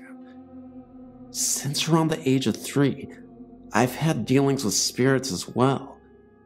So, when I was about halfway through my brushing, I pretty much knew from that feeling I had that something was happening. I looked in the room where my daughter and wife were sleeping, and cuddled from behind my daughter in a fetal position was a small black figure. It looked human, but it moved, behaved, and felt like it was something else. It looked towards me, got on all fours, and scurried across the bed lightning fast. I kinda jumped back, but it disappeared when it hit the floor. The strange thing was, after I got into bed, my daughter, eyes closed, still asleep, did the exact same thing the figure did before I went to bed. Only my daughter stopped with her still sleeping face right in mine, then laid back down, and was normal again. Some other things started happening after that, but I don't know if they're related. I hope my story helps you figure out what these things are.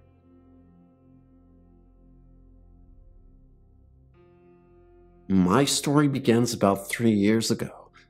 I was 27, and me and my husband were expecting our first child. We had been living with his mother, but since I had become pregnant, we needed a place of our own. My parents owned 2 houses, one in which they lived in, and the other right behind theirs. My oldest brother and wife and children used to live there, but he bought the house right next door to my parents. Always wanted to stay close to our family. We're very close. Now that the house behind my parents was unoccupied, my mother asked me to move in. My husband and I gladly accepted. We would have more room and a place of our own. Well, the very next day we moved in, I was about 41 weeks pregnant and needed to go to the hospital to be induced for labor. We had a healthy baby boy. After our stay in the hospital, we returned to our new home. About 4 to 6 weeks after we moved in, I started hearing a noise in the middle of the night, coming from the closet in our bedroom. My husband worked a graveyard shift most nights at the time, so I was alone at night with our son a lot. The noise was that of the closet door opening. I had put a long rectangular mirror on the closet door, those that are about 1 foot wide and 4 feet long. It had 2 hooks that went over the top of the door, so as to hang the mirror. So every time you opened it, it would screech very loudly, since the metal hooks rubbed against the door frame. Well, like I said, about 4 to 6 weeks after we moved in, I heard this very loud screech at about 2:30 to 3 a.m. I woke up and realized it was the closet door opening. It opened about 4 inches. We had 2 chinchillas that slept on the floor at the end of the bed, and I just rationalized it to one of them opening the door with their paw. But I know that would have to take some effort, since the metal hooks over the top of the door made it hard to open and would make the door get stuck. I didn't really get scared. I just looked, then went back to sleep. About 2 weeks later, again, me asleep, alone, middle of the night. Then the screeching sound of the closet door opening. I woke up, and this time, sat up and looked at the closet door. What just happened? I checked on my baby in his bassinet next to my bed, and he was fast asleep. I looked at the chinchillas. They were awakened too, and looking at the closet door, but had not moved. So again, I felt no fright, and went back to sleep. Again, a few weeks later, my husband had a day off, so he was home that night, and again, about 2 or 3 a.m., the screeching noise of this closet door being pushed open from the inside. My husband wakes up and just stares at the door. Now he saw firsthand what I had told him about. The last time this happened was some weeks after that. Again, I was alone at night. I heard the screeching sound of the door opening, only it sounded like it opened a little bit wider than just 4 inches this time. I sat up and looked at the door. The chihuahuas were staring at the closet door as well. This time, they stood up. Then the closet door started opening a little bit further still. That set the chihuahuas off. One was barking at the closet door like there was no tomorrow, and the other ran under the bed crying and howling. Their reaction is what scared me the most. My heart was racing. I put my head under the covers. The closet door didn't open further, but it took me forever to get back to sleep. After that night, I was scared of the closet. I told my husband, and he put a lock on the door. I closed it and locked it every night. I didn't open it again. Only one thing happened after that. About a year later, the closet door became increasingly harder to close. It would get stuck, and I would really have to push to close it completely. One Sunday night, about 7:30 p.m. this time, I again was home alone. My husband was working, and my son was with my parents in the house in front of ours. I was watching some TV, and I didn't like to leave the closet door open anymore. So I walked over to the closet door to try and close it completely. I was really pushing, and I started banging on the door with my fist to try and close it. It was almost closed. Then, while I was banging with my fist, Right on the other side of the door, there was a loud bang, as if someone hit it with their fist. It was right on the spot I was hitting it. I could feel the vibration against me. I stepped away from the closet door. I tried to stay calm. I'll try to sit down and watch some TV, I told myself. I sat down, but could not keep my eyes off the closet door. After about 30 seconds, I decided I couldn't stay in the house any longer. I left my parents' house in front of mine and left the TV on. Why did that scare me so much? I was fine when the closet door would open in the middle of the night. Was it because I was so sleep deprived from having an infant son that it was so easy for me to go back to sleep? The fact that I heard the banging on either side of the closet unnerved me so much. Thinking back, I remembered when I was 14 and my brother first moved in the very same house with my then 4-month pregnant sister-in-law and her 4-month-old daughter from a previous marriage. I remember shortly after they moved in, her telling me she thought the house was haunted. I asked why, and she told me that at night, she would see the closet doorknob rattle and turn. Oh, it's just her imagination, I told her. Even at 14, I would rationalize everything. I guess it wasn't her imagination after all. I later asked my niece, now 21, if she ever saw anything.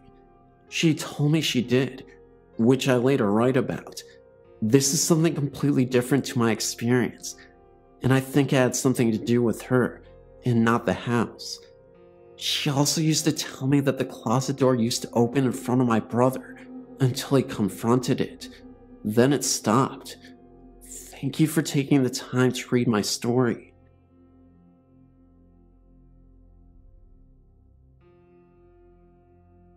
I live about 20 minutes from an old covered bridge in Mableton, Georgia. This is one of the places I've been to in the surrounding area and where I had the most happen. In 2004, we went on a last-minute hunt to the bridge. I know you're supposed to be better prepared, but I kept most of my things in the car at all times, just in case. We of course had heard the local legends and wanted to see for ourselves. So we headed down after about midnight. Even then, the traffic on the road was just heavy enough that we were unable to try the chocolate thing with the car. So we parked up the road a ways away, at the Comet Trail parking lot.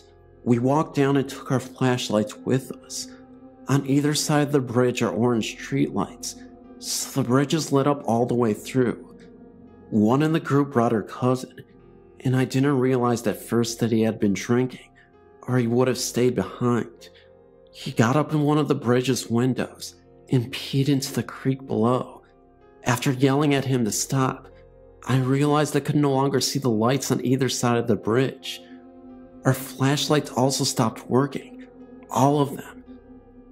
After the temperature dropped and it became dark the way it did, I told others it was time to leave. We then saw the streetlights turn on for a second, and then in the distance, at the other end of the bridge, 2 kids dressed in formal attire, standing and hand-holding. Had to be about 30 seconds, but we saw it. We froze, then started back to the car. As we walked out of the bridge, we heard what sounded like little kids laughing, and they actually touched and poked at our backs as we hurried as fast as we could back up the hill. One of our group reported hearing a voice in his ear telling him to run. I have to say it was unsettling, and though I haven't been back to the bridge yet, it hasn't stopped me from going to other places. I've heard voices and gotten pics, and even had things happen at other sites. This one was one of the best ones, because I don't get physically touched by them often. I also believe nothing would have happened if he had not upset the spirits the way he did. I'm very much more careful about who I bring with now.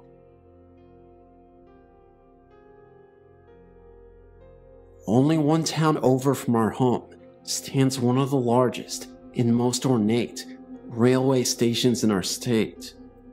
The owners worked over 20 years bringing it back from neglect in a time gone by, as their second love is antiques. They have decorated it with period pieces throughout, now opened it as an outstanding restaurant. My husband and I often bring friends there to enjoy not only the wonderful food, but for the pleasure of watching them jump as the Amtrak fly by, only feet from the window. There is a very small organ that has been placed on a wall, not far from where we often sit. Several meals ago, our waitress entertained us by telling, some people have commented there is a ghost attached to this instrument. One said she saw a very small, frail old lady standing by it, saying, "This isn't right," indicating dismay as to how our organ came to be sitting in an eatery. The waitress went on to say, they never like to work alone when closing up, as there's so many unexplained noises. We enjoyed a meal there today, and as always, our conversation turned into the many thousands of people now gone that pass through these massive arched doors. Out of nowhere, I smelled a very strong odor of ivory soap. Mind you, we are eating fish, no one is passing by, and the other tables haven't changed their patrons. I say nothing, but a moment later, my husband smells it and says how weird it is.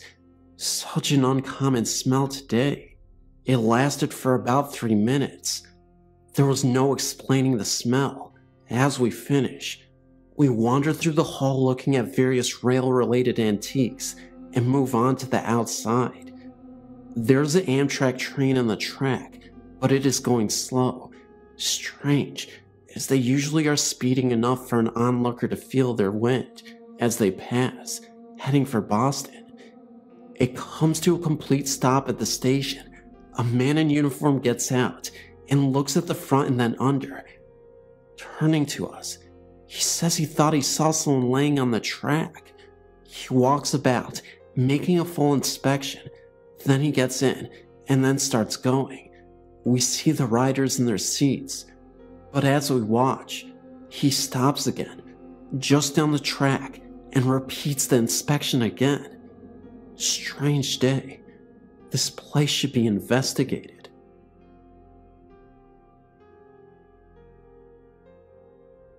This is my second entry and story. This takes place in Rusk, Texas in the 70s.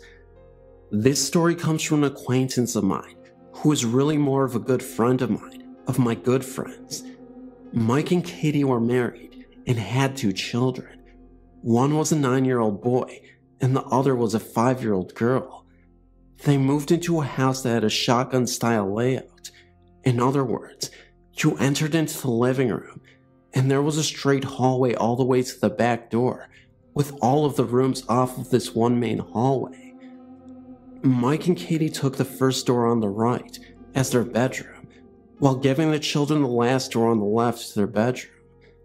One night, not long after the move, Mike and his wife were sound asleep when they were awakened by screams of Mommy and Daddy, and turned on the nightstand lamp to find both their children wide awake and terrified.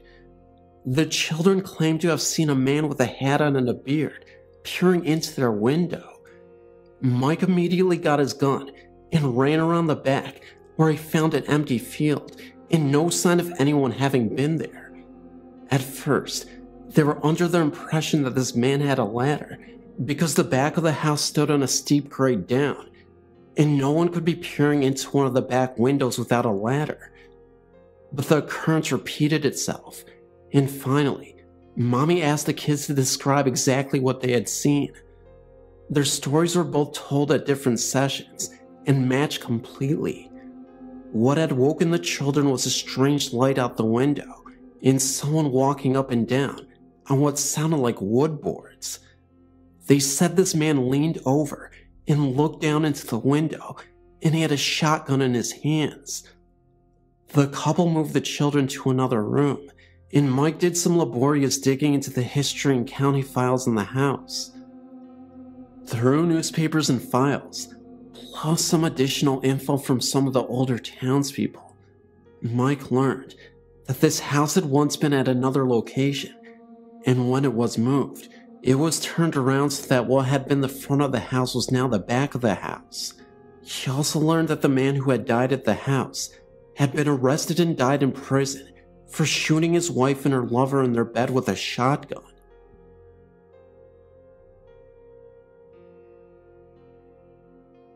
I've sent in one other story about my mother's house in Illinois, but I have 2 more stories to share. I was raised by my grandparents. Their house has its share of odd occurrences: knocking sounds from within the walls, an apparition of my great-grandmother, and eerie feelings down the long hallway to the bedrooms. One night, I was around 9 in 1989. I was lying in bed, trying to fall asleep. My bed was facing the doorway, and I could see into my grandparents' bedroom across the hall. The hall is only about 4 feet wide. The only light visible came from a small night light in the outlet at the center of the hall.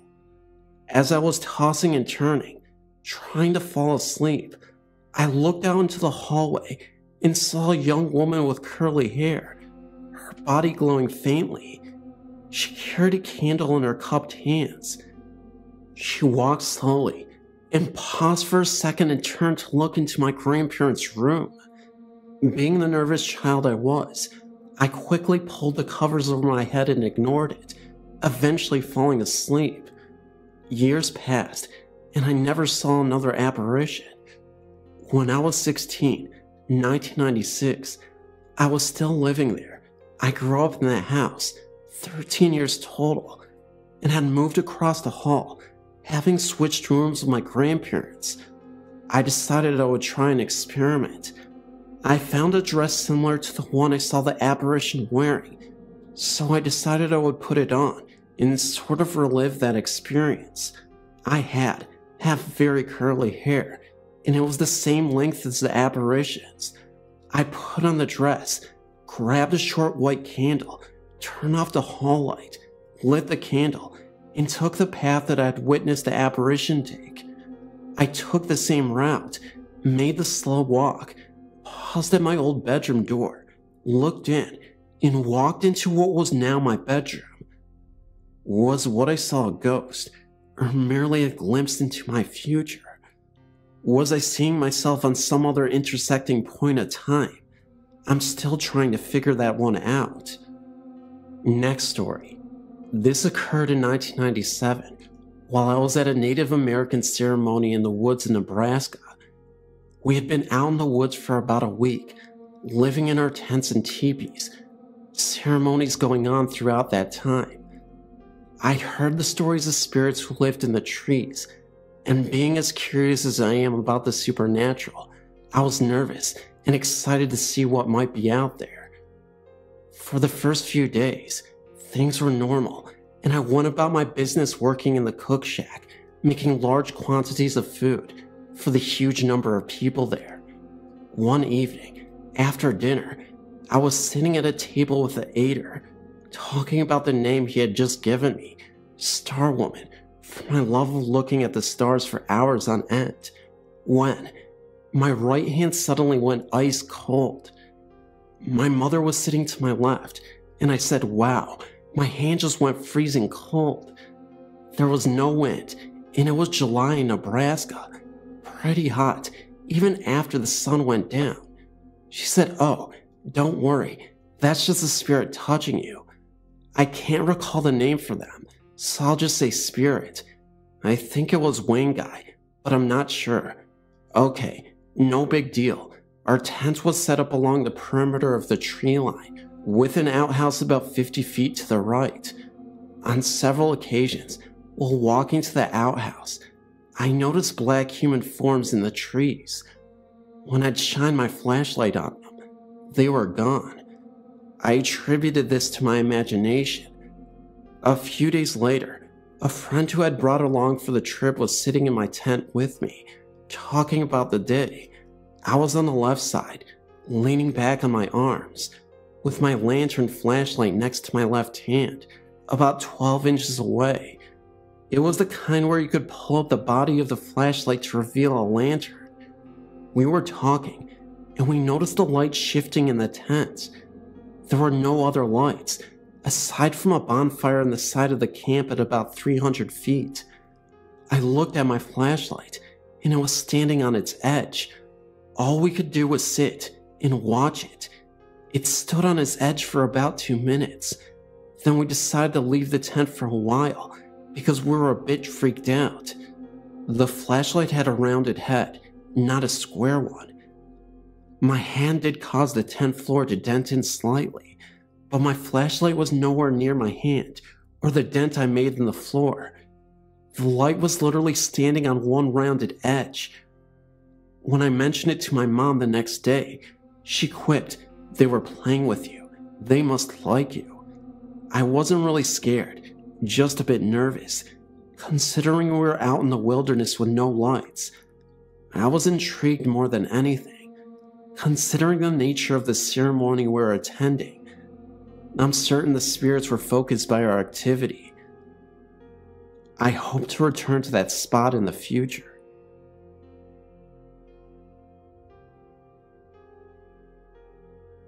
This occurred in Miami, Florida in 1980 when I was 15. I still don't know if this was a paranormal experience, but it was unsettling nevertheless. I was babysitting for the next door neighbors one evening. Their daughter was down for bed, and I was in the family room watching TV. They had a small anchor biter type dog, and it went to the double sliding glass doors that led out into the rear patio and pool area, like it wanted to go to the bathroom. All of the homes in this area had a screened-in patio pool enclosure, and when you open the sliding glass door to step out into the patio, immediately to your left was a screen door that led into the backyard. Unlike most of the homes in my neighborhood though, the backyard was surrounded by a chain-link fence. So I go and open the sliding glass door, which was completely covered by trays for privacy, to let the dog out. The dog steps out, and I immediately hear the crunching of grass in the yard to my left, as though someone is walking in the backyard. Startled, I look to my left, and there is what appears to be a man, adult size, reaching out as if to open the screen door. I immediately slammed the glass sliding door shut, scared out of my wits. I stood frozen in fear in the living room. Silence. After a few minutes, I cautiously peered through the curtain onto the patio. No one there, just a dog sniffing around. I let the dog in, and he did not appear agitated at the least. I never thought much about it after that, until years later. If there was someone there, why didn't the dog bark? If it was supernatural, animals are known to get agitated, yet nothing. My imagination? Definitely not. Nothing like that ever occurred again in subsequent babysitting for that neighbor. Well, this all started when my mother and I moved into a new home. Well, not new, but new to us.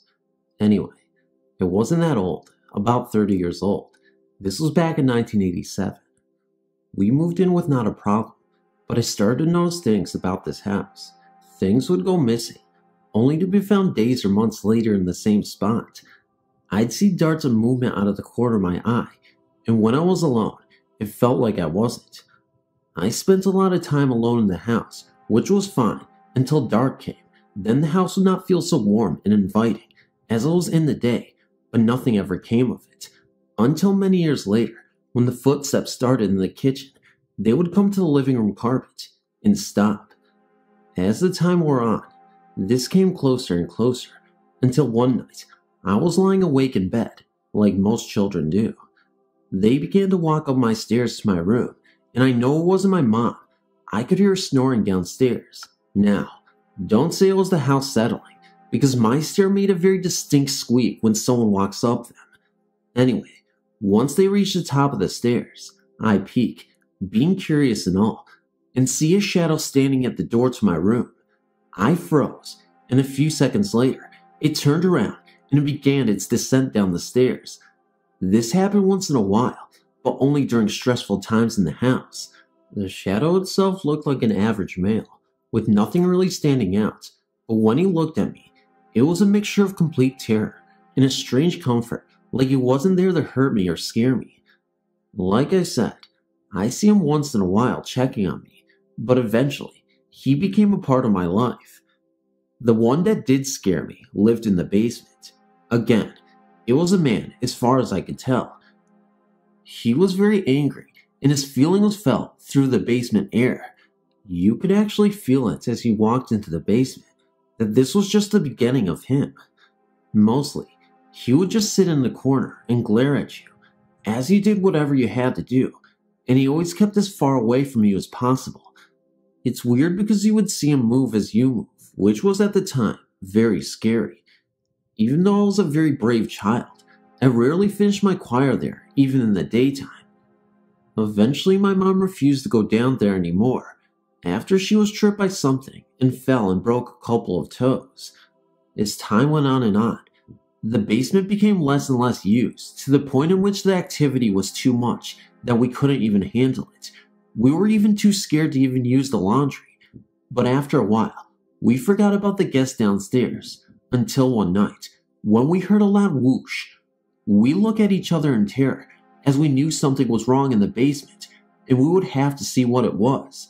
So, we braved the basement to see a water pipe had broken, which in itself wasn't weird, but it was the fact that old cherished family photos and items that had previously been on a shelf across the basement were under this pipe that broke. My grandfather soon came over to help fix the pipe and clean up the inches of water. Everything was ruined. The drywall, the shelves, not to mention all the priceless family photos. When we finally cleaned out everything, the last thing to go was the aforementioned shelf, behind which we found a drawn chalk, a pentagram of sorts, and various other strange drawings in a large wooden Ouija board, which again was strange because my mom had never owned one in her entire life, and I was too young to even think about that stuff.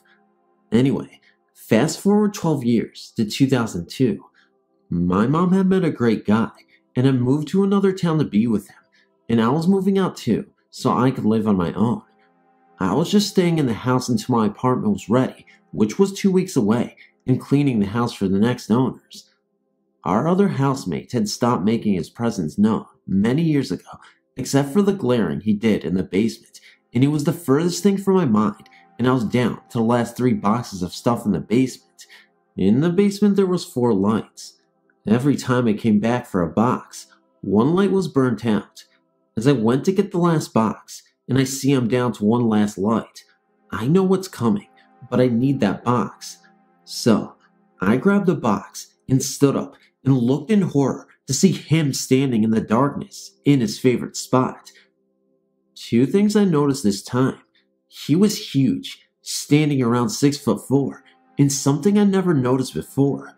He had red eyes, and it seemed like he had a nasty smile on his face, but I wasn't sure. I stared at him for what seemed like an eternity, but he did the strangest thing ever. He waved to me, but I didn't stick around to say my goodbyes, and somehow managed to shrink the run, yelling some very colorful language as I stumbled out the door. I jumped in my car and sped off, and I looked in the rearview mirror to see him standing in the kitchen, glaring out the window at me. Well, needless to say, I never went back. An interesting side note, the previous owners had been avoiding the Ouija board player, and said that they knew of the entity I'd spoke of. He only identified himself as Jay, and never answered questions about who he was and what happened to him. They said he was fun to talk to until he moved in. Well, thanks for telling us now.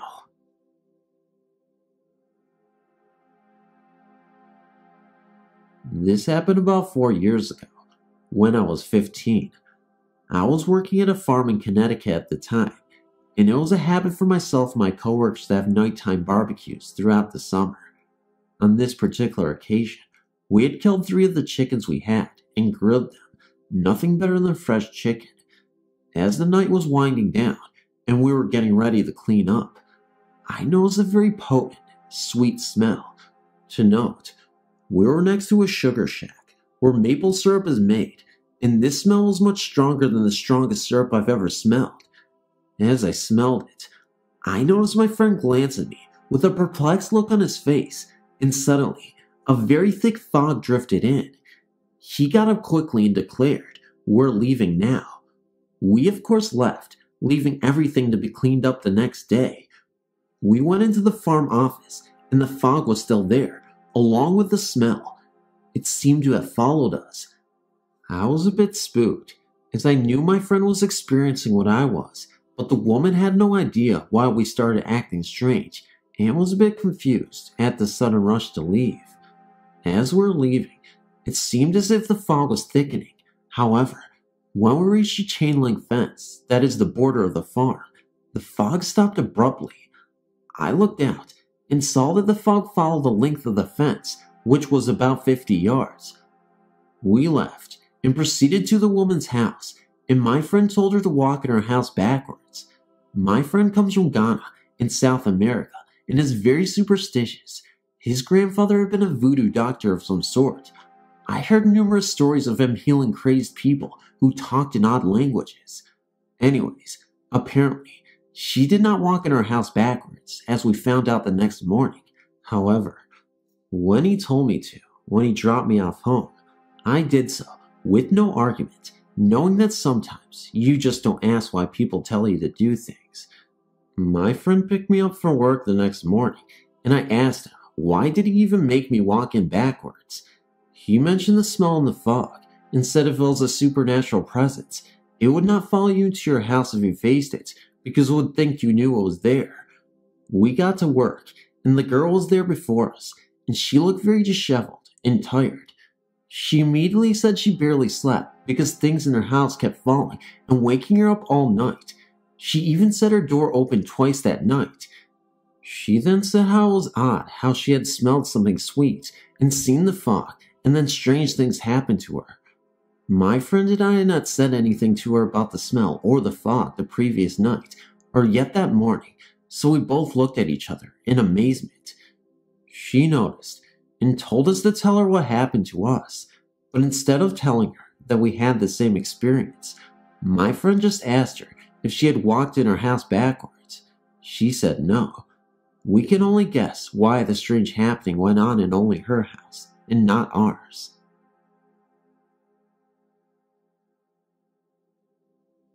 My name is Sherry, and I live in Loves Park, Illinois. Loves Park is located right outside of Rockport. Well, about 4 months ago, I moved into an apartment with my boyfriend, which is located off of Perry Road. There are the three of us who live there: Bill, my boyfriend, Adrian, his son, and myself. All of us had the same encounters with some kind of presence. Adrian is 15 years old and has called us hysterical by things he has witnessed while he was home by himself. Adrian's experience. One day, while home alone in the apartment, Adrian was on the computer. He said that Bill and my bedroom door opened and closed by itself. All windows and doors were closed at the time, so there was not a draft moving through the rooms. About a week later, he was home alone again. There was a knock on the door. Adrian went to the door, and no one was there. He has also seen gray blurs run from the bedrooms to the laundry room. Noises have also come from the kitchen while he was by himself. Bill and Adrian's experiences. In August of 2003, we had family over. While sitting there, Adrian and Bill were staring off towards the bedroom. All of a sudden, they both looked at each other and said, "Did you see that?" They claimed they saw what looked like an old man or woman hunched over, running, and looking towards them into the laundry room. My experiences pretty much consisted of only hearing noises, like things in the kitchen opening and closing on their own, and blinds rustling with nobody around. That was until 2 nights ago. 2 nights ago, my mom and younger brother came over to visit. We played Uno and watched some TV. After they left, I got online, and Adrian and Bill went outside and took the go-kart and mini bike for a ride to Rockcut State Park. I was just sitting at the computer looking at items on eBay when I started to feel like I was being watched. I looked around and didn't see anything, but I was uncomfortable, so I went and got my cell phone out of my purse. By the way, they all left at around 12:30 a.m. Anyway, I walked back over to the computer and set the phone next to me. I continued my search on eBay when I saw something out of the corner of my eye. I immediately looked over towards the hallway, and standing between the bedrooms and the laundry room, I saw a grayish figure of a man. A shiver of ultimate fear shot down the back of my neck. I've never been that frightened in my entire life. He stood there for about 2 seconds and then disappeared into the laundry room. I grabbed my phone and bolted out the front door. I tried to call Bill on his phone, but he didn't answer. I remained on the front porch until he called me and said he was on his way home. When they got home, I told them what happened, and they said, "Now do you believe us?" I always believed, in a way, but now that I actually saw this thing, I know it's real, and it still frightens me. The ghost, however, has not harmed us in any way. He's just sharing our residence.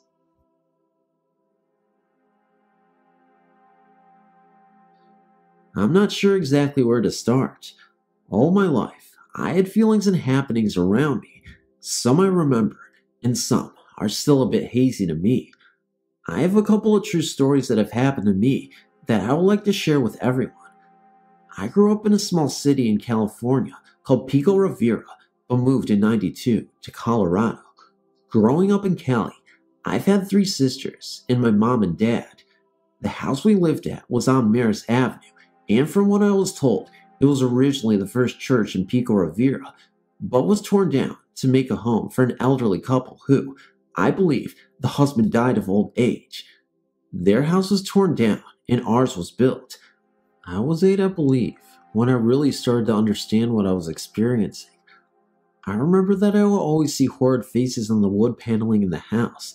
By that I mean on the doors and the kitchen cupboards. I remember that my older sister and I would be the only ones to experience all the happenings. Her and I would have recurring nightmares. I would dream of trying to run away from what I believed to be the devil chasing me, but the more I ran, the closer he would get.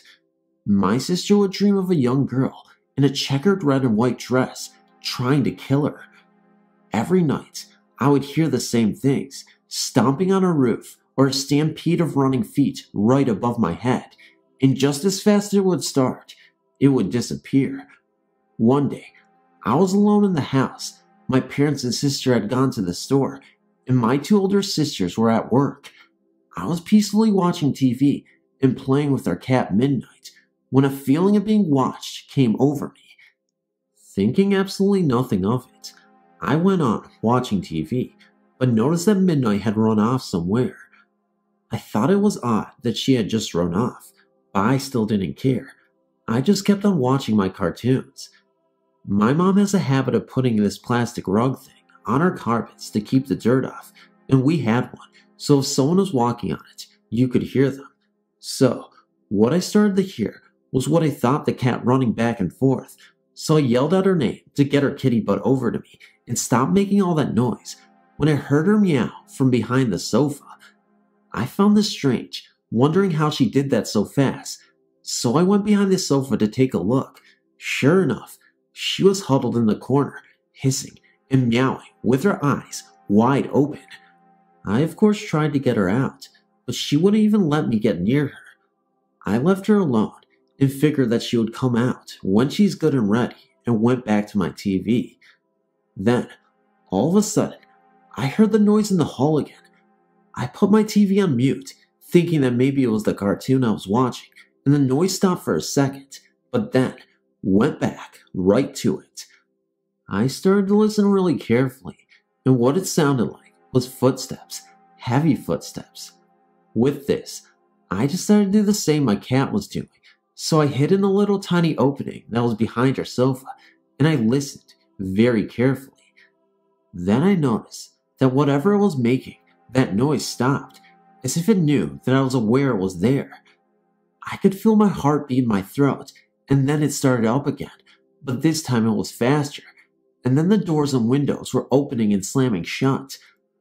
I really did not know what to do. I just remembered that I was concentrating on how close the passes were, and they were coming closer to me with every beat of my heart, until I couldn't hear it on the plastic anymore. My cat took off from behind the sofa, so I took it as a sign and did the same thing, and ran out my front door screaming, thinking that whatever it was would grab me from behind. I made it safely outside my home, and I sat on the sidewalk, waiting for someone to come home. I felt something burning a hole in the back of my neck, and when I turned back to my house, the front door slammed shut. Finally, my parents came home, and I was so happy to see them. My mom scolded me for being outside alone, and so I proceeded to tell them what had happened. My dad said that it was probably an aftershock or a small earthquake, but none of the neighbors experienced anything. My mom, on the other hand, said that I was being punished for being a naughty kid. A few days later, my older sister had come home from work to an empty house, and she experienced the same thing. Our home out here in Colorado has a strange feeling to it. I can't describe it. It's just something that always has been there. I remember one night, it was myself, my neighbor, and my twin sister were home alone. My parents had gone up to the hill for some gambling, so we decided to watch movies and just be the normal teenage kids. Well, my sister had gone in the shower, and my neighbor and I were just sitting around gossiping, waiting for my sister to get out so we could watch a movie, when the phone rang. Of course, I ran to pick it up, and I said hello, but the other side was dead. So, I put it back down and went back to our business. When it rang again, I got up, ran to the phone. Again, no one on the other end. I hate prank calls, and two is enough to get me agitated with, so I unplugged all the phones in the house and left it at that. About 5 minutes later, there was a knock at our door. Now, I wasn't a stupid girl. I looked out the peephole, and there was no one there, so I looked out my window, and there wasn't even any footprint in the snow coming up to our door. Well, we both found this to be strange, and the feeling a bit uncomfortable. We went around the house, making sure everything was locked, and covered all our windows. We stood looking out the front window, making sure it wasn't one of our neighbors trying to play games, when my sister came out of the shower and had a confused look on her face. We asked her what was wrong, and she asked us if we had gone into the bathroom during the time she was in the shower. I told her no, there's no way for us to even get in if we wanted to, because there's no key for that lock. Again, we asked her what was wrong, and she proceeded to tell us that before she got in the water, she took off her rings and placed them on top of the toilet seat cover so they wouldn't fall into the sink. But when she had gone out, they were on top of the toilet, and the seat cover was up as if someone had removed them to use the restroom. At the same time, both the phone rang, and there was another knock at the door. We looked out the peephole while my sister ran to the phone. Again, there were no footprints in the fresh snow, and no one at the door. My sister came running and said that it was for me, so I started walking to the phone, when I remembered that I unplugged all the phones, so I told my sister to hang it up. She said that it sounded important, but I told her to hang it up. Finally, she did. My neighbor and I both turned white, and my sister asked what was going on, when I told her I unplugged them, so there is no way they could have rang, let alone anyone talk on the other end. We still talk about this to this day, and even in my own apartment, I wake up to hear my toilet flush on its own, or things vanish, and I find them in my cupboards. Crazy, crazy. About 2 years ago, my first love was shot to death and died instantly. I was devastated when it happened, but one night, he came to me in a dream and told me he loved me, and he didn't want to see me cry over him anymore because it hurt him. It was really strange because I woke up immediately after that, and I just started crying so hard. But I only cried for a few minutes because I remembered what he said, and I stopped. I didn't want to hurt him. I remember the dream feeling so real that when he held and kissed me, I felt so safe and secure, like he was really there with me. I never really cried over him again after that day. Sure, a few tears here and there when I visit his grave, but I never cried uncontrollably again. I never forgot about him, but I moved on and tried to make happiness in my life without him. Then a few days ago, a really good friend of my mother's came to visit us for Thanksgiving. Now, I never knew this before, but she has the power to feel the presence of ghosts and spirits. She can talk to them, hear and see them. She was scared to tell my family about this gift because she thought we'd call her crazy. Finally, she just couldn't take it anymore because she said we had a ghost in the house that was influencing my thoughts when I would sleep. She said it was a man, and he lived in my room, and his favorite place was at the foot of my bed. I was a little skeptical at first because I had never had that sort of thing before. I asked if she could see and hear him, and she said yes. She told me that he had black hair, sharp brown eyes, olive skin, a mustache, and he was about 5'8". The way she described the man sounded exactly like Raymond, my deceased lover.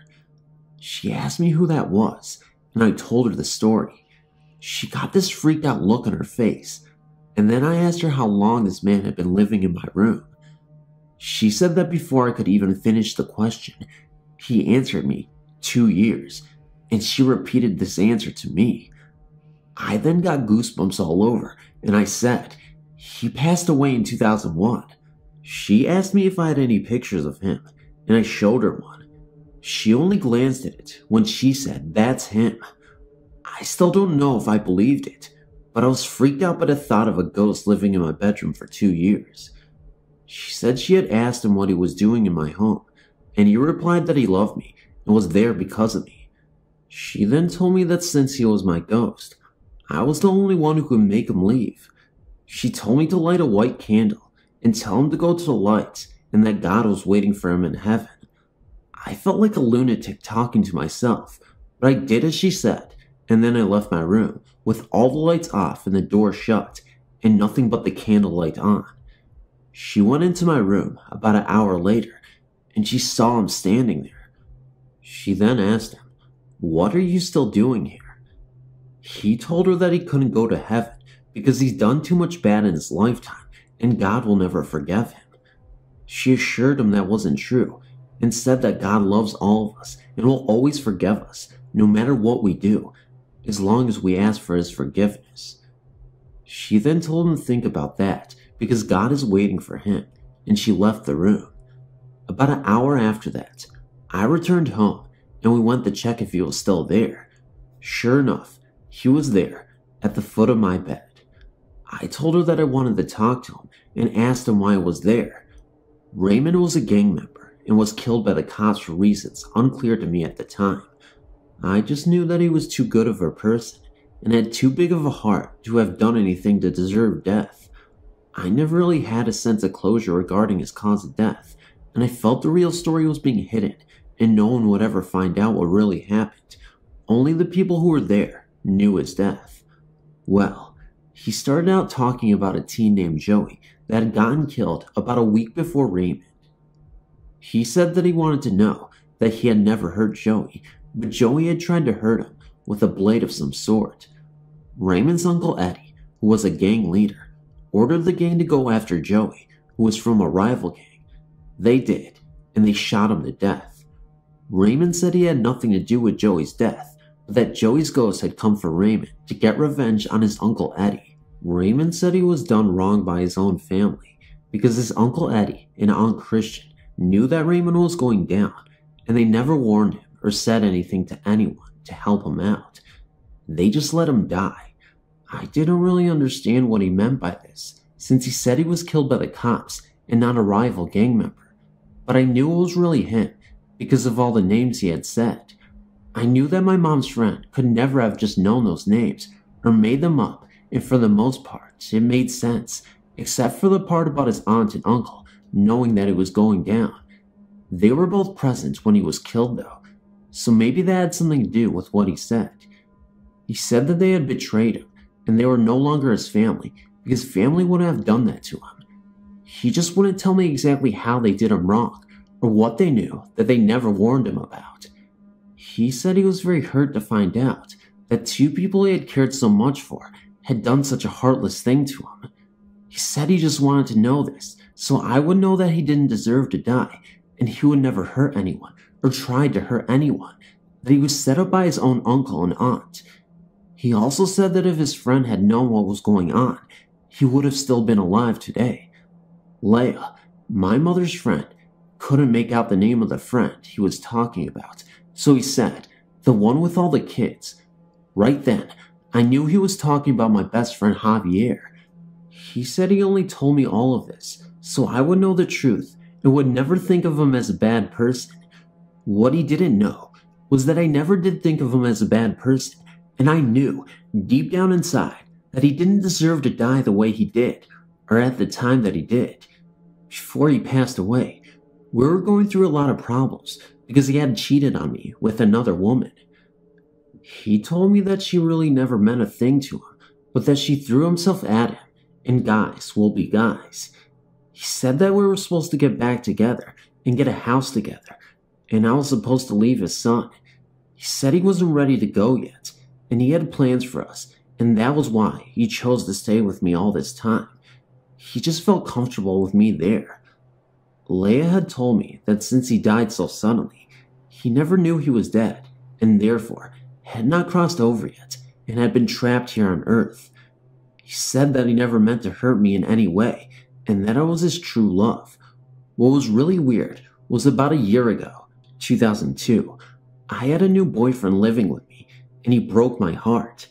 I still get sad about him and miss him occasionally, and Raymond knew this. One of the last things he had asked Leia to tell me was that the man I was so heartbroken over wasn't even worth my time or tears, and that he could just never be good enough for me, so not to hurt over him anymore. He said he didn't like that guy, and that he never deserved me. He was just no good.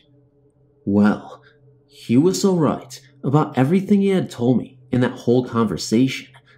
At the time, I didn't know it for sure, but I just felt it inside, and I knew he wouldn't stay around for 2 years just to tell me lies.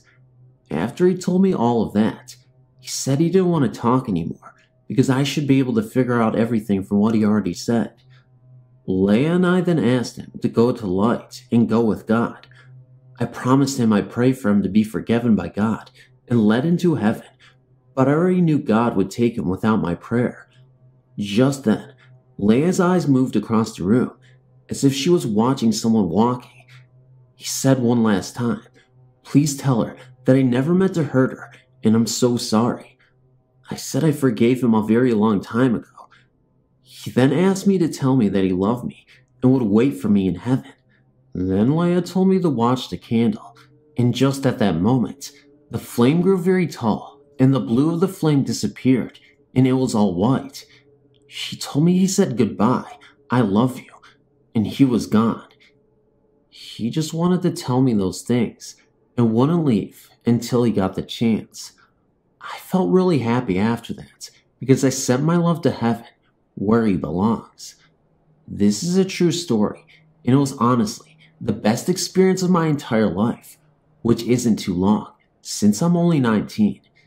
Even though I couldn't see him or hear him, I knew for a fact that he was right there with me, just from what he said and all the names he mentioned. I know I will never experience anything like this again, so I feel very special that he chose me. It really was crazy to go through that, but once I knew it was him, I wasn't so scared anymore. I actually felt happy that he stayed all that time, just to tell me how he felt and what really happened when he passed away. I felt even happier that I was the one who had sent him to heaven to be with God and be happy again. It may not make sense to you, but it did to me, because he was my first love and I knew him so well. I tried to follow his case and dig to find something on what really happened when he was killed, but never could, up until he told me. Soon after that experience, I spoke to his mother, and we put the whole thing together to find out that his family had betrayed him, just as he said. His Uncle Eddie is now standing trial for the death of Joey, and he is looking at 25 to life with no chance of parole. But for what he did to Raymond, he deserves that. He actually deserves to be the one laying in that casket instead of Raymond. but I'm just glad Raymond is in a better place and away from this cruel world. He deserves to be happy for eternity.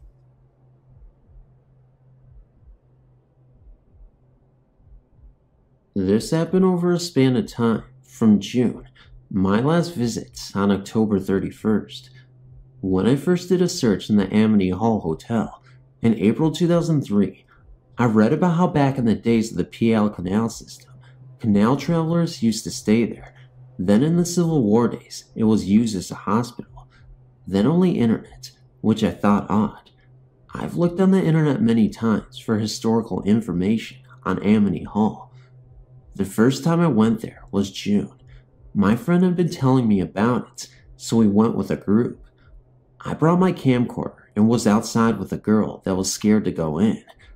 My battery went dead in about 5 minutes. I thought it was weird because a relative had put the battery in the charger while running the camera off of house electricity, but later the battery charged and now it's just fine. That night we saw, in the corner of the L-shaped building, very small bluish lights. They went inside, but reported nothing out of the ordinary. The first time I went into the house, 1 week later, was during the day. I'd wandered around it many times, during both day and night, and the most creepy place on the outside is a door at the end of a hall, which is locked shut. We, me and that same friend, were walking around it, looking for a door that was open, and I went around front and was standing on the porch looking at the door. It was completely shut, and suddenly, which seemed odd to me, I had the notion to try it. It seemed ridiculous, especially because it had always previously been locked, but I reached for it and it easily swung open, revealing to me the beauty within. There's a hall that runs down the middle of it, on either side, very large rooms. There's a bar on the left and a kitchen beyond that. There are old fireplaces in the rooms. The L shape to this building comes from the attachment of the hallway of hotel rooms to what I assume is the residential part, as well as the kitchen. Strangely, the worst in the house is upstairs, the trophy room. This room is filled with a giant feeling of get out of here. Nothing has ever been seen or heard in it by me, but I went in it once, and I'll never go in it again. That is how strange the feeling is. I'm not sure if the anger felt in this room is some ghost. All the glass and mirrors are broken, and you walk on a crystalline floor about an inch thick. We were walking around and checking the doors. We opened the heavy metal black door and were lingering around in a small awkward room. I looked down the hall into an ominous darkness and said, "I'm not going down that hallway." We kept checking other doors and came, not by my request, back to the door. When I looked down the hallway this time, it was well lit and I could see everything. There is a small rectangular window in front of the front door at the other end of the hall that let in a great deal of light, but before this could not be seen. Before, I couldn't even see halfway down the hallway because it was so dark. We continued around checking doors because we didn't want to climb around the fallen antique soda machine that lays at an awkward angle, stuck between the steps themselves and the railing of the upper part of the staircase.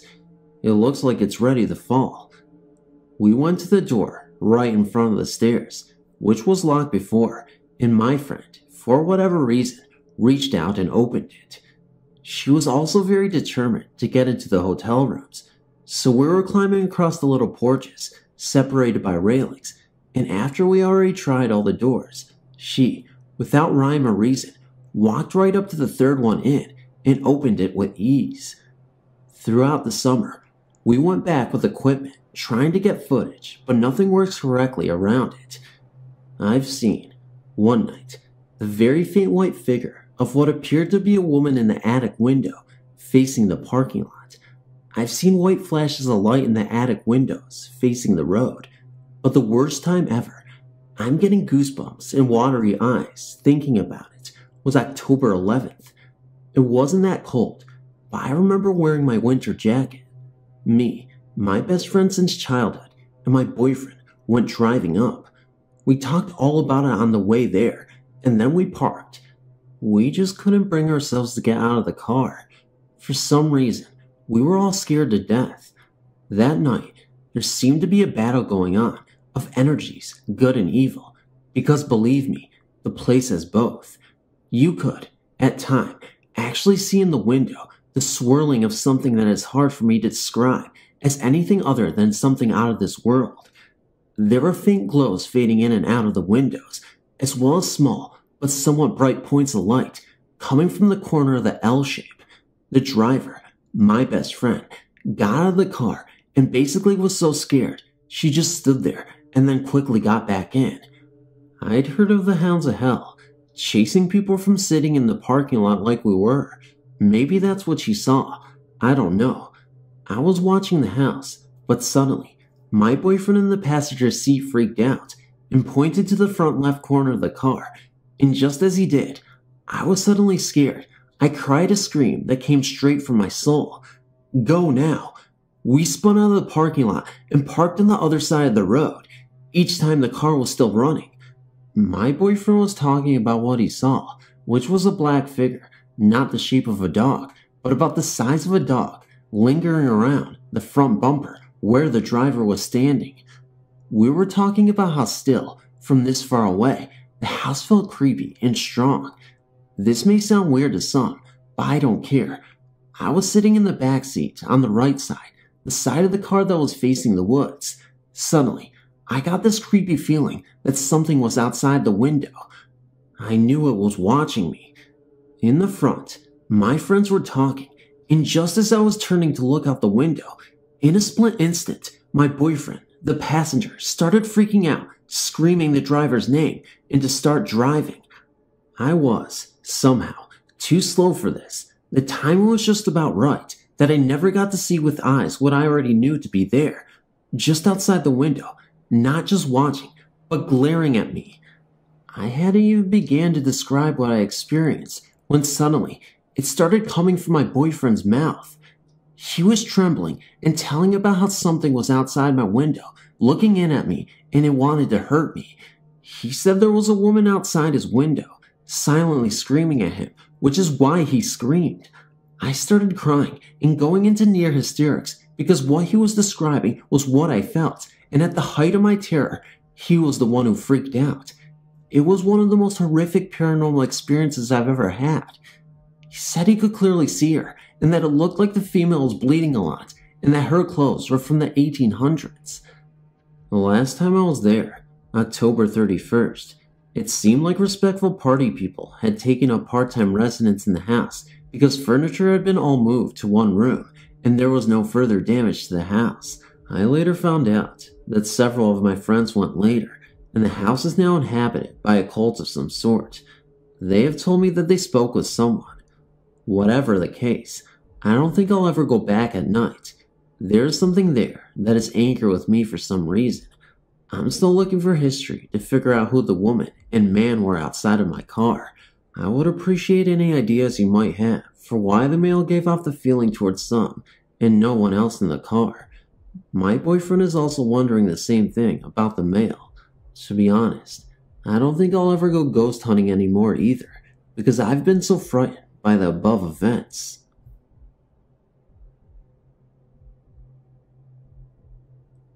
Well, I know loads of people send in stories about graveyards, and they never sound true, but this one I encountered was so scary, I didn't want to go out of my house for 5 months. Basically, my two friends, Ursula, Nikita, and I, were sitting on the wall of this graveyard we used to hang out in when I decided to take a visit to my friend, who is dead, in the cremation garden and have a talk to her. Nikita and Ursula knew I liked to spend time on my own, so they left me to it. After all, they were still in view. Well, Asher, my dead friend's flowers were dying, so I went into the back of the graveyard to pick some flowers. Then, all of a sudden, I heard a voice. I thought nothing of it at first, just a hush cooing in the background. I presumed it was some mourner coming to visit a loved one, but it started to get louder and more distressed. The person sounded Latin. They were getting louder and louder until it hurt my ears, and I had to turn around and tell them to stop. But then, when I turned around, nothing was there. I strained my eyes, but all I could see was a graveyard and flowers. Quite startled by the experience, I decided to tell Urs and Keats about what just happened. Then I heard a scream. Things were getting stranger and stranger. I was scared now. I ran and ran, but my surroundings were unfamiliar. I hadn't a clue where I was. I couldn't find my way out of this whirling blur that I was trapped in. And the Latin voice was getting louder and louder. All of a sudden, I appeared to wake up. I was in the middle of the graveyard, in the pitch black. I panicked like you would. I was so utterly confused. I looked up to see a blurred figure, and I screamed. The figure was about my height and my size, but it had no face. It was nothing. It was just there. And as I stared at it, it came closer and closer until I was practically inside it. And it stopped dead in front of me. And then the Latin voice came back, quiet at first, but louder it grew, louder and louder. I let it. The next thing I knew, the figure was fading and fading into nothing until that's all it was, just nothing. Eventually, police found me and rushed me to the hospital. They said it was just my anxiety hallucinating me, but I'm sure it was something more, something that won't leave my head. You see, every night when I go to bed, I say a Latin prayer and hope that the figure I see will rest in peace, but that didn't stop it from scaring the hell out of me. Please make sure you don't wake up at exactly 3:12, because I do, and I hate it. I see the figure at the foot of my bed, with a face and everything. She's a little girl, and she screams, silently, but she still does it, and it scares me. She hasn't hurt me yet, though. When I was 14, my family moved to Seattle, where my father was to do some teaching. We rented a beautiful old house. From the time we moved in, I was uncomfortable. I would turn quickly to think I saw someone move, just out of sight. I was placed in a downstairs room, which seemed to have the largest amount of activity. And each night, my dog would awake, barking at what seemed to be nothing, and my cat would become very alert. I eventually moved myself upstairs, into my baby brother's room, and he was sleeping with my parents. One day, while my father was away on business, my mother and I heard what sounded like a large box drop. We all looked around the house and found nothing to have made the noise. Because I was so scared, I asked to spend the night with my mother. I was to sleep that night in my brother's bed, and my brother would sleep with my mom. My mother and I were facing each other, me with my back to the closet.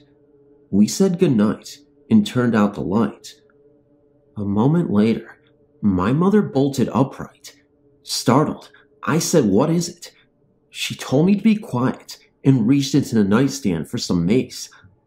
I turned to see what she was looking at. Out from the closet came light, as though someone had switched on a light. There was no light in the closet. We looked through the closet and through the house for 2 hours and found nothing.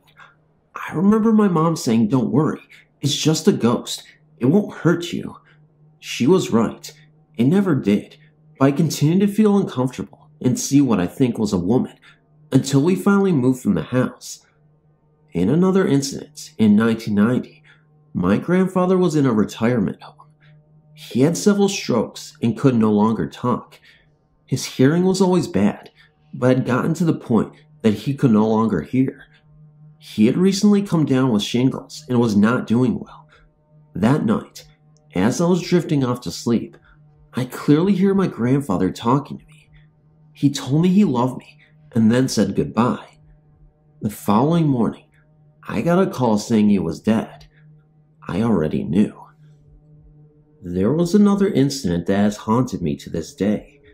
My husband, 2 kids, and myself took a trip to Alaska last summer. We made it to the border of Canada somewhere around 8 in the evening. We were told that the nearest town was a place called Hope, about 30 miles up the road. When we got to the town, we found that there was no place to stay. It seems it was a national holiday. A kind woman at a local hotel phoned the next town up the road to see about vacancies. She reserved a room for us, and off we went. We reached the Yale Hotel around 10 o'clock and checked into our room. I turned on the TV for the kids, and they watched the Family Channel until we were ready for bed. We turned out the lights and went to sleep. Sometime later, the TV awakened me. It had turned on by itself. What was showing appeared to be a sitcom. What was being said was far from funny. It seemed as though the voice was dubbed. What was said did not even match the mouth movements. It was a man smiling and talking to his wife in a kitchen. What I heard was a man with a rough voice, screaming. My husband had woke up with me and asked why I had turned on the television. When I told him I didn't, he asked that I turn it off.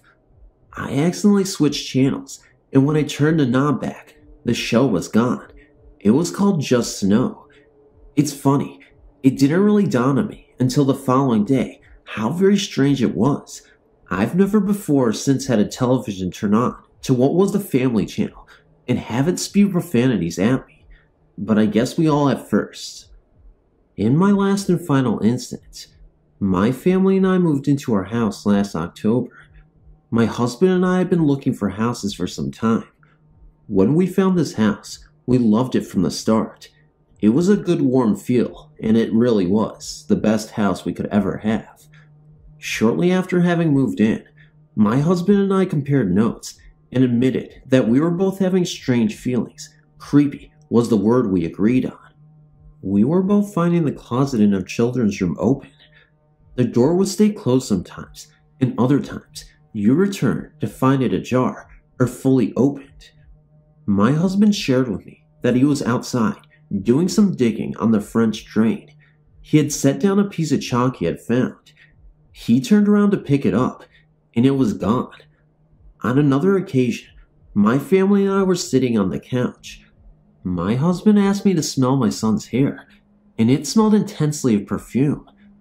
Being that neither my husband nor myself wore any fragrance, we began looking around for something that may be carrying the scent. To refresh this memory, he sniffed my son's hair again and asked me to do the same. The smell was completely gone. The oddness seemed to subside for months. Then, this year, around the same time, it seems to have started again. The closet door is again not staying closed. We are having trouble finding things again. The other night, I felt a cold breeze coming across my face as though the windows were open, but they were closed. I go up to find the back door unlocked, knowing that I had locked it the night before. A few nights ago, when I closed my eyes, I heard someone saying to me it's all right. After looking up the site and looking at the pictures, I decided to try my hand at photographing the potential presence. I went into the bedroom that has the closet door that doesn't close.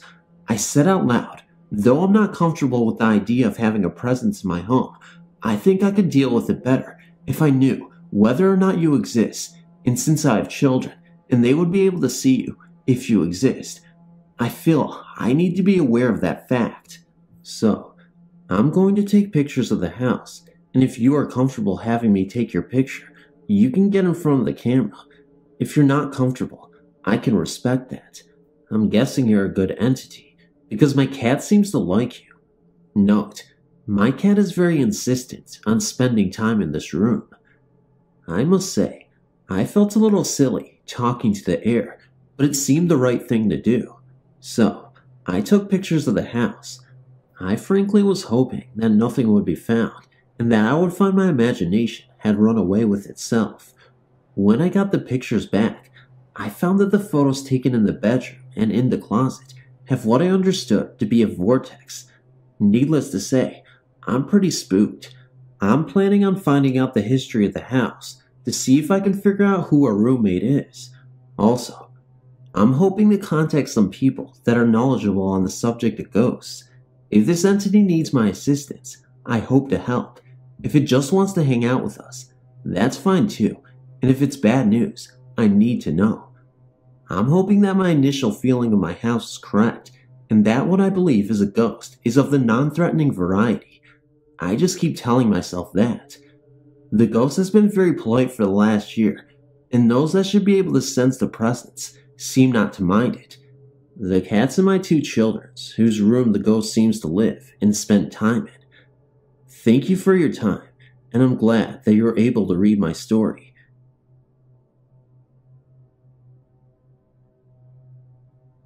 I grew up in a small town in central New Hampshire. When I was 18, one of my friends took me to a grave, which is located on the side of a road. The grave lies off the road, about 10 feet. The grave is that of a young boy named Miles Tyler, who died in 1811. He then told me about some of the experiences he had. I was a little skeptical of the stories. He had said that sometimes you will hear leaves and branches moving, and there is no wind. Also, branches will crack and break. He had also mentioned that if you left food out, it would end up unwrapped and partially or completely eaten, even unopened cans of soda. The next day, I was over to a friend's house and told him of the story, and he also admitted of hearing this and being true. So, we planned a trip up there with a group of friends. One of these people was a girl who was into the ghost and spirit thing at that time. She was into the Ouija board and seance stuff. We arrived there about 11 at night, so this way we wouldn't have any traffic or intrusions by passerbys. The girl and her friends started to try and communicate with the boy who was buried at the grave, while the rest of us watched intensely. There was one person there who was mocking the whole thing, and definitely was a complete non-believer and had no respect for the dead whatsoever. They had made contact with the boy within 2 or 3 minutes of trying. The spirits they were talking to was getting aggravated at the person who had been mocking him. I at that time didn't know what to believe. I just kept watching, my eyes glued on the ever-moving oracle. Soon, we all heard the leaves and limbs rustling in the woods around the grave. We all started to get nervous, while the person who had been mocking this whole event picked up his own pace. This just made things go completely out of control. Now, we could definitely hear the branches breaking, and it started to rain.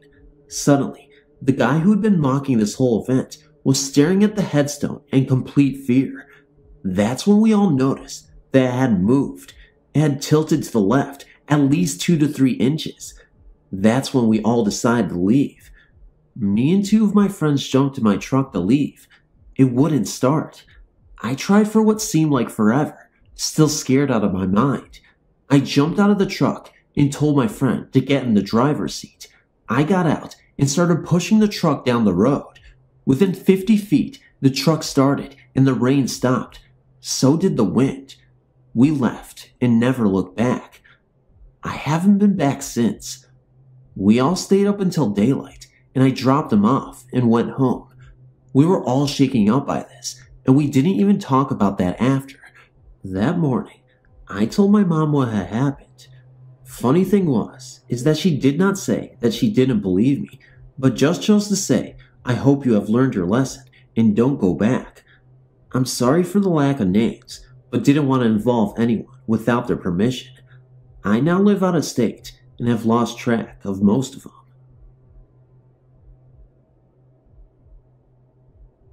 One summer, when I was about 11 or 12 years old, my parents, my little sister, 2 of my older sisters and myself moved into this old gray house in northern Indiana. It had a cement sidewalk that went around to the back of the house, and at the back of the door, there was a date and 2 footprints and a handprint. The date was about 1812, if I remember correctly. It has been at least 10 years since this has happened. Anyway, right before we moved in, my 2 older sisters wanted to stay the night at the house, so they did. They felt real uneasy after being there for a while. They sat on the floor, back to back, wishing they hadn't done this.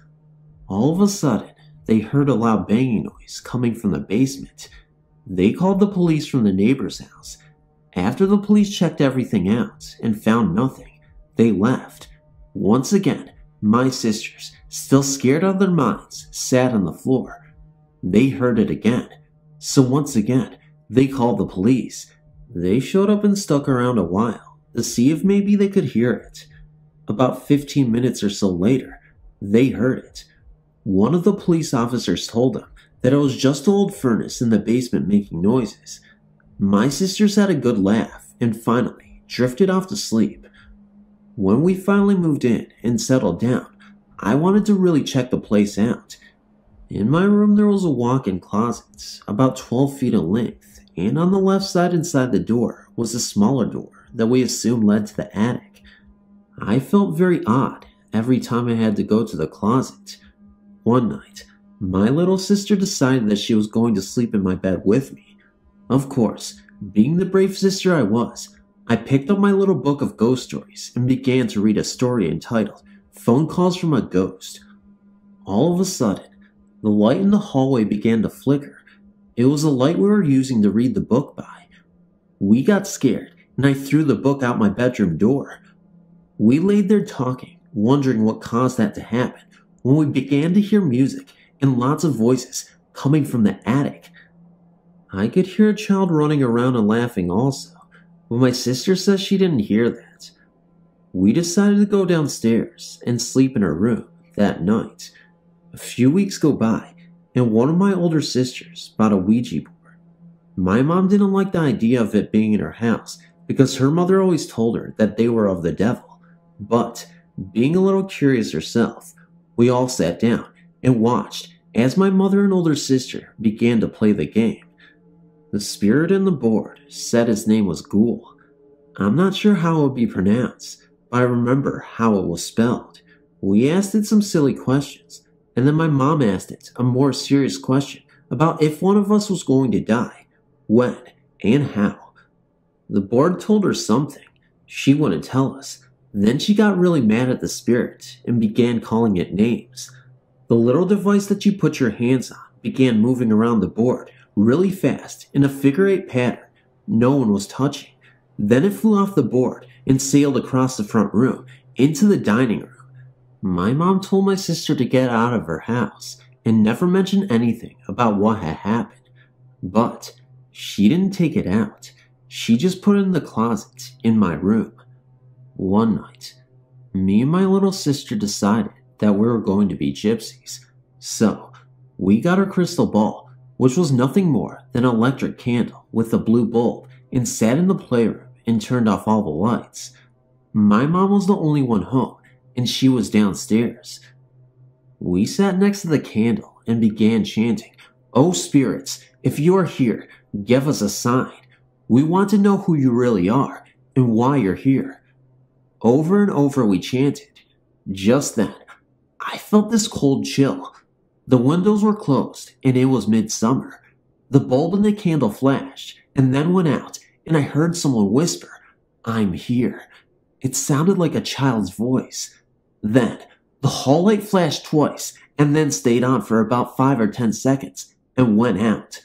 My sister and I ran down the stairs, across the dining room, and into the front room to where my mother was sitting, reading a book. We asked her if she flashed the lights just now, and she said no. See, my mom can't walk very well. She can't run or walk fast either, so she wouldn't have been able to get to the stairwell, flash the lights, and get back to her seat in time before we made it down the stairs. She didn't even notice the lights flash. Needless to say, we didn't go back upstairs. The next weekend, I stayed with my friend Robin. I didn't see anything about what was going on in our house. My mom and little sister were home alone. During the night, my sister woke up because she heard a woman scream. She ran to my mom's room and woke her up and told her. Mom called the police. They showed up, checked everything out. Nothing. After my mom got her calmed down and they both fell asleep, my sister heard the screaming again. So, once again, Mom called the police. They still didn't find anything. I wanted to find out why all this crazy stuff was happening, so I began to ask around. A few of the neighborhood kids got together and helped me find out. Of course, they thought my sister and I were crazy. Then my friend Erin talked to a lady at the library. She told Erin what happened, and then Erin came home to my home to tell me. We were standing outside the house, on the side where my room is below the window, in my walk-in closet. She told me that there was a mom, dad, and child who lived here a long time ago. One evening after school, the little boy was up in his room, which was the same room I had at the time. The mom was standing in the hallway talking to him when the dad came home. He was drunk and told him to come down. She looked at the boy and told him not to come down.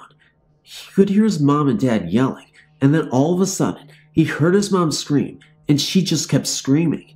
He ran down the stairs and into the kitchen. There was blood everywhere, and his dad was still stabbing her in the chest and stomach. He turned to the boy, and he said, "You're next." He ran up the stairs and locked himself in the attic.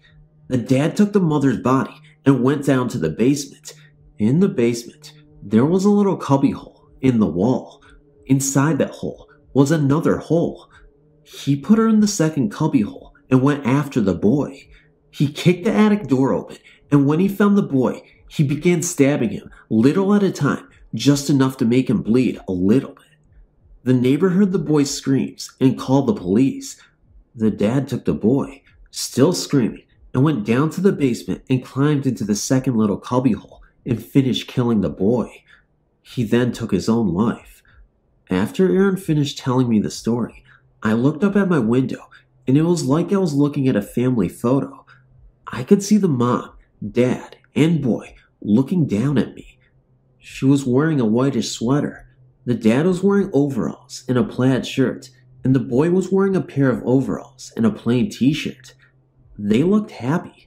Then I looked at Aaron, who didn't seem to notice them, and then I looked back, and they were gone. After everyone went home, and I could sit and tell my mom about it, who didn't believe me anyway, I began putting things together.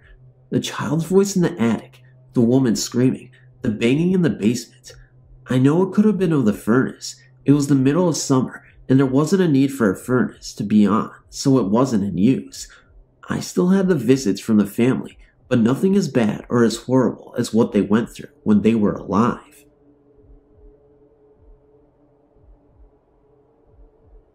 I want to start off by saying that this is a great site, and I love reading about everyone's ghostly experiences, even though I must admit I have a hard time believing them all. There's some stories that you can just tell that the person writing it is a kid with an overactive imagination.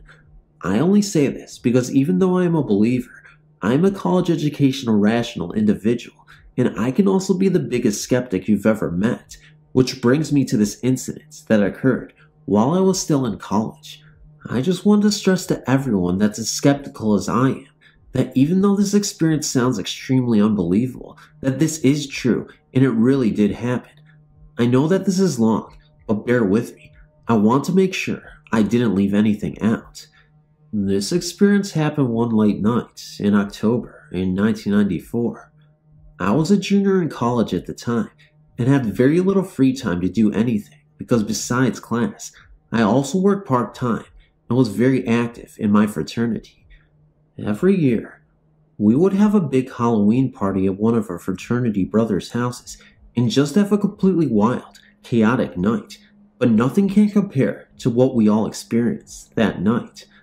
I got to the party shortly after it started, got a beer, and noticed people coming out of the basement.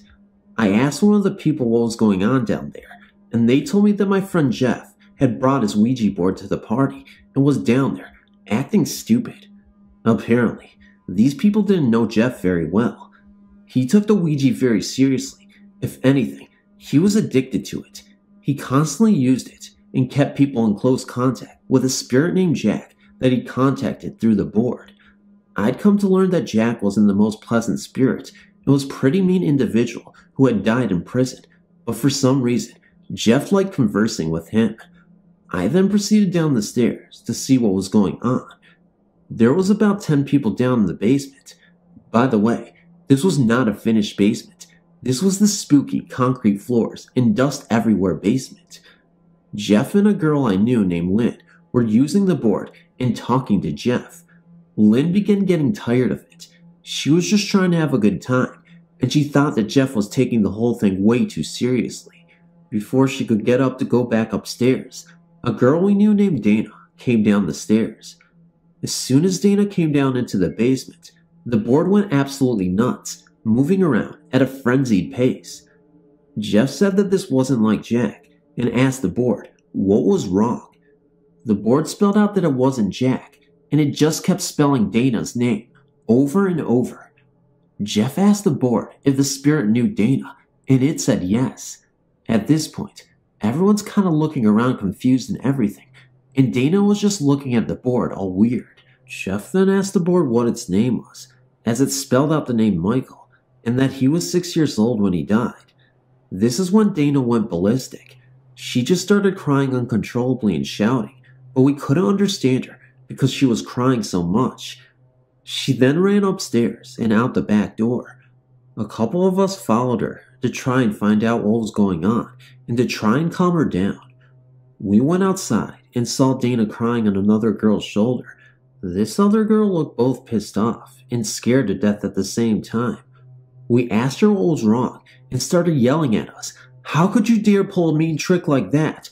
You should feel awful for doing this to her. We were clueless. We asked her what she was talking about, and then she told us that Dana had a younger brother named Michael that drowned when he was 6 years old. A chill immediately went down my spine. Once Dana calmed down a little bit, she told us that she'd been trying to contact Michael over the years, but was never able to. She then offered to buy Jeff's Ouija board from him so he could keep in touch with her brother. At this time, Jack came back, and it was like he and Michael were fighting over control of the board. Jack then told Jeff that if he burned the board that night before midnight, that his soul would be set free and he would be at peace. Jeff immediately wanted to set the board on fire because he said he developed some sort of relationship with Jack and wanted his soul to be at peace. Let's just say Dana didn't like that idea a bit, so they both got into huge arguments and the party became totally chaotic. By this time, everyone at the party, only about 50 people, knew what was going on, and everyone started fighting and yelling, split down the middle, either on Jeff's side or Dana's.